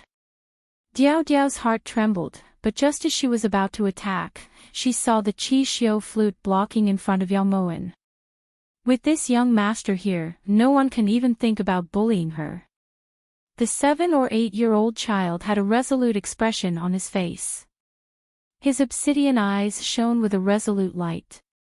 At this moment, Chixiu Flute had already summoned 7 little snakes. When Yao Moen saw the brightly colored little snakes coiled around Chixiu Flute's arm, her body trembled and she couldn't help but swallow. Ma Xin, don't be rude. Chu Mabe promptly called Chu Ma Xin back and turned to look at Yao Moen. Holy manager, please don't blame him. Ma Xin and Yao Moen are like mother and son. He was originally filled with hope, but now that things have turned out like this, it's hard for him to not throw a fit. His demonic eyes contained a gloomy light.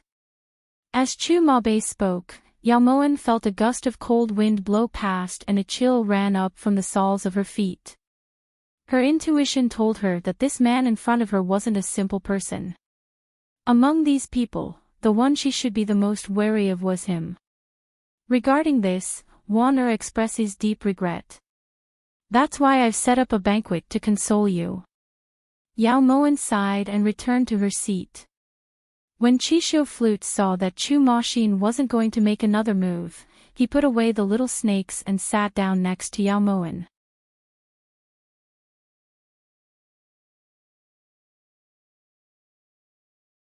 Chapter 574. You're quite protective of me. Yao Moen patted Chi Xiudi's head with a comforting expression. Don't misunderstand, I'm doing this for Godfather and Yin Yang. Otherwise, who cares if you die or not? Chi Xiudi shook his head stubbornly. Seeing this scene, Chu Ma Xin abruptly threw down his chopsticks and turned to leave. The moment Chu Ma Xin got up, Yao Moen clearly saw tears in his eyes. Since the truth has been revealed, this crown prince isn't feeling well, so I'll take my leave first.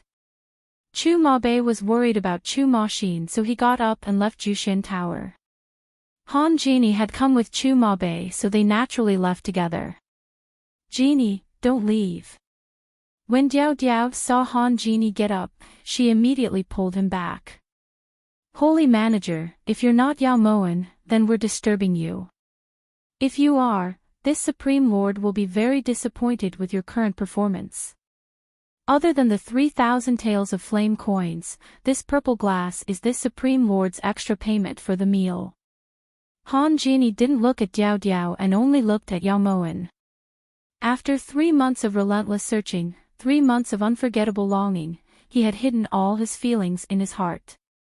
No one knew that he had never given up on Yao Moen. Many thanks. Yao Moen's instincts were aroused by the purple glass. The moment she saw it, her eyes instantly burst with resplendent splendor. Han Genie just happened to see this. It was hard to believe that she wasn't Yao Moen. Goodbye. Han Genie didn't even look at Diao Diao. This made Diao Diao feel very frustrated. Genie, don't leave. When Diao Diao saw that Han Genie was about to leave, she moved to block his way. Holy manager. Han Genie's voice gradually deepened. Diao Diao, don't be rude. Leave, said Yao Moen solemnly as she looked towards Diao Diao. Although she was unwilling, Diao Diao felt that forcing Han Genie to stay wasn't a solution, so she reluctantly moved to the side. At this time, Yi Junqing was the only one left in Jushin Tower, standing there without saying a word. Cough. King Chu, are you planning on just standing there? Or, are you going to sit down and eat with Wan Er before leaving? Yao Moen was a bit afraid to look at Yi Junqing's eyes. Those deep eyes were sparkling and filled with boundless affection. Moen, no matter what the reason is, no matter if you admit it or not, Junqing will never let you leave again. In this lifetime, Junqing will stay by your side no matter what. Even if you beat him to death, he won't lose you again. Yi Junqing's clear voice was filled with unconcealable sorrow and determination. He walked towards Yao Moen step by step. His lips were tightly pursed and his gaze was like a blade. Cough cough. Did King Chu not hear Wan Er's words clearly? I'm not Yao Moen, I'm called Xing Wan Er, it's just that. Yao Moen put down the porcelain bowl and repeated herself patiently. If you want to be Xing Wan, then be Xing Wan, If you don't want to be the Empress of Chu, then I won't be the King of Chu. If you want to be the shopkeeper here, then I'll be your waiter. Shopkeeper, what do you want to eat? I'll help you get it. Yi Junqing choked back sobs as the tears at the corners of his eyes fell to the ground. Don't come over. You over there, take him away.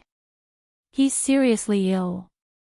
When Yi Junqing called her shopkeeper, Yao Moen felt a chill run through her body and she felt extremely uncomfortable. Shopkeeper Xing, we're unfamiliar with this new village and we don't have any travel expenses. Now that King Chu is like this, if you don't take us in, then you'll be forcing us into a dead end. Yin Shui looked towards Yao Moen pleadingly.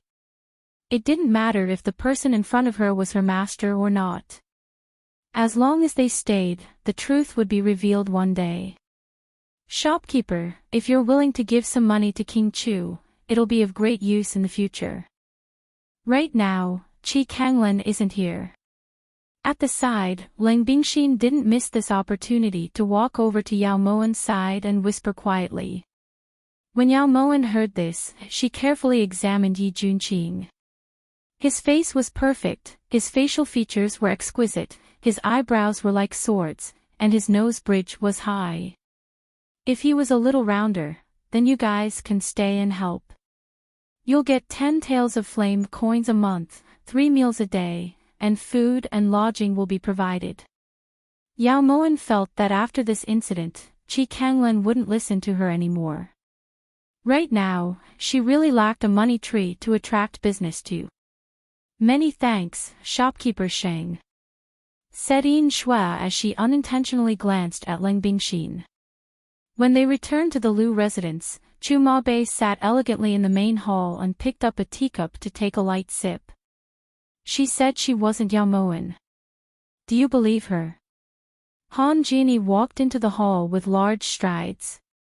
His bright voice contained a trace of doubt. It's hard to say, Yin Xiong. Chu Maobei's eyes were deep as he placed down the teacup and summoned Yin Xiong. This subordinate is here. Yin Xiong cupped his fists. This crown prince will give you 10 days.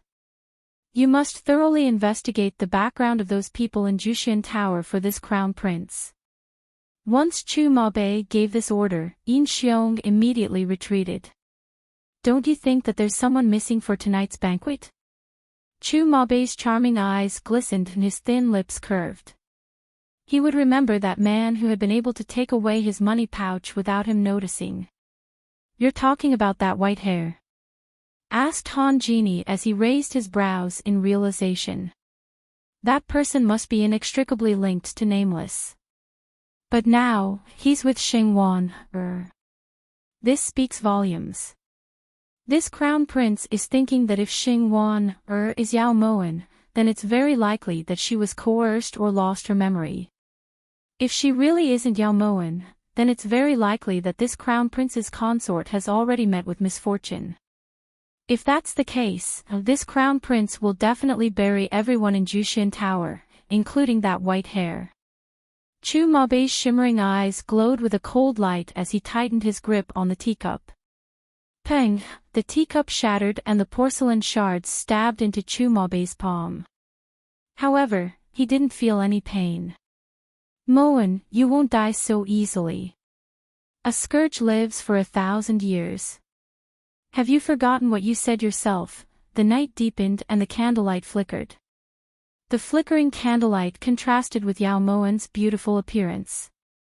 Master, Diao Diao is begging you, all right? Next to the jade table, Yao Moen looked at Diao Diao's bitter expression through the purple glass in her hand and couldn't help but smile. Yearning for love? Yao Moen asked bluntly and Diao Diao replied even more bluntly. I want him. Without him, Diao Diao can't live. Diao Diao approached Yao Moen and begged. Tell that to Han Jini. This saintess can't make decisions for him. With Chu Maobei, Yi Junqing, and Qi Kanglan as a contrast, Han Genie's appearance didn't stand out. However, he seemed to have a natural affinity that made people subconsciously want to get closer to him. This was the impression Han Genie gave Yao Moen. He doesn't like Diao Diao, so Diao Diao's words are no different from farts to him. Whenever Diao Diao thought of Han Genie's coldness, her heart would feel stifled. She had always thought that she was a great beauty that everyone loved, but the people that appeared in Jushin Tower these past few days simply ignored her. Even when she took the initiative to stick to them, they mercilessly returned her goods. Eastern Continent wasn't good. Very bad. This saintess can't do anything about this. Yao Moen played with the purple glass in her hand. This thing should be very valuable, at least more valuable than gold.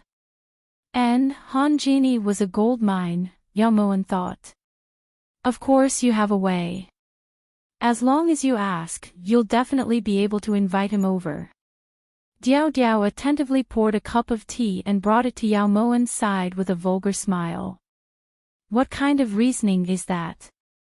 Yao Moen sneered and looked towards Diao Diao. Because he likes Yao Moen. Then you look the same as Yao Moen. As long as you invite him, he'll definitely come. Diao Diao sighed inwardly. That was close. If she had said it out loud, the situation would have gotten out of hand. So it's like that. Yao Moen's gaze moved from Diao Diao to the purple glass and an evil thought gradually appeared in her heart. I'm begging you. If you get Han Genie for Diao Diao, then if you need anything in the future, Diao Diao will definitely go through water and tread on fire without hesitation. Diao Diao immediately expressed her stance. Alright, but after you get him, what do you want to do? Yao Moen's interest was piqued and she looked towards Diao Diao seriously. Of course it's to accompany him, serve him, move him, and then marry him. Ahem, marry him. Diao Diao yearned for the days when they could fly side by side. She was so happy that her snot bubbles started blowing. Wouldn't this be too slow? This saintess does have a method. Come over here. Yao Moen called Diao Diao over to her side and whispered a few words. In just a few seconds, Diao Diao's face had already turned as red as a persimmon. This isn't very moral, right? After Yao Moen said her method, Diao Diao looked towards Yao Moen hesitantly. You want moral? Yao Moen asked doubtfully. I want a handsome guy. Diao Diao nodded firmly and left. Just as Diao Diao opened the door, she saw Yi Junqing standing stiffly outside the door with a tray in his hands. You were eavesdropping. You're looking for a beating. Diao Diao was about to make a move when Yao Moen stopped her. No man will like me if I'm too crude. You should go and prepare. Yao Moen glanced at Yi Junqing, then turned back to the colored glass in her hands. King Chu, please come in. Slow down, don't fall. Diao Diao understood and immediately put Yao Moen's words into action. Yi Junqing couldn't help but tremble, then entered Yao Moen's room. At this time, Diao Diao had already closed the door from the outside. King Chu is looking for Wan. Yao Moen glanced at the pastries Yi Junqing had placed in front of her. Leng Bingxin said that you ordered the kitchen to make these. Junqing can't eat this much, so she brought some over for you. The faint light from the purple-colored glass fell on Yao Moen's face, making her look even more beautiful. She was like Chang'e in the moon, peerlessly beautiful. In Yi Junqing's eyes, Yao Moen had never changed. In his heart, Yao Moen had never left either. Bingxin really is attentive. Since you've put it aside, if King Chu doesn't have anything else, please leave. Yao Moen knew very well what kind of existence she was in Yi Junqing's eyes, so she did her best to avoid being alone with him. Didn't you want to hear about Yao Moen? Junqing will tell you now. Not only did Yi Junqing not leave, he even sat down. Isn't Wan'er an outsider? Asked Yao Moen. I've never been. When I first met Moen, I was still Great Chu's esteemed prince. I was placed under house arrest by Yi Hongyi and had to drink a pot of poisoned wine every day. At that time, I thought that since Ma Xin had already died, even if I was alive, I was just a walking corpse. If the wine was poisoned, then so be it. If I died, then so be it. But then one day, Yao Moen appeared and the rest of my life changed. Yi Junqing ignored Yao Moen's refusal and continued to talk. From when they first met at the esteemed prince's residence to when they hated each other at Guan Osprey Palace, from when Mang Yuan changed sides to when they attacked Chu City, everything was shocking. Yi Junqing used 2 hours to talk about the hardships he and Yao Moen had gone through. When he got to the part where Yao Moen had gone missing, a discordant voice drifted over. When Yi Junqing turned to look, Yao Moen had already fallen asleep by the table. Moen, it's good that you've forgotten Yi Hongyi, it's also good that you've forgotten your hatred, but how could you forget Junqing? How can I make you remember Junqing? Yi Junqing sat there silently and looked at Yao Moen for a long time. Finally, he took off his robe and draped it over Yao Moen before turning to leave. When the door closed, Yao Moen slowly opened her eyes. Her clear eyes were slightly watery. It was a touching story, but unfortunately, it had nothing to do with her. On the roof of Jushin Tower, 2 fairy-like figures stood side by side. Huan Luo unintentionally looked down and saw Qi Kanglan's clenched fist. Her heart gradually sank.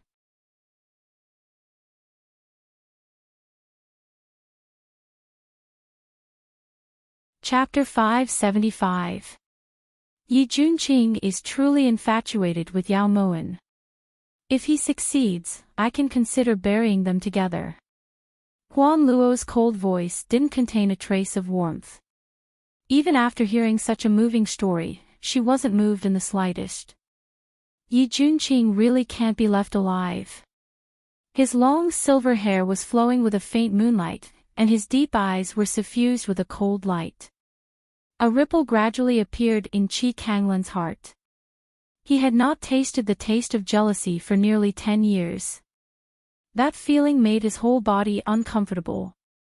For a moment, he really hated that he was not the protagonist of the story, and a sense of loss lingered in his heart. What did Venerable One say? Huan Luo temporarily stopped thinking about Qi Kanglan's generosity towards Yao Moen and changed the topic. She believed that with Venerable One's personality, once a chess piece was abandoned, there would only be one outcome. Bide your time and leave everything to Yao Moen. However, if you find her acting strangely, bring her back to Crimson Flame Country for trial. Qi Kanglan was lying. Sikong Mu's meaning was very clear. If Yao Moen acted strangely, she would be executed on the spot. Venerable One actually favors Yao Moen so much. Huan Luo was doubtful but didn't say anything. Go back first. This priest has something to tell Yao Moen. Qi Kanglan felt uneasy when he thought of his rudeness that day. I'll wait for you here. Huan Luo wasn't stupid enough to give them a chance to be alone together, so she said firmly.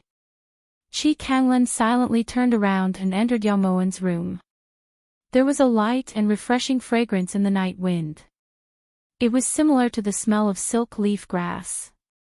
Yao Moen was familiar with this smell. Silk leaf grass could be seen everywhere in Crimson Flame Country's Holy Maiden residence. High Priest didn't bring back Holy Maiden Huan Luo's head. Yao Moen's words were shocking. Since Qi Kanglan had disappeared for a day and a night, he must have found Huan Luo.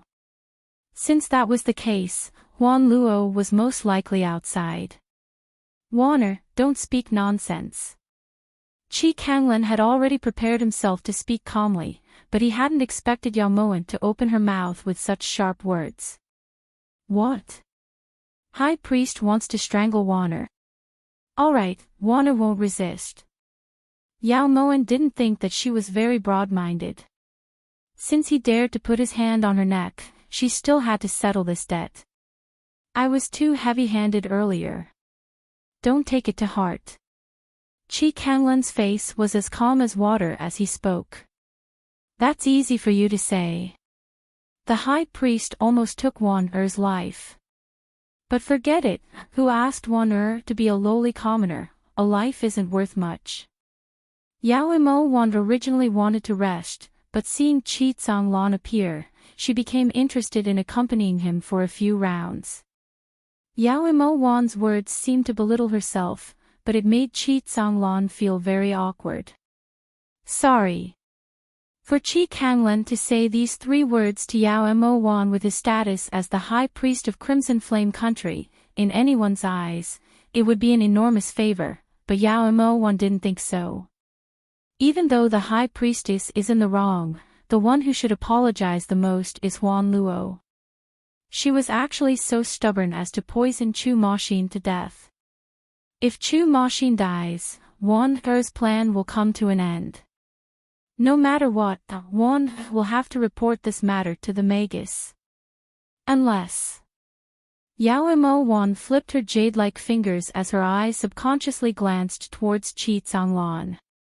Unless what? Chi Tsanglan looked towards Yao Imo Wan. He originally thought that his apology would make Yao Imo Wan feel moved. After all, this was the first time in his life that he was apologizing. Unless Huan Luo is willing to apologize in front of this saintess. Yao Imo Wan knew that what she said was a fantasy. If Huan Luo apologized to her, it would be even more impossible than taking a knife and killing her. If Huan Luo is in the wrong, this high priestess will naturally deal with her. She has no reason to apologize to you. Chi Tsanglan understood Huan Luo's temper.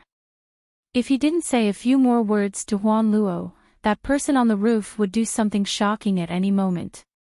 At that time, the situation would be even more unsalvageable. The high priestess' words are unreasonable. No matter how noble Huan Luo's status is, how can it compare to the high priestess? If Wan Er didn't hear wrong, you apologize to Wan Er, right? Why can you do it but Huan Luo can't? Who does she think she is? Yao Imo Wan wanted to intensify the conflict between her and Huan Luo. On one hand, she wanted to give Chi Tsanglan a headache, and on the other hand, she wanted to divert the two's attention. Wan Er, you. Just as Chi Tsanglan was about to retort, a shrill scream suddenly came from the roof. Yao Imo Wan's eyes suddenly turned cold. Then she got up and walked out of the room. Chi Tsanglan followed her out. When Yao Imo Wan walked down the stairs, she suddenly saw Lang Bingxin supporting Yin Shui, who was coughing up blood, as they walked in. Behind them, Diao Diao's hands were clenched into fists as she looked outside vigilantly. What happened? When Yao Imo Wan rushed forward, Yin Shui's chest tightened and she coughed up another mouthful of blood. Bingxin. She's the one who saved Nameless in Great Shu's throne room and injured Han Genie. She definitely knows Master's whereabouts. If it wasn't for the fact that Yao Moan's words had angered Huan Luo on the roof, Huan Luo's true energy wouldn't have exploded and Yin Shui would have sensed her presence. Then things wouldn't have reached this stage. Shopkeeper, look. Lang Bingxin looked towards Yao Imo Wan with a frown as she supported Yin Shui. It's Yao Imo Wan again. Bingxin, Diao Diao, you two help Yin Shui back. You have to find a way to treat her injuries. In the end, she's still a guest. If people find out that the guests staying in Juxian Tower can't even guarantee their personal safety, wouldn't that be ruining their reputation? Yao Imo Wan turned to look towards Huan Luo. Yin Shui isn't leaving. Speak. Where is Yao Imo Wan? Where did you guys hide Yao Imo Wan? Even though she wasn't a match for Huan Luo, even though she would only die if she charged forward, Yin Shui still pushed Lang Bingxin away without hesitation and charged forward. Lowly commoner. You're courting death. Huan Luo was currently in a fit of anger, so she ignored the warning in Yao Mo Wan's eyes. When she saw Yin Shui charge over, Huan Luo immediately circulated her qi and attacked with a palm. Just as Huan Luo's palm was about to land on Yin Shui, a blue figure suddenly descended from the sky and blocked the attack for Yin Shui. Pfff, fresh blood gushed out of Yi Junqing's mouth as a bone-piercing pain washed over him. Yi Junqing clutched his chest as his internal organs shifted. Your Majesty! Yin Shui hadn't expected Yi Junqing to block the attack for her. After a moment of shock, she rushed over to Yi Junqing's side. It's good that you're fine. If something had happened to you, we wouldn't be able to explain things to Mo Wan. Without Lu Xing, without Tingyu, she can't live without you. Pfff, how could Yi Junqing possibly withstand Huan Luo's martial arts? Furthermore, Huan Luo was also in a fit of anger, so she had used all her strength in this attack. If anything happens to your Majesty, how would Yin Shui have the face to see Master? Your Majesty, nothing can happen to you. Tears streamed down Yin Shui's face. As she spoke, she placed her hand on Yi Junqing's back and poured the last bit of her true energy into his body. When Yao Mo Wan saw this, she felt her nose sting and her heart ache. Diao Diao, save those two. Otherwise, that handsome guy of yours won't have a chance. Yao Mo Wan forced herself to calm down and not let her tears fall. When she turned to look at Huan Luo, her gaze was bone-chilling. Diao Diao wanted to protest, but when she saw Yao Mo Wan's icy gaze, she tactfully followed Leng Bingxin to help Yin Shui and Yi Junqing up the stairs. Kanglan, let's go. Huan Luo ignored Yao Mo Wan's murderous gaze and turned to leave. You're leaving just like that after throwing a tantrum at Jushin Tower. Yao Mo Wan walked towards Huan Luo step by step. She clearly didn't know any martial arts, but the coldness from Yao Mo Wan's body caused Huan Luo to shiver. How about it? Huan Luo had always looked down on Yao Mo Wan. Even though Yao Mo Wan was like a phoenix bathed in flames right now, Huan Luo still didn't care about her at all. Slap, a crisp sound rang out. Diao Diao and Leng Bingxin, who were on the third floor, looked at each other in dismay and stuck out their tongues. The moment their master showed her might, a sick cat would turn into a vicious tiger in a minute. Lowly commoner. You dare to hit this holy maiden. Huan Luo, who had been stunned for a long time, seemed to wake up from a dream. She covered her face in disbelief and glared at Yao Mo Wan with eyes that seemed to be spitting fire. Why wouldn't I dare? Yao Mo Wan snorted coldly, her cherry lips curling up in a wanton smile. Her palm felt a bit numb. She had used all her strength in that attack. This holy maiden will kill you. Huan Luo felt great humiliation from Yao Mo Wan's successful sneak attack. At this moment, Huan Luo's palm was sharp and whistled towards Yao Mo Wan like a hurricane. Huan Luo, stop messing around. At the side, Qi Kanglan, who had been silent for a long time, suddenly stepped in front of Yao Mo Wan and took Huan Luo's palm. Huan Luo. Didn't you see? She just hit me. How can you still protect her? Huan Luo felt extremely wronged when she saw Qi Kanglan grabbing her jade-like palm. Tears flowed down her face.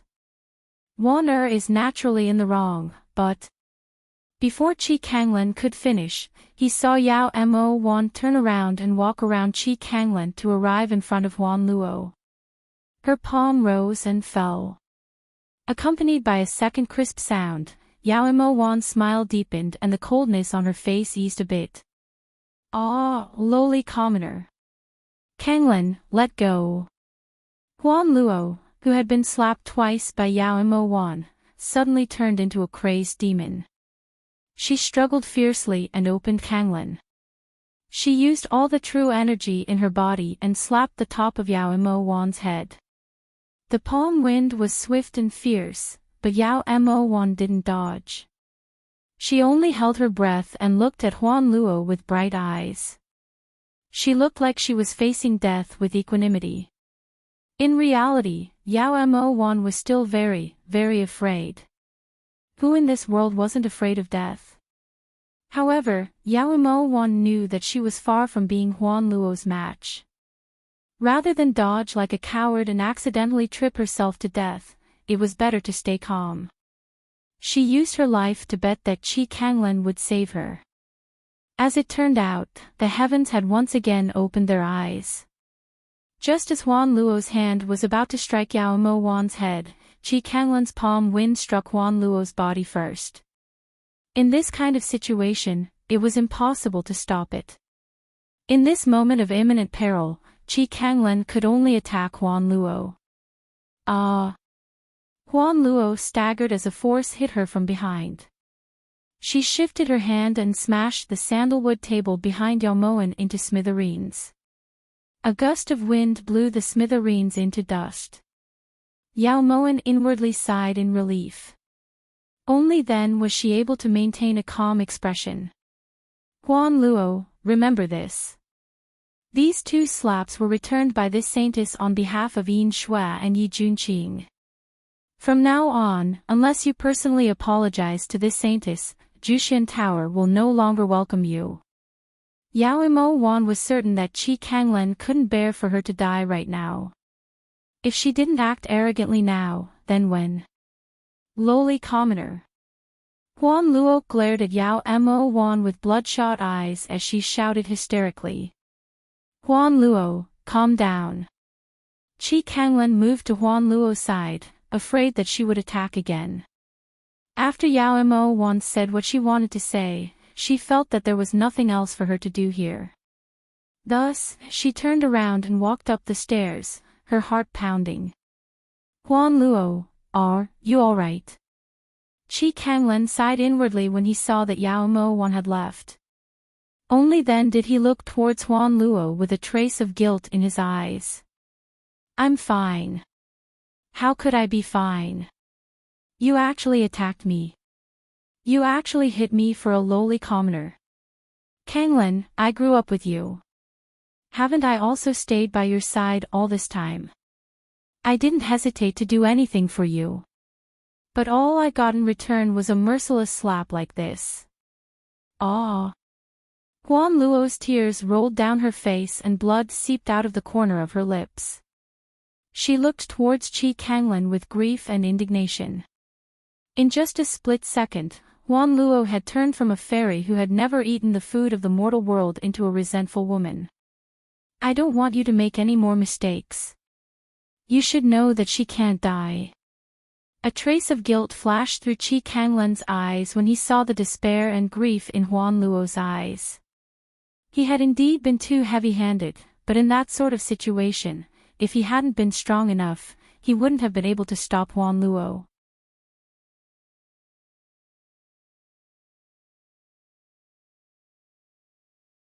Chapter 576. So the one who should die is me, right? Huan Luo clutched her chest and smiled bitterly as she knocked Qi Kanglen out of Jushin Tower. In reality, she really wasn't that heavily injured. The blood was just from biting her cheek. Huan Luo just wanted Qi Kanglen to feel guilty and uneasy. As for Yao Moan, she definitely wouldn't lose. Once Huan Luo left, Qi Kanglen frowned slightly and reflexively looked towards the 3rd floor. Although he was unwilling, he still followed Huan Luo out of Jushin Tower. The moon was clear outside the window and the candlelight flickered in the room. Diao Diao told Yao Moan that she had given Yi Junqing and Yin Shue some pills so they would wake up tomorrow morning. However, their lungs were injured and they would need to rest for a few days. At this time, Yao Moan slowly walked over to Yi Junqing's bed. As she looked at that slightly thin face, she felt indescribably depressed. Yao Moan subconsciously reached out and brushed Yi Junqing's hair aside. For some strange reason, her fingertips didn't leave his face. Instead, they slowly slid down. First, it was his cheekbones that were slightly protruding due to his thinness, then his nose, then his thin lips, and finally his lower jaw. Shopkeeper. When Lang Bingxin pushed the door open, she was shocked to see that Yao Moen's fingertips were gently pinching Yi Juanqing's lower jaw. This scene caused Lang Bingxin to tremble and she immediately wanted to close the door and leave. He's already so thin that he's disfigured. Now that Huan Luo slapped him, I can only hope that he'll be able to work for Jushin Tower again. This Jushin Tower hasn't closed yet. Yao Moen very naturally moved her fingers away and turned to walk to the table. When Lang Bingxin saw this, she had no choice but to enter the room. Shopkeeper, this is today's account book. Thankfully, Mei Ji is helping out, so business is still pretty good. As Lang Bingxin spoke, she handed the account book to Yao Moen. Even though that's true, the income isn't as good as before. Adding on what happened in the past 2 days, the promotion of the flame coins isn't as good as expected.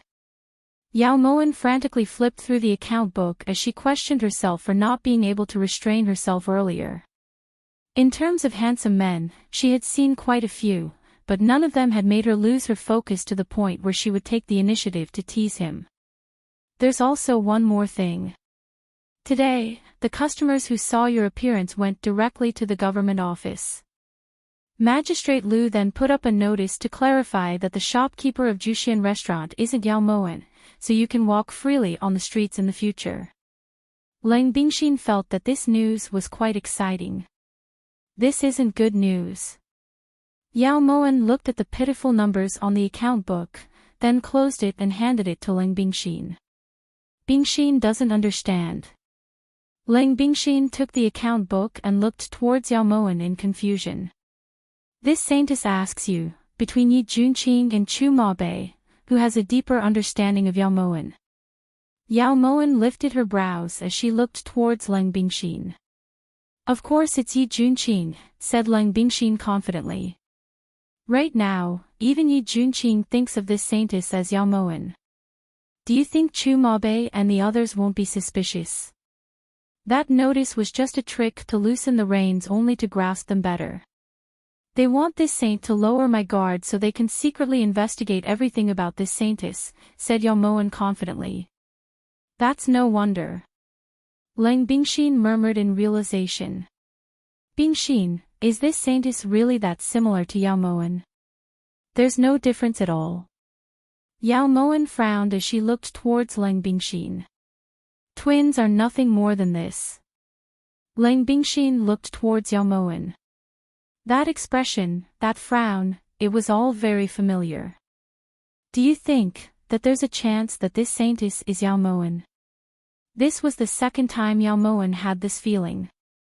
Lang Bingxin was slightly shaken when she heard this and a trace of hesitation flashed through her eyes. When Yao Moen saw Lang Bingxin like this, she smiled. How could that be possible? This saintess might not be someone from Crimson Flame country and might not be some saintess, but there's one thing that isn't a maybe, and that is that this saintess definitely isn't Yao Moen. With Sikong Mu's shrewdness and Qi Kanglan's cautiousness, there's no reason for them to allow Yao Moen to continue living in this world. Yao Moen shook her head as a trace of bitterness flashed through her lips. Perhaps. Lang Bingxin originally still had some hope, but after hearing Yao Moen's analysis, she gave up. However, if they said that Master died, she really couldn't believe it. How could such an incomparably wise and far-sighted woman die just like that? Forget it. No matter who I am, I still have to live. Yao Moen sighed lightly, then turned to leave Yi Juanqing's room. The night passed by uneventfully. The next day, when Yao Moen had just finished washing up and left the room, she saw that Diao Diao was already waiting at the door. Master, you promised Diao Diao. When Diao Diao saw that Yao Moen had come out, she immediately stepped forward and wrapped her arms around Yao Moen's. She had a pleading expression on her face, just like how she had fawned over her master back then. She had practiced this kind of persistent clinging technique to perfection. You didn't sleep all night. Yao Moen allowed Diao Diao to cling to her body. When she glanced sideways, she could clearly see that the circles of Diao Diao's eyes were dark. "I'm nervous." Diao Diao had changed from her usual enchanting and charming appearance to that of a pretty daughter of a humble family. This made Yao Moen feel rather uncomfortable. Cough cough. "After breakfast, this shopkeeper will make a trip in your place." Since Chu Mabe was willing to send out the notice, no matter what his motive was, she should still go and thank him. "You're still eating breakfast?" The corners of Yao Moen's lips couldn't help but twitch at Diao Diao's words. When Yao Moen walked into the main hall of the Lu residence, Chu Mabe, Han Jini, and Chu Maxin were all sitting in the hall with different expressions. Chu Maxin's gaze was as if he had seen the person who had killed his father. His eyes were spitting fire as if he wanted to burn Yao Moen to ashes. Ever since Yao Moen walked in, Han Jini's deep eyes had examined her from head to toe countless times. It was as if he was trying to see through appearances to see the true nature of things. Only Chu Mabe, with that languid posture, that leisurely gaze, and the curve of his thin lips, was just right. If it was a little more, it would be too evil, but if it was a little less, it would be lacking in charm. It made Yao Moen feel uncomfortable all over. Bingxin. Yao Moen gracefully walked to the center of the main hall. After calling out softly, she saw Ling Bingxin walk in with 3 wooden boxes. She then placed the boxes on the table. "What is this?" "Ah, it hurts." Chu Maxin couldn't help but pick up the wooden box. Suddenly, he felt a sharp pain in his fingers. When he lowered his eyes, he saw that the wooden box was pricking his hand. How could such a large Jushin tower not be able to take out a decent wooden box? Chu Mabe lowered his eyes to look at the wooden box. The craftsmanship was so crude that it was unparalleled in the world. Flame coins. What does Holy Manager mean? With Chu Maxin as an example, Han Jini only needed to wave his hand and open the wooden box. "Since you've helped Wan'er avert a calamity, Wan'er naturally has to show some appreciation," said Yao Moen as if it was a matter of course. "You're using this to trick us." Chu Maxin glanced at Yao Moen and said hatefully. "The gift is light, but the sentiment is heavy. This can be considered a big deal for Wan'er. 300,000 flame coins is enough for the 3 of you to eat in Jushin Tower for a year and a half."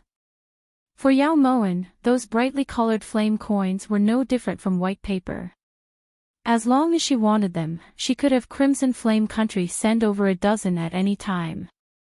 However, if she could use this to invite Chu Mabe and Han Jini to eat at Jushin Tower, the meaning would be completely different. Not to mention that their appearances were outstanding. Just sitting in Jushin Tower would attract countless infatuated fans. With their status, they could also make Jushin Tower famous. Who do you think you are? Who would want to eat at Jushin Tower? Chu Maxin's hostility towards Yao Moen had only increased since that night at the banquet. In Chu Maxin's eyes, in this world, only Yao Moen was worthy of looking like this. Apart from her, anyone else with this face deserved to die 10,000 times over. Maxin. Chu Mabe said sullenly, then looked towards Yao Moen.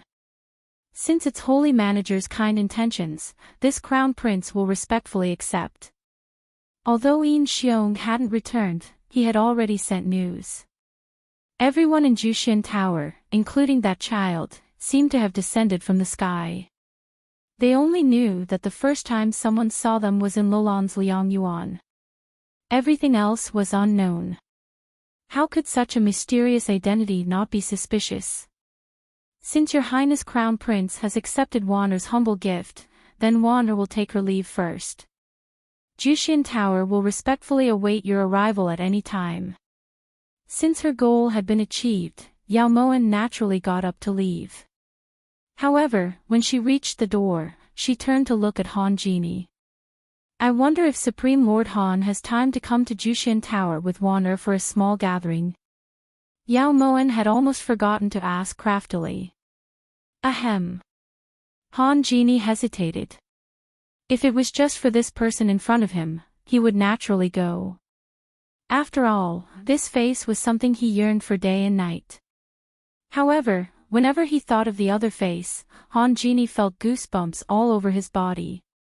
Go, it's rare for Holy Manager to invite you. Chu Mabe instigated. Thus, after a great deal of hesitation, Han Genie and Yao Moen left the Lu residence. On the way, Han Genie sized up Yao Moen several times, wanting to say something but hesitating. Wan can see that Supreme Lord Han cares about Yao Moen. However, Wan may be presumptuous and ask, does Supreme Lord Han have a place in Yao Moen's heart? Yao Moen's question was so straightforward that it caused Han Genie to fall into a momentary awkwardness. If Supreme Lord hesitates, then she doesn't. Since that's the case, why does Supreme Lord care so much about Yao Moen? It would be better to take a step back and see the vast sea and sky. Yao Moen wanted Han Genie to not disappoint the person in front of him. Although Diao Diao's appearance made it seem like she had been in the brothel for many years, Yao Moen knew that Diao Diao's heart was many times purer than Huan Luo's. Especially after interacting with Diao Diao, Yao Moen didn't want to see Diao Diao get hurt. Holy Manager's meaning is that all efforts should be rewarded accordingly. Han Genie's handsome brows slightly rose as he spoke warmly. Should I not? Yao Moen said as if it was a matter of fact. Genie likes Yao Moen. Even if I lose my life for her, I would be willing. However, Genie's request is not for Yao Moen to marry me and become the wife of the city lord of 10,000 Emperor City. Han Genie's thin lips slightly pursed. Under the sunlight, that face was handsome and his temperament was unparalleled. Then what does Supreme Lord want? Yao Moen looked towards Han Genie in disbelief. No matter where Yao Moen is right now, this Supreme Lord only wants her to return safely. No matter who she loves in her heart, I only want her to be happy, even if this happiness has nothing to do with this Supreme Lord. Han Genie's thin lips hooked into a faint smile. The light in his deep eyes pierced Yao Moen's eyes. Selflessness can only cause suffering. Selfishness is the truth. People should plan for themselves in life. Supreme Lord Han will understand this one day. Yao Moen couldn't understand Han Genie's almost perverted way of thinking. She didn't say anything more and walked ahead. Looking at Yao Moen's back, a trace of bitterness flashed through Han Genie's heart. That's right, ever since he met Yao Moen, there wasn't a day that he didn't suffer. However, he was willing. What could he do? When Yao Moen returned to Juxian Tower, she just happened to see Qi Xiu squatting at the door and drawing circles. Little brat, what are you doing? Yao Moen liked this child.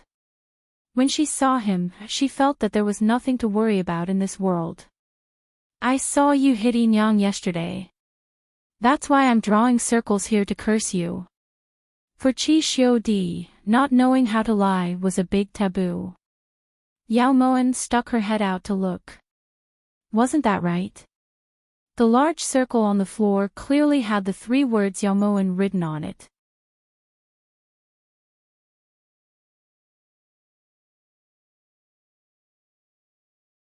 Chapter 577. Then you definitely saw your godfather hit Huan Luo, right? Yao Moen squatted down, picked up a branch, and wrote the 3 words, Qi Kanglan, in the circle without hesitation. What are you doing? How can you write this randomly? Be careful that I release a snake to bite you. Qi Xiu immediately wiped the circle on the ground and glared fiercely at Yao Moen. You definitely saw your Yin hit big sister Yin Shui and King Chu. Xiu, you have to distinguish between right and wrong. It's true that you favor your Yin, but the premise is that your Yin does things honorably. Yao Moen looked at Qi Xiu and said solemnly. Yin always does things honorably. Qi Xiu suddenly stood up and glared at Yao Moen with his hands on his hips. If what she did was right, why did your godfather hit her? Yao Moen slowly stood up and looked at Qi Xiu.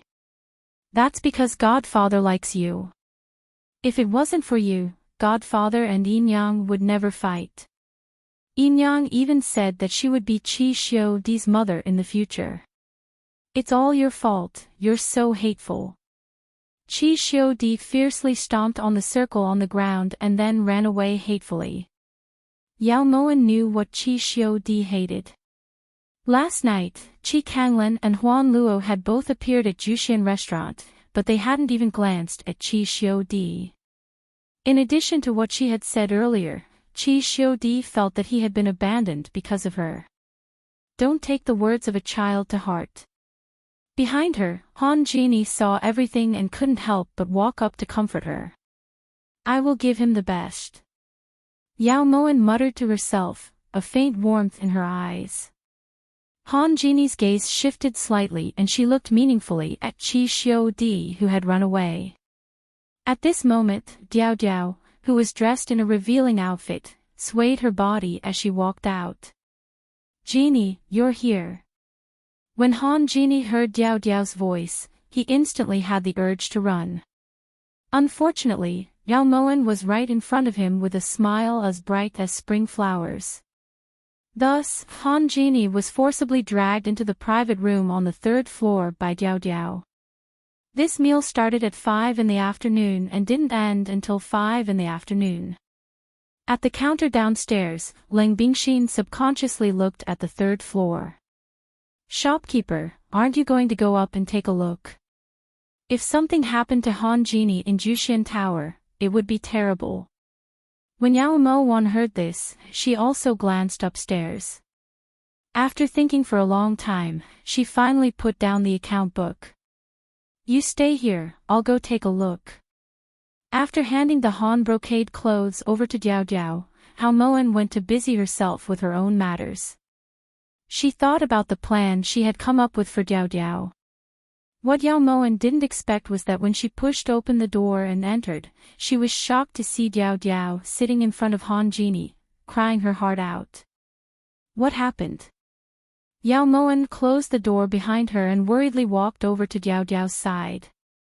Only then did she discover that Han Genie had actually fallen asleep leaning against the chair. Master, I didn't manage to do it. I drugged too much. Diao Diao said, feeling wronged. Tears welled up in her eyes. Knockout drug. I gave you an aphrodisiac, where did you get the knockout drug? Yao Moen looked towards Diao Diao suspiciously. At first, I used an aphrodisiac, but Diao Diao was scared, so I drugged him a bit more. In the end, I drugged too much. Diao Diao's voice carried a heavy sobbing tone. When she spoke, tears flew out. In reality, Han Genie hadn't actually fallen asleep. He had been knocked unconscious by her. Originally, she had prepared to offer her body, but what Diao Diao hadn't expected was that when Han Genie was unconscious, all he kept saying was Yao Moen. Moen, do you know how much I miss you? Moen, what's so bad about Genie? You can say that Genie can even change.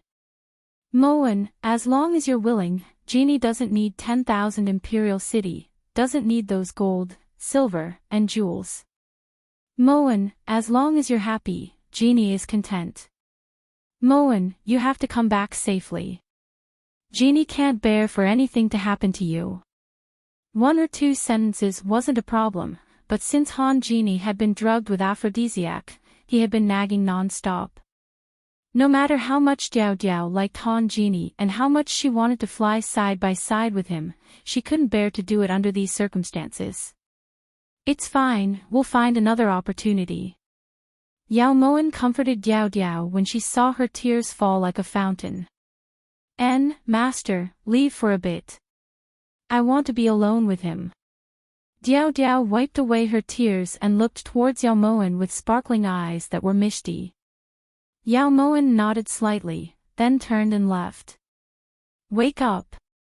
The moment the door closed, Diao Diao patted Han Genie's cheek. Moen. Han Genie muttered in a daze. You like Yao Moen that much? Even if she doesn't like you, you still want to silently miss her for the rest of your life. Diao Diao's voice was heavy with sobs. Seeing that Han Genie didn't say anything, Diao Diao took a deep breath. Don't worry, I'll help you. Diao Diao pursed her lips, her eyes burning. Moen, hurry and come back. On the chair, a tear silently slid down Han Genie's temple. Diao Diao saw this tear very clearly. If there was no one in this world who could treat Yao Moen better than Han Genie, then what reason did Yao Moen have to choose someone else? Diao Diao thought like this. That night, when Ling Bingxin carried the tonic soup to Yi Juanqing's room, she was stopped by Yao Moen. Go take care of Yin Shui, I'll take care of this. Before Ling Bingxin could react, Yao Moen had already taken the tonic soup from her hands. Then, all right. Ling Bingxin hesitated for a moment. Some words were stuck in her throat and she turned to leave. It was true that Diao Diao had lied and Yi Juanqing still hadn't woken up. However, in view of Diao Diao's current mood, Yao Moen felt that there was no need to argue with her. How much longer does he have to lie for? Yao Moen slowly sat down on the side of the bed and lightly scooped up the tonic soup. She blew on it a few times before carefully feeding it to Yi Juanqing. For the rest of his life. Just as Yao Moen pulled back the spoon and was about to take another spoonful, she suddenly heard the person on the bed speak. Cough cough. You're awake. Yao Moen jolted. Their eyes met and her cheeks flushed red. She swore that there was no meaning in her blushing right now. It was just a momentary shock. Yao Moen comforted herself like this. That's right, it's a good thing you're here. Otherwise, Juanqing would think that everything that happened these past few days was just a dream. As soon as he wakes up, Juanqing will search the entire world for you. Moen, don't leave me, all right? Yi Juanqing's deep eyes were filled with faint sorrow and faint satisfaction. This gaze that seemed to want to kill her caused Yao Moen's cheeks to heat up even more. This shopkeeper is called Xing Wan, You can also call this shopkeeper Wan, but you can't call me Moen. This shopkeeper doesn't want to repeat these words. Yao Moen's heart instantly turned cold. She suddenly started to despise the Yao Moen these people were looking for. How could she have the love and protection of so many men? Just what was so good about her? Sorry. I forgot that you lost your memories. Yi Juanqing lowered his gaze bitterly and propped his hands on the bed to prop himself up and lean back. Who said that? Yao Moen's eyes turned cold as she looked towards Yi Juanqing. I guessed.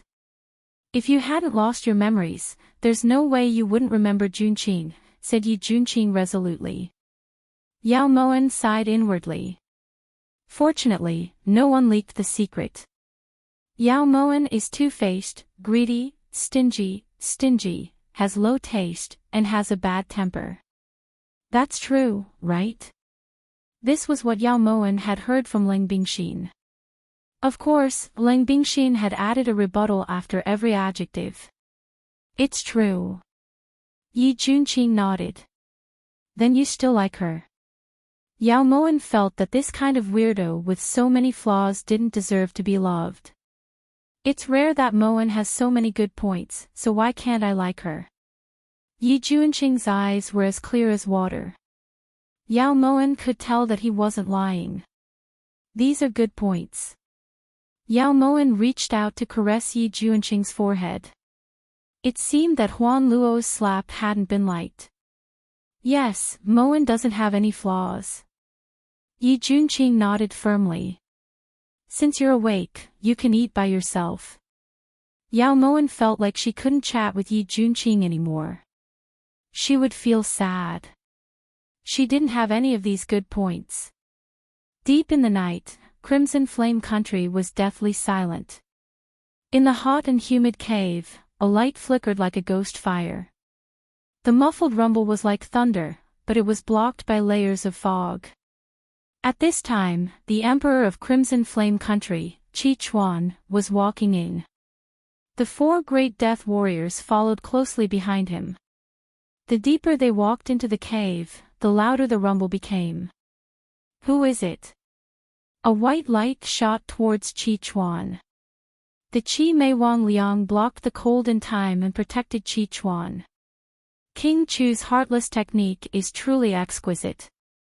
With just one move, you forced our 4 death warriors to attack at the same time. Admirable. Chi Chuan's voice was deep and powerful. It was obvious that he was an expert. In the darkness, Yi Hongyi walked out with heavy steps. The dim light from the cave walls made his face look like the king of hell. Yi Hongyi kowtows in salute to Flame Emperor. Yi Hongyi cupped his fists and knelt on one knee on the ground. There wasn't the slightest bit of warmth in his voice. "King Chu, please get up. In terms of status, we can't accept this greeting." Chi Chuan personally walked up to help Yi Hongyi up. Flame Emperor's words are too serious. Hongyi is just a stray dog, how could he compare to Flame Emperor? Yi Hongyi deliberately distanced himself from Chi Chuan and took 2 steps back. Chi Chuan pursed his lips and ordered the Qi Mei Wang Liang to light up the lights in the cave. Chi Chuan borrowed the candlelight to clearly see Yi Hongyi's appearance. If it wasn't for the 2 words animal, clearly visible on his head, Yi Hongyi could still be considered a handsome and elegant man. As if noticing Chi Chuan's gaze, Yi Hongyi instinctively lowered his head. The bangs on his forehead fell down and blocked the 2 words. "Does Flame Emperor have something to discuss with Hongyi?" asked Yi Hongyi in a low voice. His tone was less respectful. Everyone in Crimson Flame Country knew that Emperor Chi Chuan was just a decoration. The person who truly held the power of life and death in Crimson Flame Country was the sect master of the Imperial Sect, as well as Crimson Flame Country sorcerer, Sikong Mu. "We wish to discuss a great plan with King Chu. As long as King Chu is willing to help us get rid of Chi Kanglan, Wan Luo, and Diao Diao by Sikong Mu's side and help us seize power in Crimson Flame Country, we will establish an alliance. When we unify Eastern Continent in the future, we will sit on the same throne as King Chu." Chi Chuan got right to the point. "This." Yi Hongyi looked towards Chi Chuan in shock. He never expected that Chi Chuan would have the ambition to overthrow Sikong Mu, just like how he never expected that Yi Junqing would dare to betray him. "This matter is of great importance. We know that King Chu needs time to consider." "It's fine, we will wait here." Chi Chuan's meaning was for Yi Hongyi to immediately express his stance. "Hongyi is incompetent and virtuous, I fear that it will be difficult for me to take on such a heavy responsibility." Yi Hongyi wasn't stupid enough to throw away a watermelon to pick up a sesame seed. Being able to cling on to his superior Sikong Mu was already a great fortune in his misfortune. There was really no need for him to provoke Chi Chuan, who was only an emperor in name.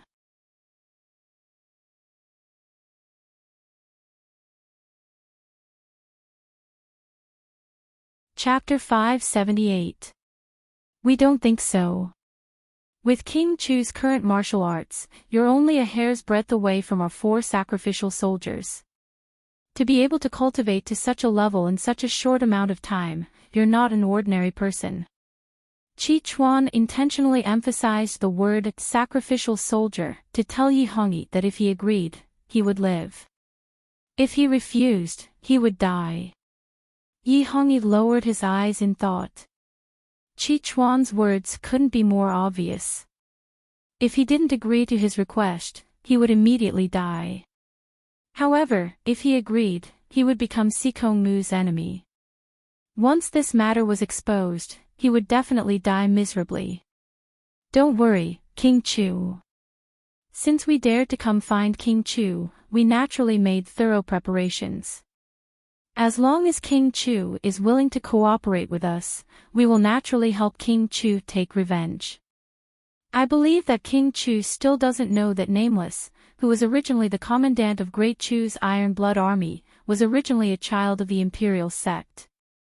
When Yi Junqing attacked Great Chu's imperial capital and Nameless suddenly disappeared, did King Chu not suspect anything?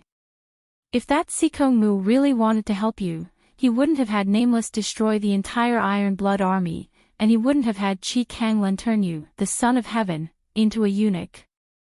That's not all. Wasn't it Sikong Mu's idea that King Chu had to endure the pain of changing your skin time and time again? Since Qi Chuan had come to find Yi Hongyi, he had naturally investigated Yi Hongyi's background. What does Flame Emperor want Hongyi to do? Yi Hongyi felt like there was an enormous dragon spitting fire in his heart. It continuously used flames to engulf every inch of his skin. The pain was extreme. If he had personally thrown Zhong'er to death and forced Yao Moxin to her death back then everything Yi Junqing and Yao Moan had done to him was infuriating. King Chu's heartless technique has already reached perfection. If we're not wrong, Sikong Mu will soon send King Chu out of Crimson Flame Country. At that time, King Chu will definitely find a chance to get close to Qi Kanglan, Huan Luo, and Diao Diao. These three can be said to be Sikong Mu's left and right arms. As long as they're killed, Sikong Mu won't be able to do anything alone, said Qi Chuan through gritted teeth. He had waited too long for this chance. Even if the three of them are dead, the Imperial sect's power in Crimson Flame Country cannot be underestimated. Flame Emperor. Yi Hongyi looked towards Qi Chuan. Did you really think that I was just a decoration all these years? Don't worry, King Chu. As long as Qi Kanglan and the others are dead, there will no longer be an imperial sect in the Crimson Flame Nation. Qi Chuan vowed. Since that's the case, Hongyi is willing to go through water and tread on fire for Flame Emperor, said Yi Hongyi perfunctorily. He bowed and cupped his fists to show his sincerity. All right. A wise man submits to circumstances. One day, I will make King Chu rejoice in his choice today. Bring it here. As soon as Qi Chuan stopped talking, he saw Qi Mei bring up the golden scroll. What is the meaning of this, Flame Emperor? Yi Hongyi looked at the golden scroll in front of him, his eyes cold. With the golden scroll as proof, it can also be considered as my guarantee to King Chu. Qi Chuan's words were dignified, but in reality, he was using it to threaten Yi Hongyi. If there was even the slightest sign of trouble, Yi Hongyi wouldn't be able to escape responsibility. Yi Hongyi was speechless. After a moment of hesitation, he lifted the brush and signed his name on the golden scroll. Now, Yi Hongyi was forced to become Qi Chuan's subordinate and secretly help Qi Chuan deal with Sikong Mu. Once Qi Chuan left, a cold glint flashed through Yi Hongyi's eyes.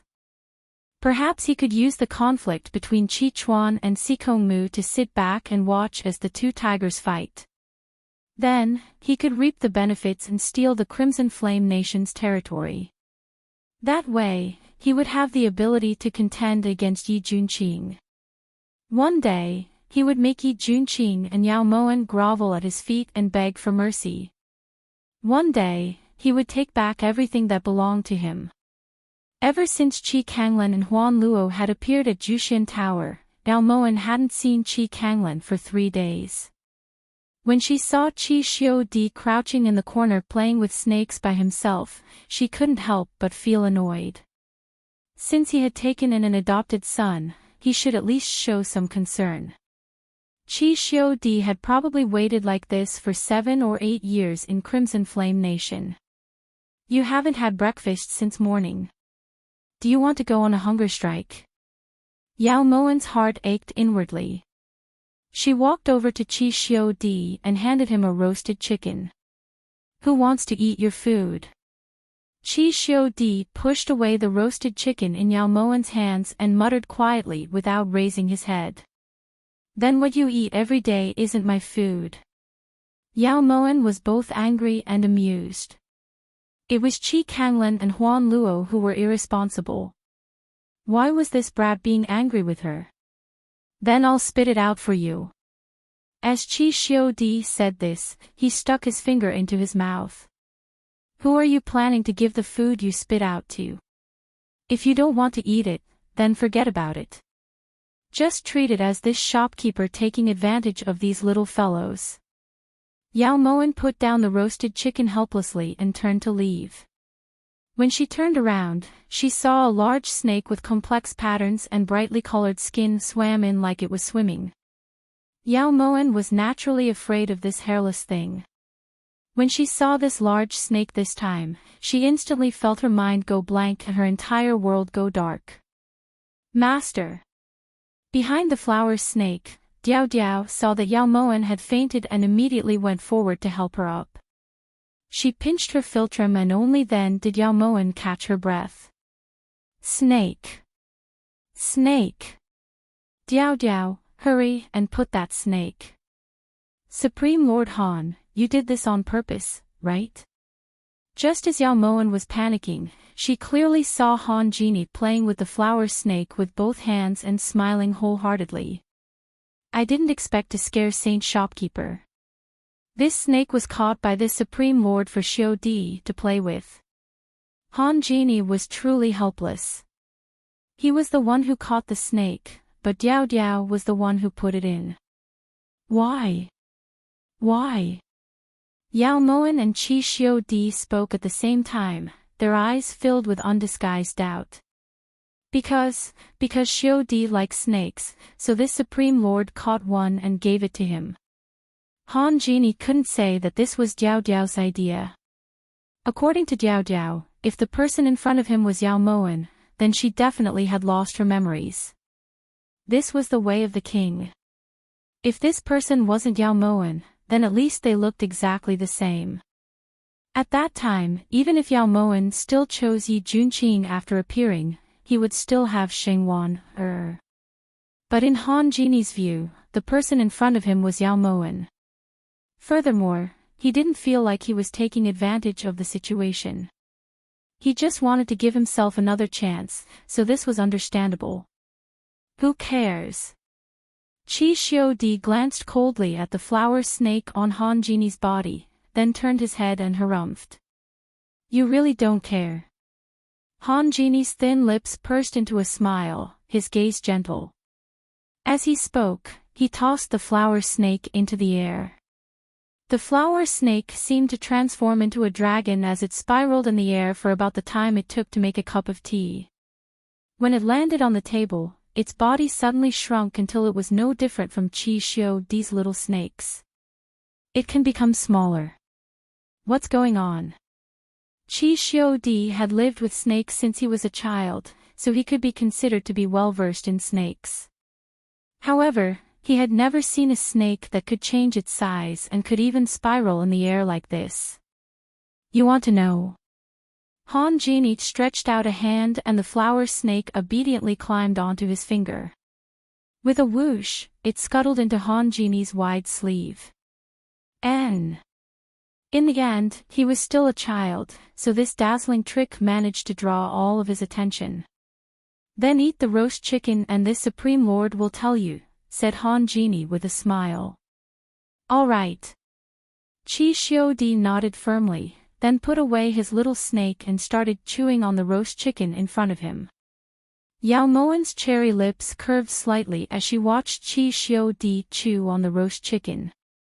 When she turned to look towards Han Genie, a trace of gratitude appeared in her eyes. Moen, so you're here. Right at this time, Yi Junqing weakly walked down the stairs and looked towards Yao Moen with a pale face. King Chu, why did you get off the bed? When Yao Moen saw that Yi Junqing's body was swaying, as if he could fall at any moment, Yao Moen quickly walked over. I've already recovered, so I came down to see if there was anything I could help you with. When Yi Junqing saw the worry in Yao Moen's eyes, he suddenly felt much more at ease. When it's time for you to help, Warner naturally won't be polite. Yao Moen didn't waste words and immediately helped Yi Junqing up the stairs. Then she seemed to think of something and turned to look towards Diao Diao. If Supreme Lord Han doesn't have any important matters, there's no harm in staying at Jushin Tower for a while. Diao Diao, why aren't you brewing some tea for Supreme Lord Han?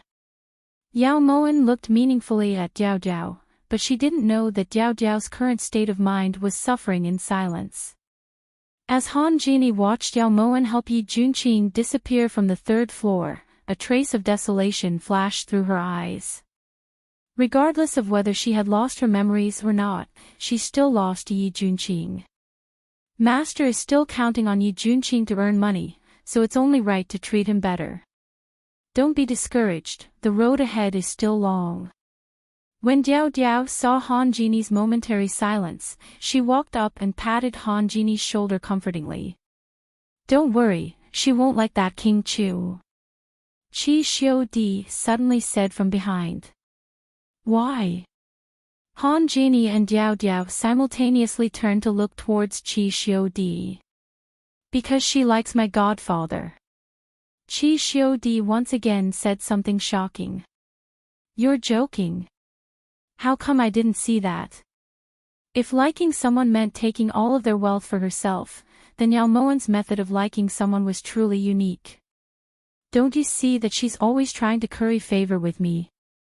She wants me to put in a good word for her in front of Godfather. Keep dreaming. The one my godfather likes is Yinyang, she can't compare to my Yinyang at all. Qi Xiu Di bit into the roasted chicken Yao Moen gave her as she criticized Yao Moen 10,000 times. Devilish brat, what do you know about currying favor? Diao Diao threw a stir-fried chestnut at him but was stopped by Han Jini. You really think that Saint Manager is currying favor with you? Han Jini slowly crouched down in front of Qi Xiu Di, his eyes as calm as still water. Otherwise, why would she treat me so well? Qi Xiu Di couldn't find a better explanation. Because she likes you. She once told this honorable master that she would give you the best things in this world. Han Jini's thin lips lightly pursed. The one who was truly currying favor with this little fellow was him, Han Jini. He was the one who was really counting on Qi Xiu Di to put in a good word for him. Thus, that night, Qi Xiu Di took the initiative to find Yao Moen, who was calculating the accounts for the first time, and solemnly told her something. You're not my type. After hearing Qi Xiu Di's words, Yao Moen's hand that was fiddling with the abacus suddenly stopped and she blankly looked towards Qi Xiu Di. The girl I like is called Bean Sprout, she's in Crimson Flame Country. Seeing that Yao Moen didn't say anything, Qi Xiu Di continued. In order to make Yao Moen believe that what he said was the truth, Qi Xiu Di also listed a series of proofs that he liked Bean Sprout. Afraid that Yao Moen wouldn't give up, Qi Xiu Di also said at least 30 names of girls that he had a good impression of. Qi Xiu Di used almost an entire night to make Yao Moen understand one thing. This seemingly innocent and adorable little boy in front of her was actually a womanizer. Ah, Qi Kanglin. Come out here for this old lady. If the upper beam isn't straight, the lower beam will be crooked. In Yao Moen's room, a lion's roar resounded. Yao Moen's promotion of flame coins didn't seem to be a good omen in Chu Mabei's eyes. At this moment, Chu Mabei was holding the flame coins and comparing them with the history of coins since ancient times, hoping that he could find some clues from the flame coins. Imperial brother, do you think that Xingwan is Yao Moen? This question had been bothering Chu Maxin for a long time. It's hard to say. Chu Mabei didn't raise his head and carefully flipped through every page of the history of coins.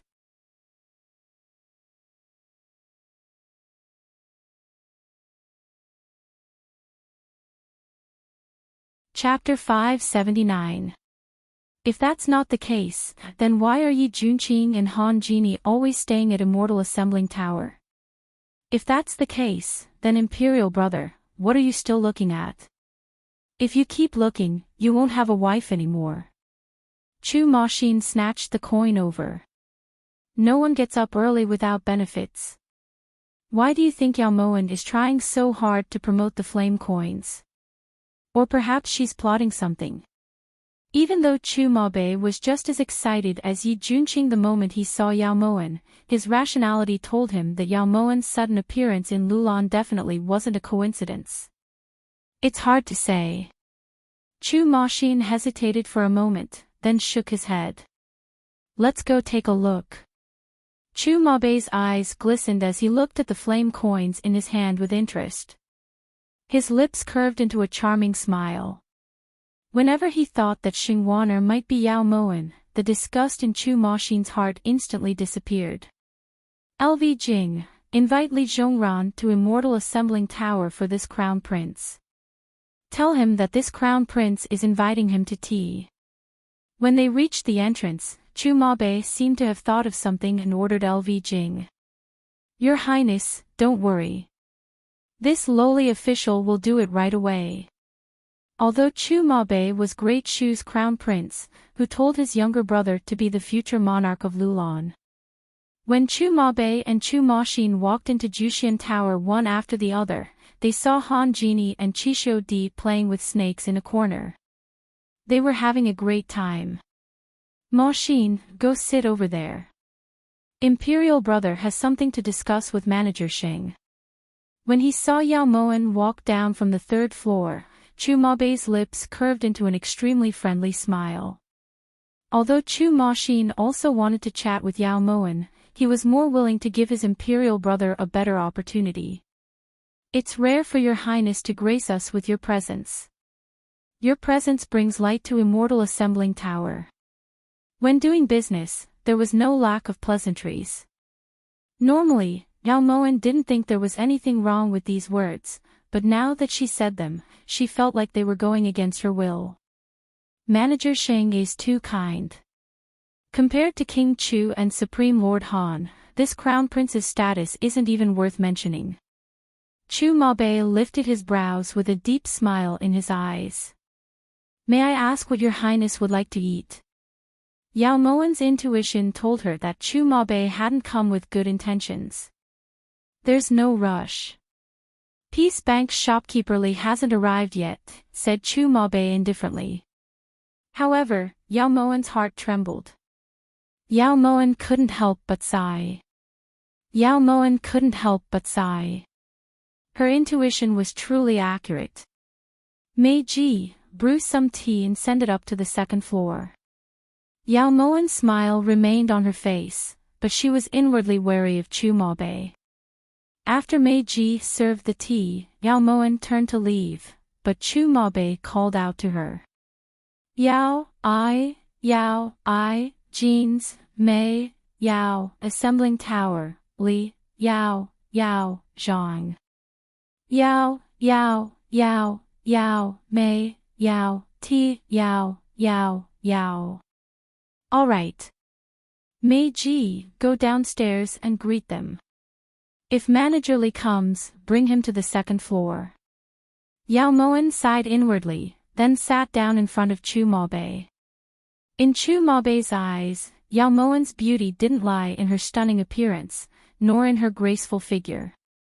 Rather, it lay in the temperament that emanated from her bones. It was unique. Yes, unique. Facing the woman in front of him, Chu Maobei felt something he hadn't felt in a long time. Your Highness is thinking of Yao Moen. Unfortunately, Wan isn't. Yao Moen coughed lightly when she felt the heat in Chu Maobei's eyes, then pushed the teacup in front of Chu Maobei. No, this crown prince is thinking about the flame coins right now. Chu Maobei leaned back lazily and took out 5 different denominations of flame coins from his sleeves. He placed them neatly on the table. Your Highness, what do you mean? Yao Moen's beautiful eyes were like water. When she saw the flame coins on the table, a trace of fear flashed through her eyes. Didn't she say he didn't come with good intentions? It's nothing, it's just that. Just as Chu Maobei was about to speak, Mei Ji had already led Li Zhongran into the private room. This commoner kowtows in salute to your highness. Li Zhongran's hair was white like silver and he was dressed in high-quality brocade. He respectfully kowtowed towards Chu Maobei, but his heart was pounding. Rise. Shopkeeper Li, sit over here. When he saw Li Zhongran, Chu Maobei's devilishly thin lips curved slightly. In an instant, he returned to normal. However, Yao Moen was able to clearly see what happened in that instant. This god of plague was probably going to use the flame coins to talk. That was what Yao Moen thought. Many thanks, Your Highness. Li Zhongran trembled as he sat between Yao Moen and Chu Maobei. From time to time, he would choke and not even dare to breathe too loudly. This crown prince heard that shopkeeper Li's peace bank is an ancestral business. Does that mean that shopkeeper Li has read as many coins as there are carps in the river? Chu Maobei slowly straightened his body and elegantly lifted the teacup. He took a light sip, and his sharp eyes pierced Li Zhongran's heart like two sharp blades. I wouldn't dare. How could this commoner be more experienced and knowledgeable than Your Highness? Li Zhongran immediately bowed. It was difficult to conceal the cowardice in his respect. Sit down. It's just a casual chat. Look, shopkeeper Xing is doing very well. When he saw Li Zhongran stand up, Chu Maobei suddenly smiled and waved his hand, indicating for Li Zhongran to sit down. At the side, Yao Moen saw all of this and cursed inwardly. Just now, Chu Maobei had clearly given Li Zhongran a show of strength. Many thanks, Your Highness. Li Zhongran subconsciously wiped the sweat off his forehead and sat down nervously. I believe that shopkeeper Li isn't unfamiliar with these coins, right? Chu Maobei used his slender jade-like fingers to point at the flame coins on the table. His demonic eyes swept past Yao Moen and landed on Li Zhongran's face. Replying Your Highness, these are flame coins. Li Zhongran lowered his gaze to look at the flame coins on the table. If he had known that flame coins would bring him so much trouble, he wouldn't have coveted those few thousand taels of silver. Flame coins. Then this crown prince would like to hear about their origins. There were no records of this type of coin in the 3-palm-thick books of coin history. At this moment, Chu Maobei was looking towards Li Zhongran curiously. This type of flame coin. Shopkeeper Sheng.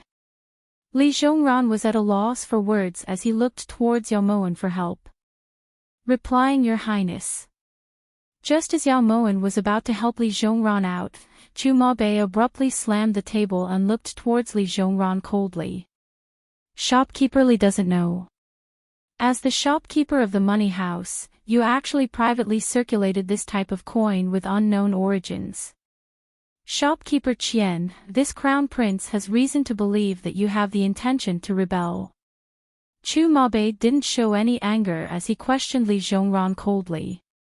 Your Highness is wise. This commoner was just momentarily confused and definitely doesn't have the intention to rebel. How could Li Zhongran endure this kind of shock? He immediately knelt on the ground and kowtowed desperately. You say that you don't have the intention to rebel. Who can prove that? Chu Maobei deliberately gave Yao Moen a chance to interject. Yao Moen knew that Chu Maobei was baiting her, but she had no choice but to charge forward. Otherwise, she would definitely lose the support of the peace bank. Warner can prove that shopkeeper Li doesn't have the intention to rebel. Warner asked shopkeeper Li to exchange these flame coins on her behalf. If Your Highness has any doubts, Warner is willing to dispel any doubts Your Highness has. Yao Moen's eyes were clear as she looked towards Chu Maobei coldly. Oh. So that's how it is. Shopkeeper Li, why didn't you say so earlier? Hurry and get up. Chu Maobei had a look of realization on his face. Yao Moen's heart was about to explode from anger. What are you pretending for? Don't you know? Many thanks, Your Highness. Li Zhongran got up timidly with both hands clutching his heart. Fortunately, he had drunk a bowl of Chinese medicine before coming. Otherwise, he probably wouldn't be able to get up. Shopkeeper Lee, take a look. What do you think of the design and printing of this coin? Chu Mabe didn't even look at Yao Moen as he pushed the coin in front of Li Zhongran. At this moment, if Li Zhongran still didn't understand Chu Mabe's intentions, then he would have wasted his many years in this business. This commoner obeys. Li Zhongran nodded and bowed as he picked up the flame coin. He pretended to look at it over and over again. Although he noticed the anticipation in Yao Moen's eyes, he could only apologize in his heart. Replying, Your Highness, based on this commoner's years of experience, this kind of coin's design is monotonous and the workmanship is crude. The paper used to make the coin is extremely cheap and the ink used to print it can be found everywhere. Strictly speaking, this kind of coin itself isn't worth a single coin. In reality, Li Zhongran had already verified the value of this flame coin when he first saw it. Just based on his evaluation, this kind of flame coin was even more valuable than the banknotes circulating in the market. Shopkeeper Li, you're joking, right? Yao Moen looked towards Li Zhongran with disdain and contempt in her eyes. This commoner guarantees on his integrity that every word is true. Li Zhongran didn't even look at Yao Moen. Instead, he looked towards Chu Mabe. And this crown prince believes in your integrity. Chu Mabe nodded slightly before looking towards Yao Moen. Shopkeeper Xing, this crown prince is truly curious. What are you thinking? You actually want to circulate this kind of crappy coin, and you even dare to sell it at the same price as banknotes. TSK. Chu Mabe picked up the flame coin with 2 fingers and shook his head in disgust. Because this shopkeeper doesn't have integrity. Yao Moen looked towards Li Zhongran hatefully. Chu Mabe was clearly here to cause trouble. Even if she groveled and groveled, he wouldn't be lenient. Since that was the case, there was no reason for her to be humble. Actually, this crown prince really doesn't think highly of this kind of flame coin. If shopkeeper Xing insists on continuing to circulate this kind of flame coin and wants to preserve its value, then there's no harm in making some slight changes. For example, you can change the paper to the commonly used Lu Xian paper. As for the ink, you can choose Jin Xiang ink. As for the font, it should at least be something that the common people can understand. Chu Mabe gave his own suggestion. Yao Moen couldn't help but curse inside. This was also called a slight change. What if Wan isn't willing? If it could be changed to what Chu Mabe was talking about, then she might as well just issue banknotes instead of going through all this trouble. One had to know that if she made a slight change, then it wouldn't be a flame coin anymore and wouldn't be able to achieve the same effect. Yao Moen didn't care, but someone else did. Then this matter. Chu Mabe hesitated. If your Highness Crown Prince has something to say, just say it.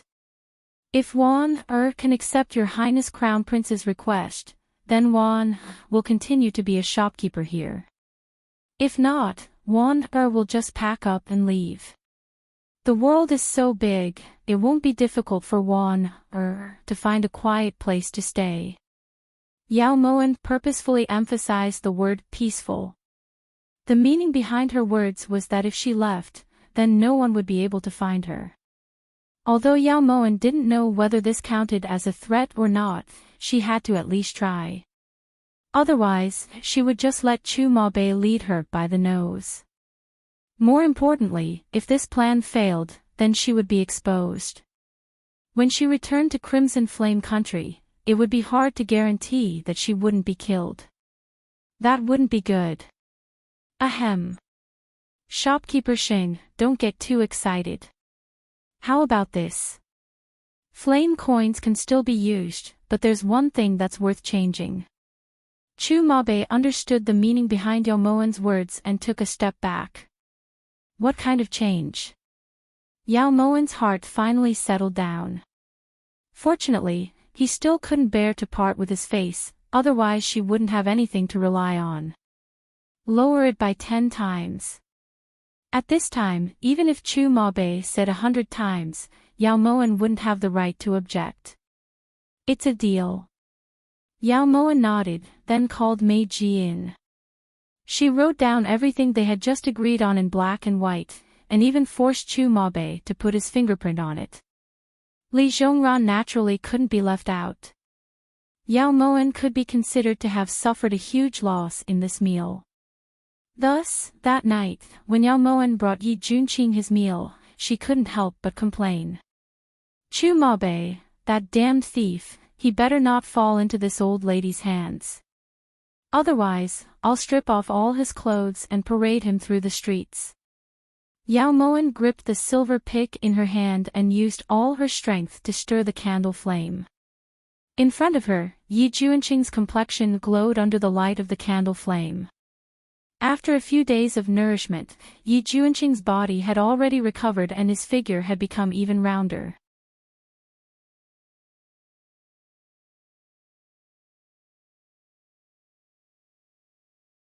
Chapter 580. You've done a lot of these things. As Yi Junqing scooped up the porridge, his eyes glowed brilliantly. When they left Lulan, Yao Moen and Chu Mabe had only exchanged a glance before Yao Moen gave him the title of perverted thief. Back in Mang Yuan, she had stripped Huangfu Juanqiu's clothes. Who would believe that the person in front of them wasn't Yao Moen? If King Chu mentions anything about Yao Moen in front of Wanner again, then I'm sorry, but Jushan Tower won't be able to keep King Chu. Ever since Yao Moen first laid eyes on Yi Junqing in Jushan restaurant, she had developed a different kind of feeling towards this man who didn't have a good figure and appearance. It was hard to explain. Sorry, it seems like Chu Mabe really angered you today. Yi Junqing didn't want to argue with Yao Moen about whether it was true or not, so he changed the topic. That bastard actually reduced the value of the flame coins by 10 times. Do you even know what 10 times that means? Yao Moen looked towards Yi Junqing as she complained. She suddenly found the man in front of her much more pleasing to the eye. Do you really want to sell the flame coins? Yi Junqing's eyes were sharp. Over the past few days, he could tell that Yao Moen hadn't opened Jushan Tower to make money. Her goal was flame coins. We have to push them out. Yao Moen clenched her teeth. Let's go back to the Great Chu. I can issue a decree at any time, and things will be easy. Yi Junqing's deep eyes shone with a warmth that was as gentle as moonlight. His thin lips lifted slightly as he spoke of the decision he had been thinking about for a long time. Yao Moen's heart couldn't help but tremble. She looked towards Yi Junqing seriously, her fine eyelashes casting shadows in the candlelight. Isn't it a very good idea? Yi Junqing felt that Yao Moen should be excited. After all, this decision would allow her to relax quite a bit. From tomorrow onwards, you don't have to eat dinner. Yao Moen suddenly got up and walked over to Yi Junqing solemnly. She snatched the spoon out of his hand and threw it into the bowl. Then she picked up the tray and resolutely kicked the door open to leave. As he stared at the creaking door, Yi Junqing couldn't help but choke. Did he say something wrong? No. When she returned to her room, Yao Moen abruptly slammed the tray onto the table, splattering the ginseng soup all over the table. Master, did Yi Junqing make you angry? When Diao Diao, who had been leaning against the door, saw Yao Moen sitting on the chair with a frosty expression, she walked in. Call Lang Bingxin here. I want to change my face. Yao Moen's sudden words made Diao Diao feel that the situation was serious. She immediately closed the door and walked over to Yao Moen's side. Master, these words can't be said so casually. Diao Diao worriedly sat beside Yao Moen. If her face was changed, would she still be alive? I just said it casually. If those people really liked Yao Moen, how could they not even be able to tell if it was real or fake? Whenever Yao Moen recalled the focus and determination in Yi Junqing's eyes, her heart would feel stifled. Master, you couldn't have fallen for Yi Junqing, right? Don't. No matter how I look at it, he's not as good as Han Genie. Diao Diao lifted her brows and looked towards Yao Moen as she spoke probingly. Nonsense. What reason does this saintess have to be moved by someone whose mouth is full of Yao Mo Wan? I really don't understand, what's so good about Yao Mo Wan that Yi Junqing would be head over heels for her, to the point that he would even give up the country. If he really promoted flamed coins to Great Chu, hadn't he thought about the consequences? He really didn't know if Chu Mabe was too smart or if Yi Junqing was too stupid. It was Yi Junqing who was too sentimental. This is bad. When Diao Diao saw that Yao Moen's face was completely red from anger, she twirled the ribbon in front of her chest as she muttered to herself. What's bad? Yao Moen turned to look towards Diao Diao. Master, do you have time tomorrow? Diao Diao deliberately concealed the hesitation in her eyes as she asked. This saintess has nothing but time right now, said Yao Moen. Then let's go hunt in the back mountains tomorrow, suggested Diao Diao. Ha, with this saintess's current skills, who do you think I can beat? Tigers? Black bears? Or wild dogs? Yao Moen felt a chill run down her spine at Diao Diao's suggestion. Having her go hunting was equivalent to murder. Ahem. Isn't there still Diao Diao? Also, Han Genie and Qixio Di will be going, added Diao Diao. Then this saintess can't go. Yao Moen looked towards Diao Diao meaningfully. Of course Master has to go. At that time, Qixio Di will have someone to accompany him. Diao Diao's explanation was reasonable. Furthermore, she really was in a bad mood, so it was necessary to go out and relax. That's fine. Yao Moen nodded. When Diao Diao saw that everything was settled, she was just about to turn and leave when Yao Moen called her back. Bring this to Yi Junqing. These words seemed light and breezy, but they made Diao Diao's heart feel incomparably heavy. She had promised Han Genie that she would help him catch up to Yao Moen, but now, the situation had developed far beyond her expectations. On the roof of Jushin Tower, two figures descended like gods. Their ink-colored robes fluttered in the air. Yao Moen has fallen in love with Yi Junqing. She's no longer trustworthy.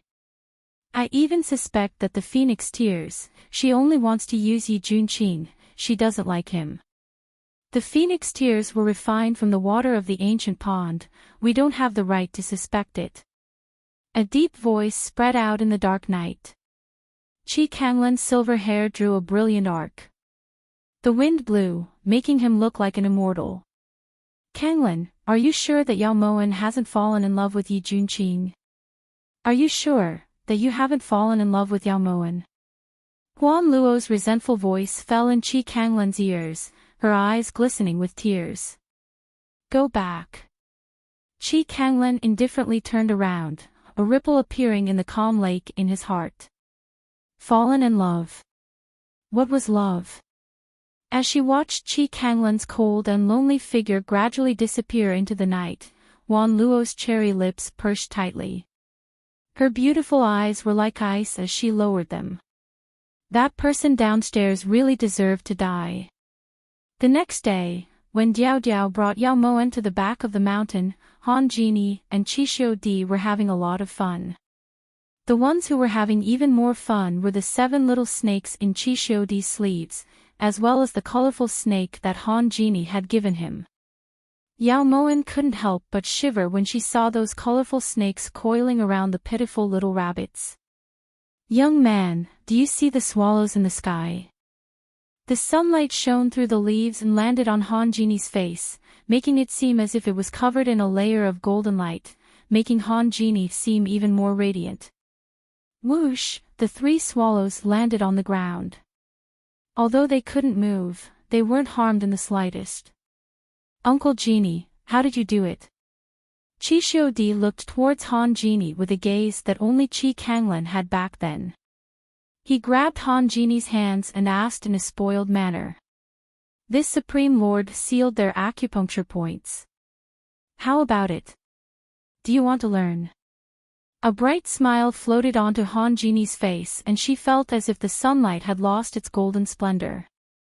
After a long time, even though the world had changed, that smile would still linger in Yao Moen's heart. What a beautiful person. Diao Diao couldn't help but sigh as she stood by Yao Moen's side. Her eyes seemed to have grown on Han Genie and couldn't move away. That's why you have to grasp it well. Yao Moen slowly walked over. Diao Diao followed behind and returned the same words to Yao Moen. As long as you can catch a wild deer, Uncle Genie will teach it to you. Seeing Yao Moen and Diao Diao walk over, Han Genie patted Qishuodi's head and said with a bright smile. It's a deal. Qishuodi firmly nodded and then turned around, coincidentally bumping into Yao Moen. I'll accompany you. Yao Moen naturally understood the purpose of her trip, so she stretched out her hand to curry favor. However, before she could touch Qishuodi's head, she was pushed away. See, you can't even stand properly and you still want to show off. Older sister Diao Diao, accompany me, okay? Qishuodi didn't wait for Diao Diao to nod and already pulled Diao Diao away. Hey! Diao Diao! Yao Moen blanked. What was this situation? Is Manager Xing alright? Seeing that Yao Moen's feet were unsteady, Han Genie quickly stepped forward and gently supported Yao Moen. His movements were calm and steady, not the slightest bit out of line. The so-called gentleman should be like Han Genie. Yao Moen inwardly rejoiced that Diao Diao had picked up a treasure. It's nothing, we haven't seen each other for a few days. Sovereign's relationship with that devilish brat isn't bad. Yao Moen deliberately circled to Han Genie's left side to avoid those brightly colored little snakes. Manager Sheng is talking about Qishuodi. This child is smart and quick-witted, this sovereign likes him. Han Genie admitted that at first, because of Yao Moen's words, he wanted to treat Qishuodi better and then attract Yao Moen's attention. However, after interacting with Qishuodi, he really liked this child. Sovereign's taste is truly out of the ordinary. Yao Moen laughed involuntarily. To be able to like Qishuodi, one must either have a strong willpower or a thick enough skin. The former referred to Han Genie and the latter referred to herself. Manager Xing also came to hunt. Yao Moen's appearance was only a surprise that Diao Diao wanted to give Han Genie, so Han Genie didn't know that Yao Moen would come. Cough, to stretch my muscles and bones. Yao Moen explained awkwardly. When she opened her eyes, Diao Diao and Qishuodi had already disappeared. Then let's go together. Being so close to Yao Moen, Han Genie only felt a wave of warmth enter his heart. After 3 months of waiting and anticipation, he only hoped that Yao Moen could be safe. Although Yao Moen had forgotten 10,000 Emperor City, as long as she lived well, that was enough. The soft leaves piled up on the small path in the forest. Yao Moen was careful with every step she took, afraid that a snake would suddenly attack. Other than Genie, everything that can breathe is at least 100 meters away. A clear and melodious voice rang in Yao Moen's ears. Han Genie's hearty laughter was even more melodious than the orioles in the forest. When Yao Moen heard this, she let out a sigh of relief. Diao Diao is a pretty good girl. Yao Moen looked towards Han Genie with seemingly deep meaning. And, compared to Yao Moen, the women this sovereign knows are all pretty good. Han Genie's bright eyes flashed with a trace of dullness. The hands under his wide sleeves gradually tightened. Really? Then Sovereign Han means. These past few days, it was rare for someone to evaluate Yao Moen like this. She was very happy. But this sovereign likes to be abused. Without Moen by my side, this sovereign really can't sleep. Han Genie smiled bitterly. The curve of his thin lips contained a lot of helplessness and sorrow. Then Sovereign really is looking for abuse. It's not just Sovereign that's looking for abuse, Yi Junqing and Chu Mabe also have this problem.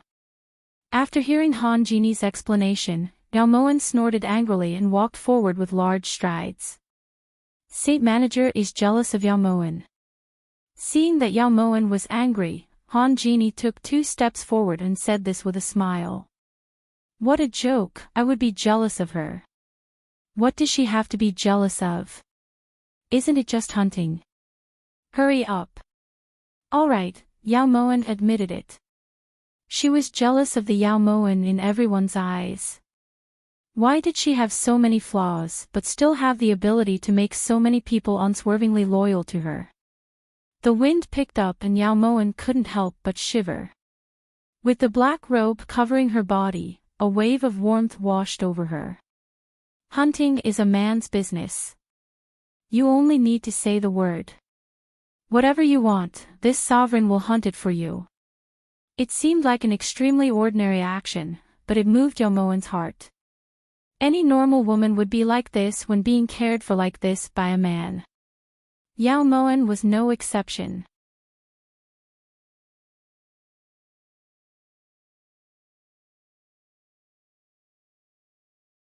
Chapter 581. However, Yao Moen's nature was still different from ordinary people. Thus, Yao Moen didn't stand on ceremony and ordered the wild rabbit, pheasant, wild deer, and all sorts of wild game that Jushian Restaurant's kitchen lacked the most. She was so tired that Han Genie felt dizzy and finally collapsed, gasping for breath. On the other side of the forest, Diao Diao sat on a high branch with a leaf in her mouth. She was playing with the little squirrel she had just caught. She was facing the sky with a blank expression. Hurry and unseal my acupuncture points.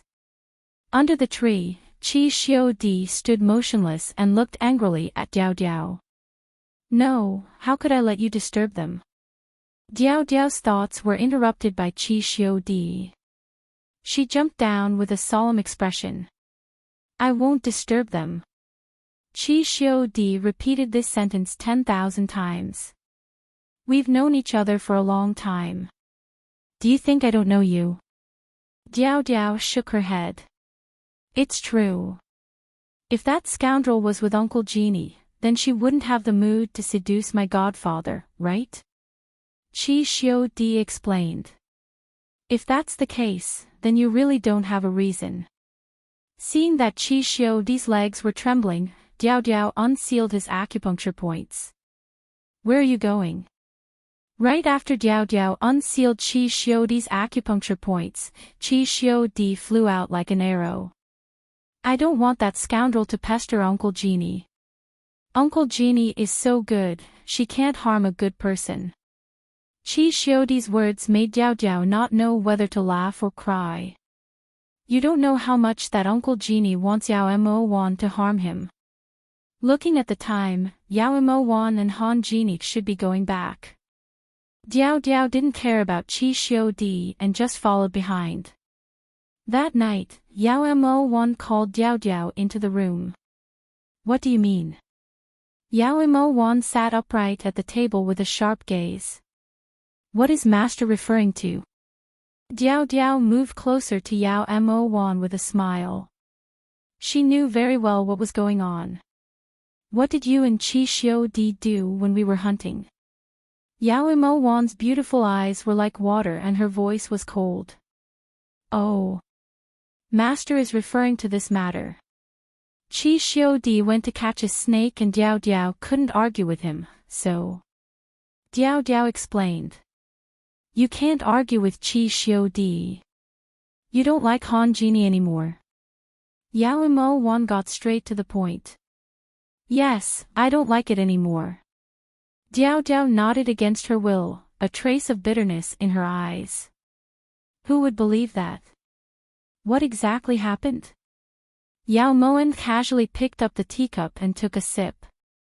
Her eyes lifted slightly as she indicated for Diao Diao to sit down. He doesn't look good, and his temperament isn't outstanding either. Most importantly, he's not a virgin.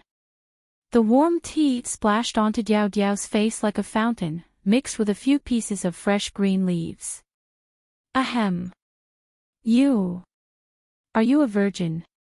Why are your requirements so strict? Yao Moan was shocked by Diao Diao's words. Master, are you doubting Diao Diao's chastity? Diao Diao wiped the tea stains off her face and said angrily. Yes.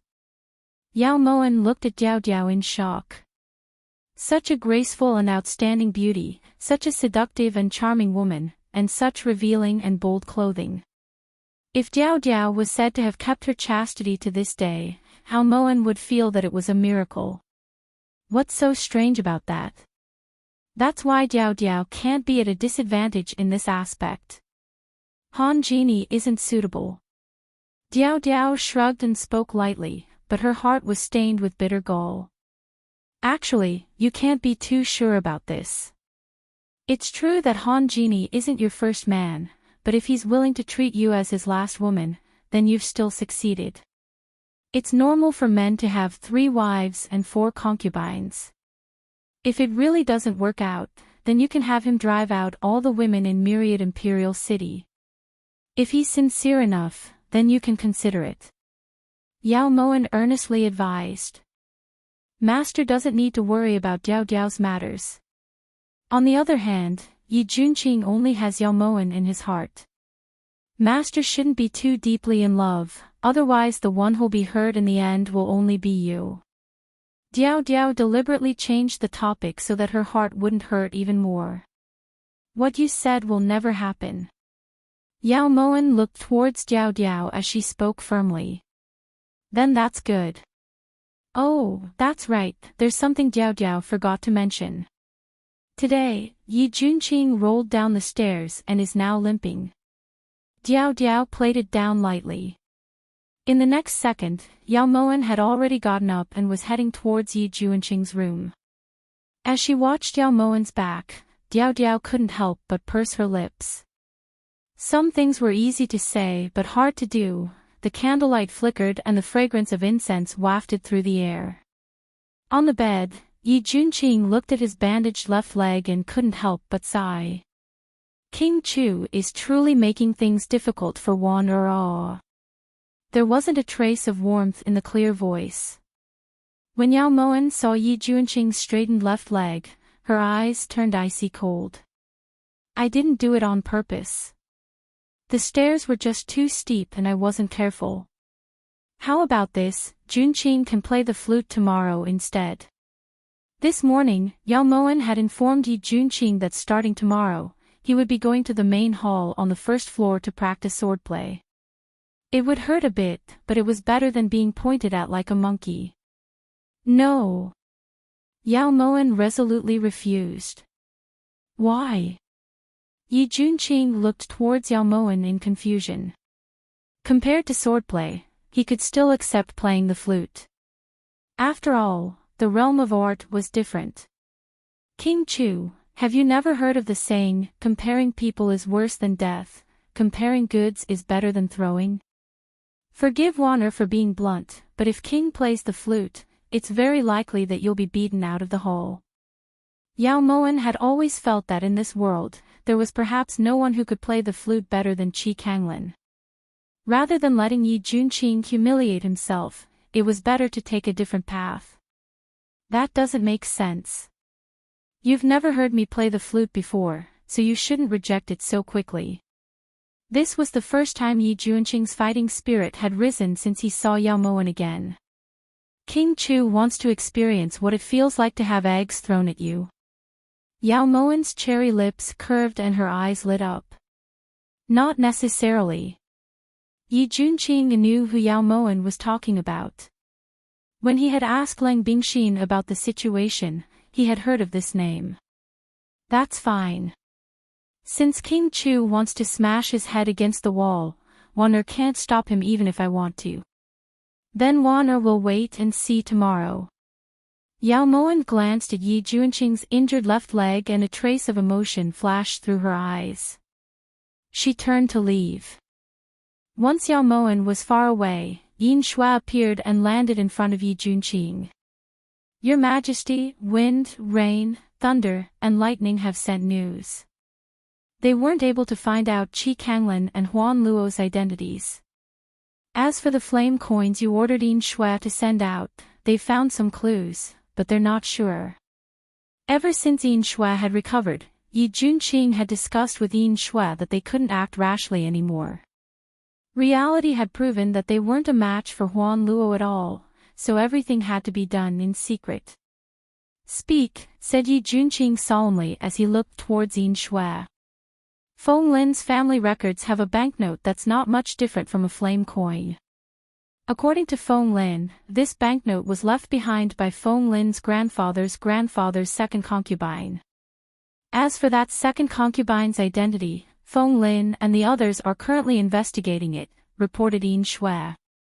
How distant? Yi Junqing frowned slightly. He felt that this clue could be ignored. Your Majesty, Chu Mabe went to look for Saint Manager and forcefully reduced the value of the flame coins by 10 times. He's clearly aware of this as well. Has Your Majesty ever thought of cooperating with Chu Mabe? Suggested Yin Shui. Keep a low profile for now and let them fight. We believe that it won't be long before Chu Mabe comes looking for us. A cold light flashed through Yi Junqing's sharp eyes. No matter who it was that had caused Yao Moen to become like this, they had to pay the price. In reality, the appearance of Yao Moen and Qi Kanglan's group was like a stone that caused 1,000 ripples. Although these people were publicly pestering Yao Moen, they all had their own plans in secret. A storm was brewing, and the wind had just started blowing. There wasn't a single crescent moon to be found in the deep blue dome of heaven. Countless stars filled the sky. Didn't you feel it was beneath you to come back? What? You can't bear to lose face, so you want this saintess to plead for leniency for you. Diao Diao stood upright on the roof, her light veil fluttering in the wind. This saintess never expected that you'd actually be a saint of love. You clearly care about Han Genie, but you still want to help Han Genie obtain Yao Moen. Huan Luo's long white dress fluttered in the wind. There wasn't the slightest bit of warmth in her cold eyes. I'm doing it willingly, it's none of your business. Diao Diao glanced at Huan Luo before looking up angrily. This saintess is just reminding you out of goodwill. Even if you give your happiness to Yao Moen, she might not necessarily accept it. As long as Yi Junqing exists, Yao Moen will never fall in love with Han Genie. Huan Luo sneered as she looked towards Diao Diao. Ruthlessness flashed through her heart. From the moment Yi Junqing and Yin Shui had attacked her, she had been filled with killing intent. It wasn't just Yi Junqing. Chu Mabe and Han Genie all deserved to die. She was going to kill everyone who stood on Yao Moen's side. What are you trying to say? Diao Diao crossed her arms and looked towards Huan Luo. Yi Junqing must die, said Huan Luo coldly. So you're saying this because you want Diao Diao to secretly get rid of Yi Junqing? Huan Luo, Diao Diao doesn't think she's smart, but that doesn't mean that any random passerby can use this miss as a weapon. If you want Yi Junqing's life, you can do it yourself. There's no need to go through so much trouble. Let me guess. You don't want Qi Kanglan to know, right? Huan Luo, I truly pity you. You've been chasing after Qi Kanglan for over a decade, but unfortunately, you still can't compare to Yao Moen, who you've only known for less than half a year. Diao Diao's lips curved up into a charming smile. Shut up. How could Kanglan possibly like Yao Moen? This is simply a fantasy. Diao Diao's words touched on a taboo in Huan Luo's heart. Huan Luo. Even someone as beautiful as you has a time when you're lacking in confidence. Look at your conflicted expression right now, there's no beauty to speak of. In reality, you know better than anyone that Qi Kanglan treats Yao Moen differently. If it wasn't for the fact that Qi Kanglan put in a good word for you in front of Daoist, would Daoist have agreed to Yao Moen's so-called assimilation? Think about it yourself. Diao Diao smiled mischievously, then turned and landed like a swallow in Jushin Tower. It can't be. Yao Moen is a lowly commoner, and Lon Kanglan hates lowly commoners the most, so how could he like Yao Moen? It can't be. Huan Luo shook her head subconsciously, then her pupils constricted. She clenched her fists tightly, as if she wanted to punch the Jushin Tower beneath her feet into dust. Ever since Chu Maxin had arrived in Xiang, Chu Mabe, Han Jini, and Yi Junqing had arrived one after another, Jushin Tower was no longer as bustling as before. This time, Yao Moen had brought out the gimmick of heavenly music, and Jushin Tower had returned to its former glory. Shopkeeper, do you really want King Chu to perform in public? Lang Bingxin choked when she saw that the first and second floors were packed with people. If those ministers of the Chu court found out about this, their hearts would probably ache to death. Chu Mabe forced this saintess to reduce the value of the flame coins by 10 times, but that's actually not a bad thing. Nowadays, there are more and more people coming to Peace Bank to exchange for flame coins. Those common people might be reluctant to part with 10 taels of silver, but 1 tael of silver isn't much in their eyes. It's a blessing in disguise. Yao Moen looked at the 3-meter-tall stage in the center of the main hall as she muttered to herself. At the side, the corners of Lang Bingxin's lips twitched, then she turned and walked down to help Diao Diao and Mei Ji.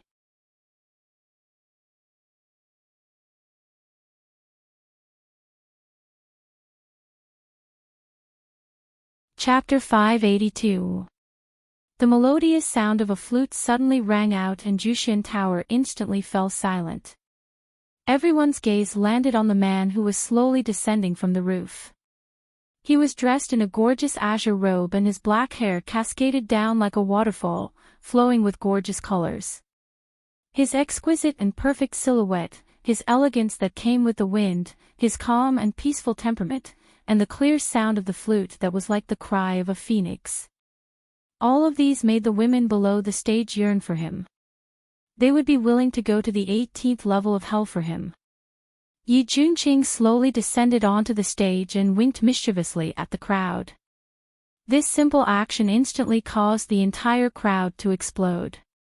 The women who were about to be married no longer cared about being reserved and began to cry out crazily. Some of them even cried out like fountains. A large amount of silver was thrown onto the stage and a few pieces of silver naughtily bounced onto Yi Junqing's toes. The sound of the flute instantly changed and a few different notes appeared. But at this time, who really cared about how elegant this flute sound was? On the 3rd floor, Yao Moen, who was supposed to be very gratified by this scene, had a face as dark as the bottom of a pot. The effect isn't bad. At some point, Diao Diao had already appeared behind Yao Moen. A bunch of love-struck fools. Yao Moen growled hatefully. She then turned around but bumped right into Diao Diao. What are you doing up here instead of helping out below the stage? Slacking off. Don't you want your wages anymore? Yao Moen said hatefully as she pushed Diao Diao away. Master, you aren't jealous, right? When Diao Diao saw that Yao Moen's face had turned purple from anger, her heart sank slightly. Could it be that Han Jini no longer had a chance? How could that be? He would be hurt. When Yao Moen heard the word jealous, she immediately turned around. When she saw that pair of cold eyes that could kill and whip corpses, Diao Diao couldn't help but shrug and quietly go down the stairs. Just when the situation was out of control, a figure landed on the high platform like a deity. No one could see where he came from, but no one cared about it. White clothes, silver hair, incomparably handsome. The appearance of Qi Kanglan caused those crazy people to immediately calm down. The two flute sounds intertwined, but there was not the slightest bit of abruptness. It was an extraordinary fusion. The railing on the 3rd floor stopped. Yao Mo Wan, who was about to leave, was instantly drawn back by Qi Kanglan's appearance. Although she didn't understand why Qi Kanglan had suddenly appeared, there was one thing. When she saw that most of those infatuated gazes had shifted from Yi Junqing to Qi Kanglin, Yao Mo1 instantly felt much better. Diao Diao, call Yi Junqing down. Tell him to stop embarrassing himself. Yao Moan slowly walked down the stairs to Diao Diao's side. Diao Diao naturally accepted the order and immediately leaped onto the stage. She dragged Yi Junqing, whose legs weren't very nimble, down. Yi Junqing limped into the rear hole. Why did you let Junqing come down? I have no reason to come down. In front of Yao Moan, Yi Junqing no longer referred to himself as Zhen, because in front of Yao Moan, he wasn't an emperor, he was just a man who was willing to lay down his life for the love of his life. A certain someone should know his own limits. Yao Moan blew on her tea as she said this indifferently. You're saying that I'm inferior to Qi Kanglin? That's impossible. My martial arts might be inferior to his, but he's definitely no match for me when it comes to playing the flute. Yi Junqing stood up straight. What's the use of knowing how to play the flute? Do you really not know what those ladies like? Yao Moan deliberately widened her eyes and looked towards Yi Junqing seriously. What do they like? Face. Are you saying that I'm not as good-looking as Qi Kanglin? Yi Junqing's forehead instantly darkened.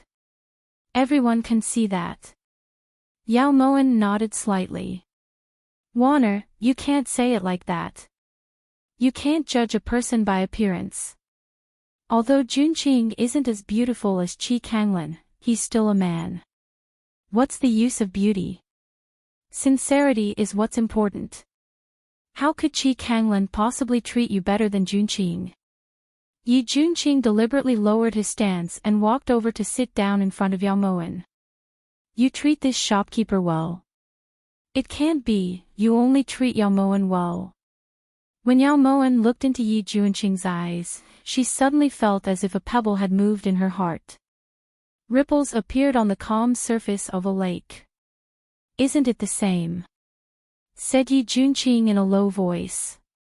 How could it be the same?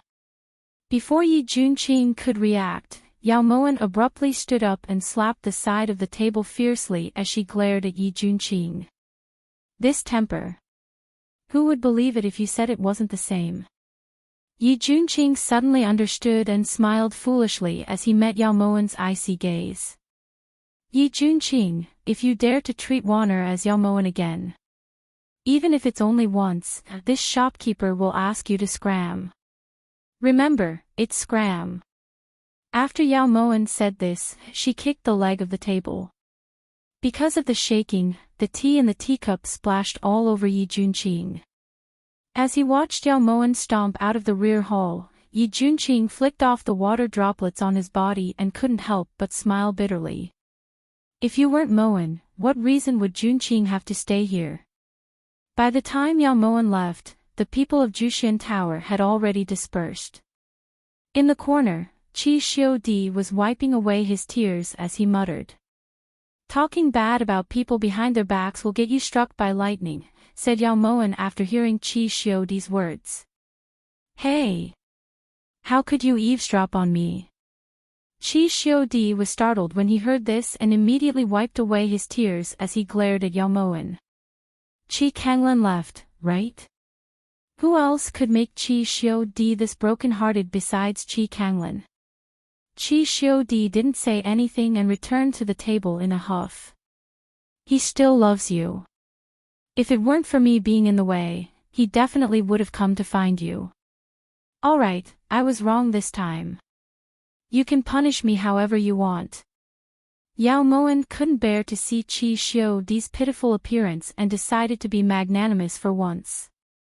Godfather and Yin already have their own child, so Qi Xiudi is no longer important. It has nothing to do with you. Qi Xiudi lowered his head as tears welled up in his eyes. Yao Moan's heart hurt so much. It was as if Qi Xiudi's tears had fallen onto her heart and burned with unbearable pain. Who said that? Yao Moan's eyes widened as if she wanted to eat the instigator alive.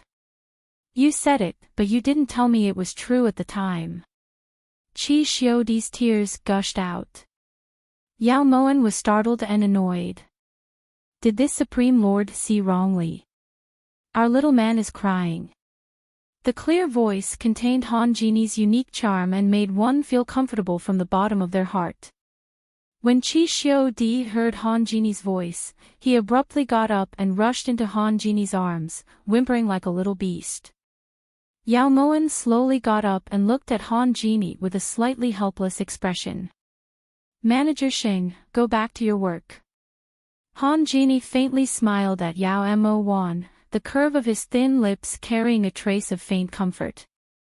At some point, Qi Kanglan suddenly felt that his relationship with Huan Luo was worsening.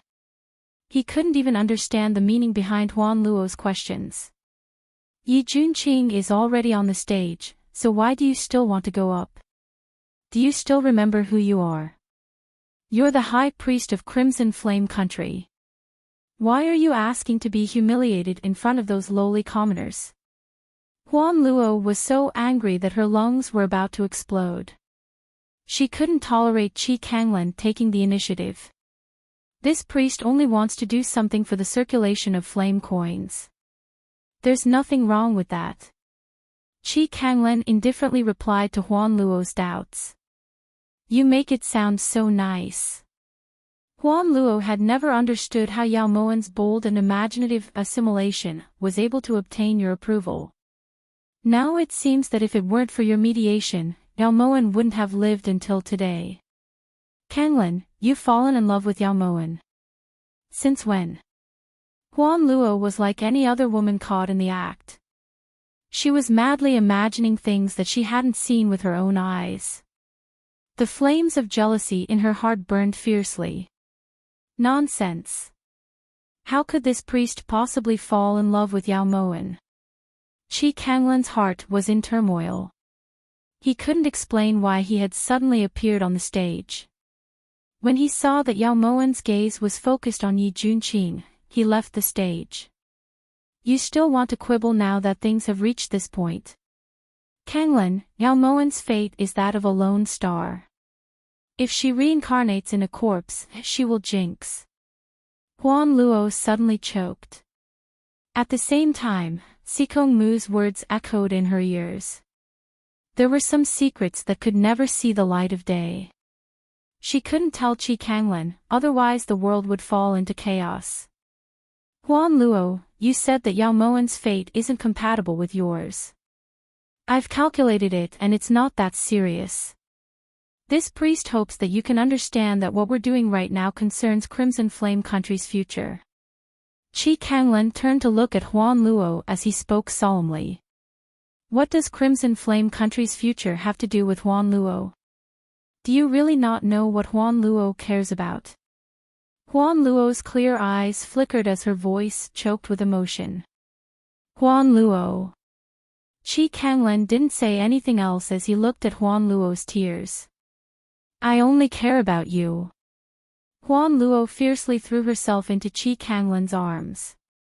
Tears streamed down her face, and a chill shot out from the sparkling light. That night, as Yao Moan sat in her room, her mind wandered. She had to admit that when Yi Junqing's flute had started playing, her heart had moved. Although it had only been a tiny bit, she had truly felt her heart quicken by half a beat. Like Yi Junqing. Yao Moan was frightened by her own thoughts. What a love-struck fool. Who are you thinking of? Qi Xiudi walked in with his hands clasped behind his back. His eyes were as sharp as an eagle's as he looked at Yao Moan. Xiudi, when will you grow up? This saintess has been waiting for so long. When Yao Moan saw that it was Qi Xiudi, she put down the account book and looked at him lovingly. You were waiting for me.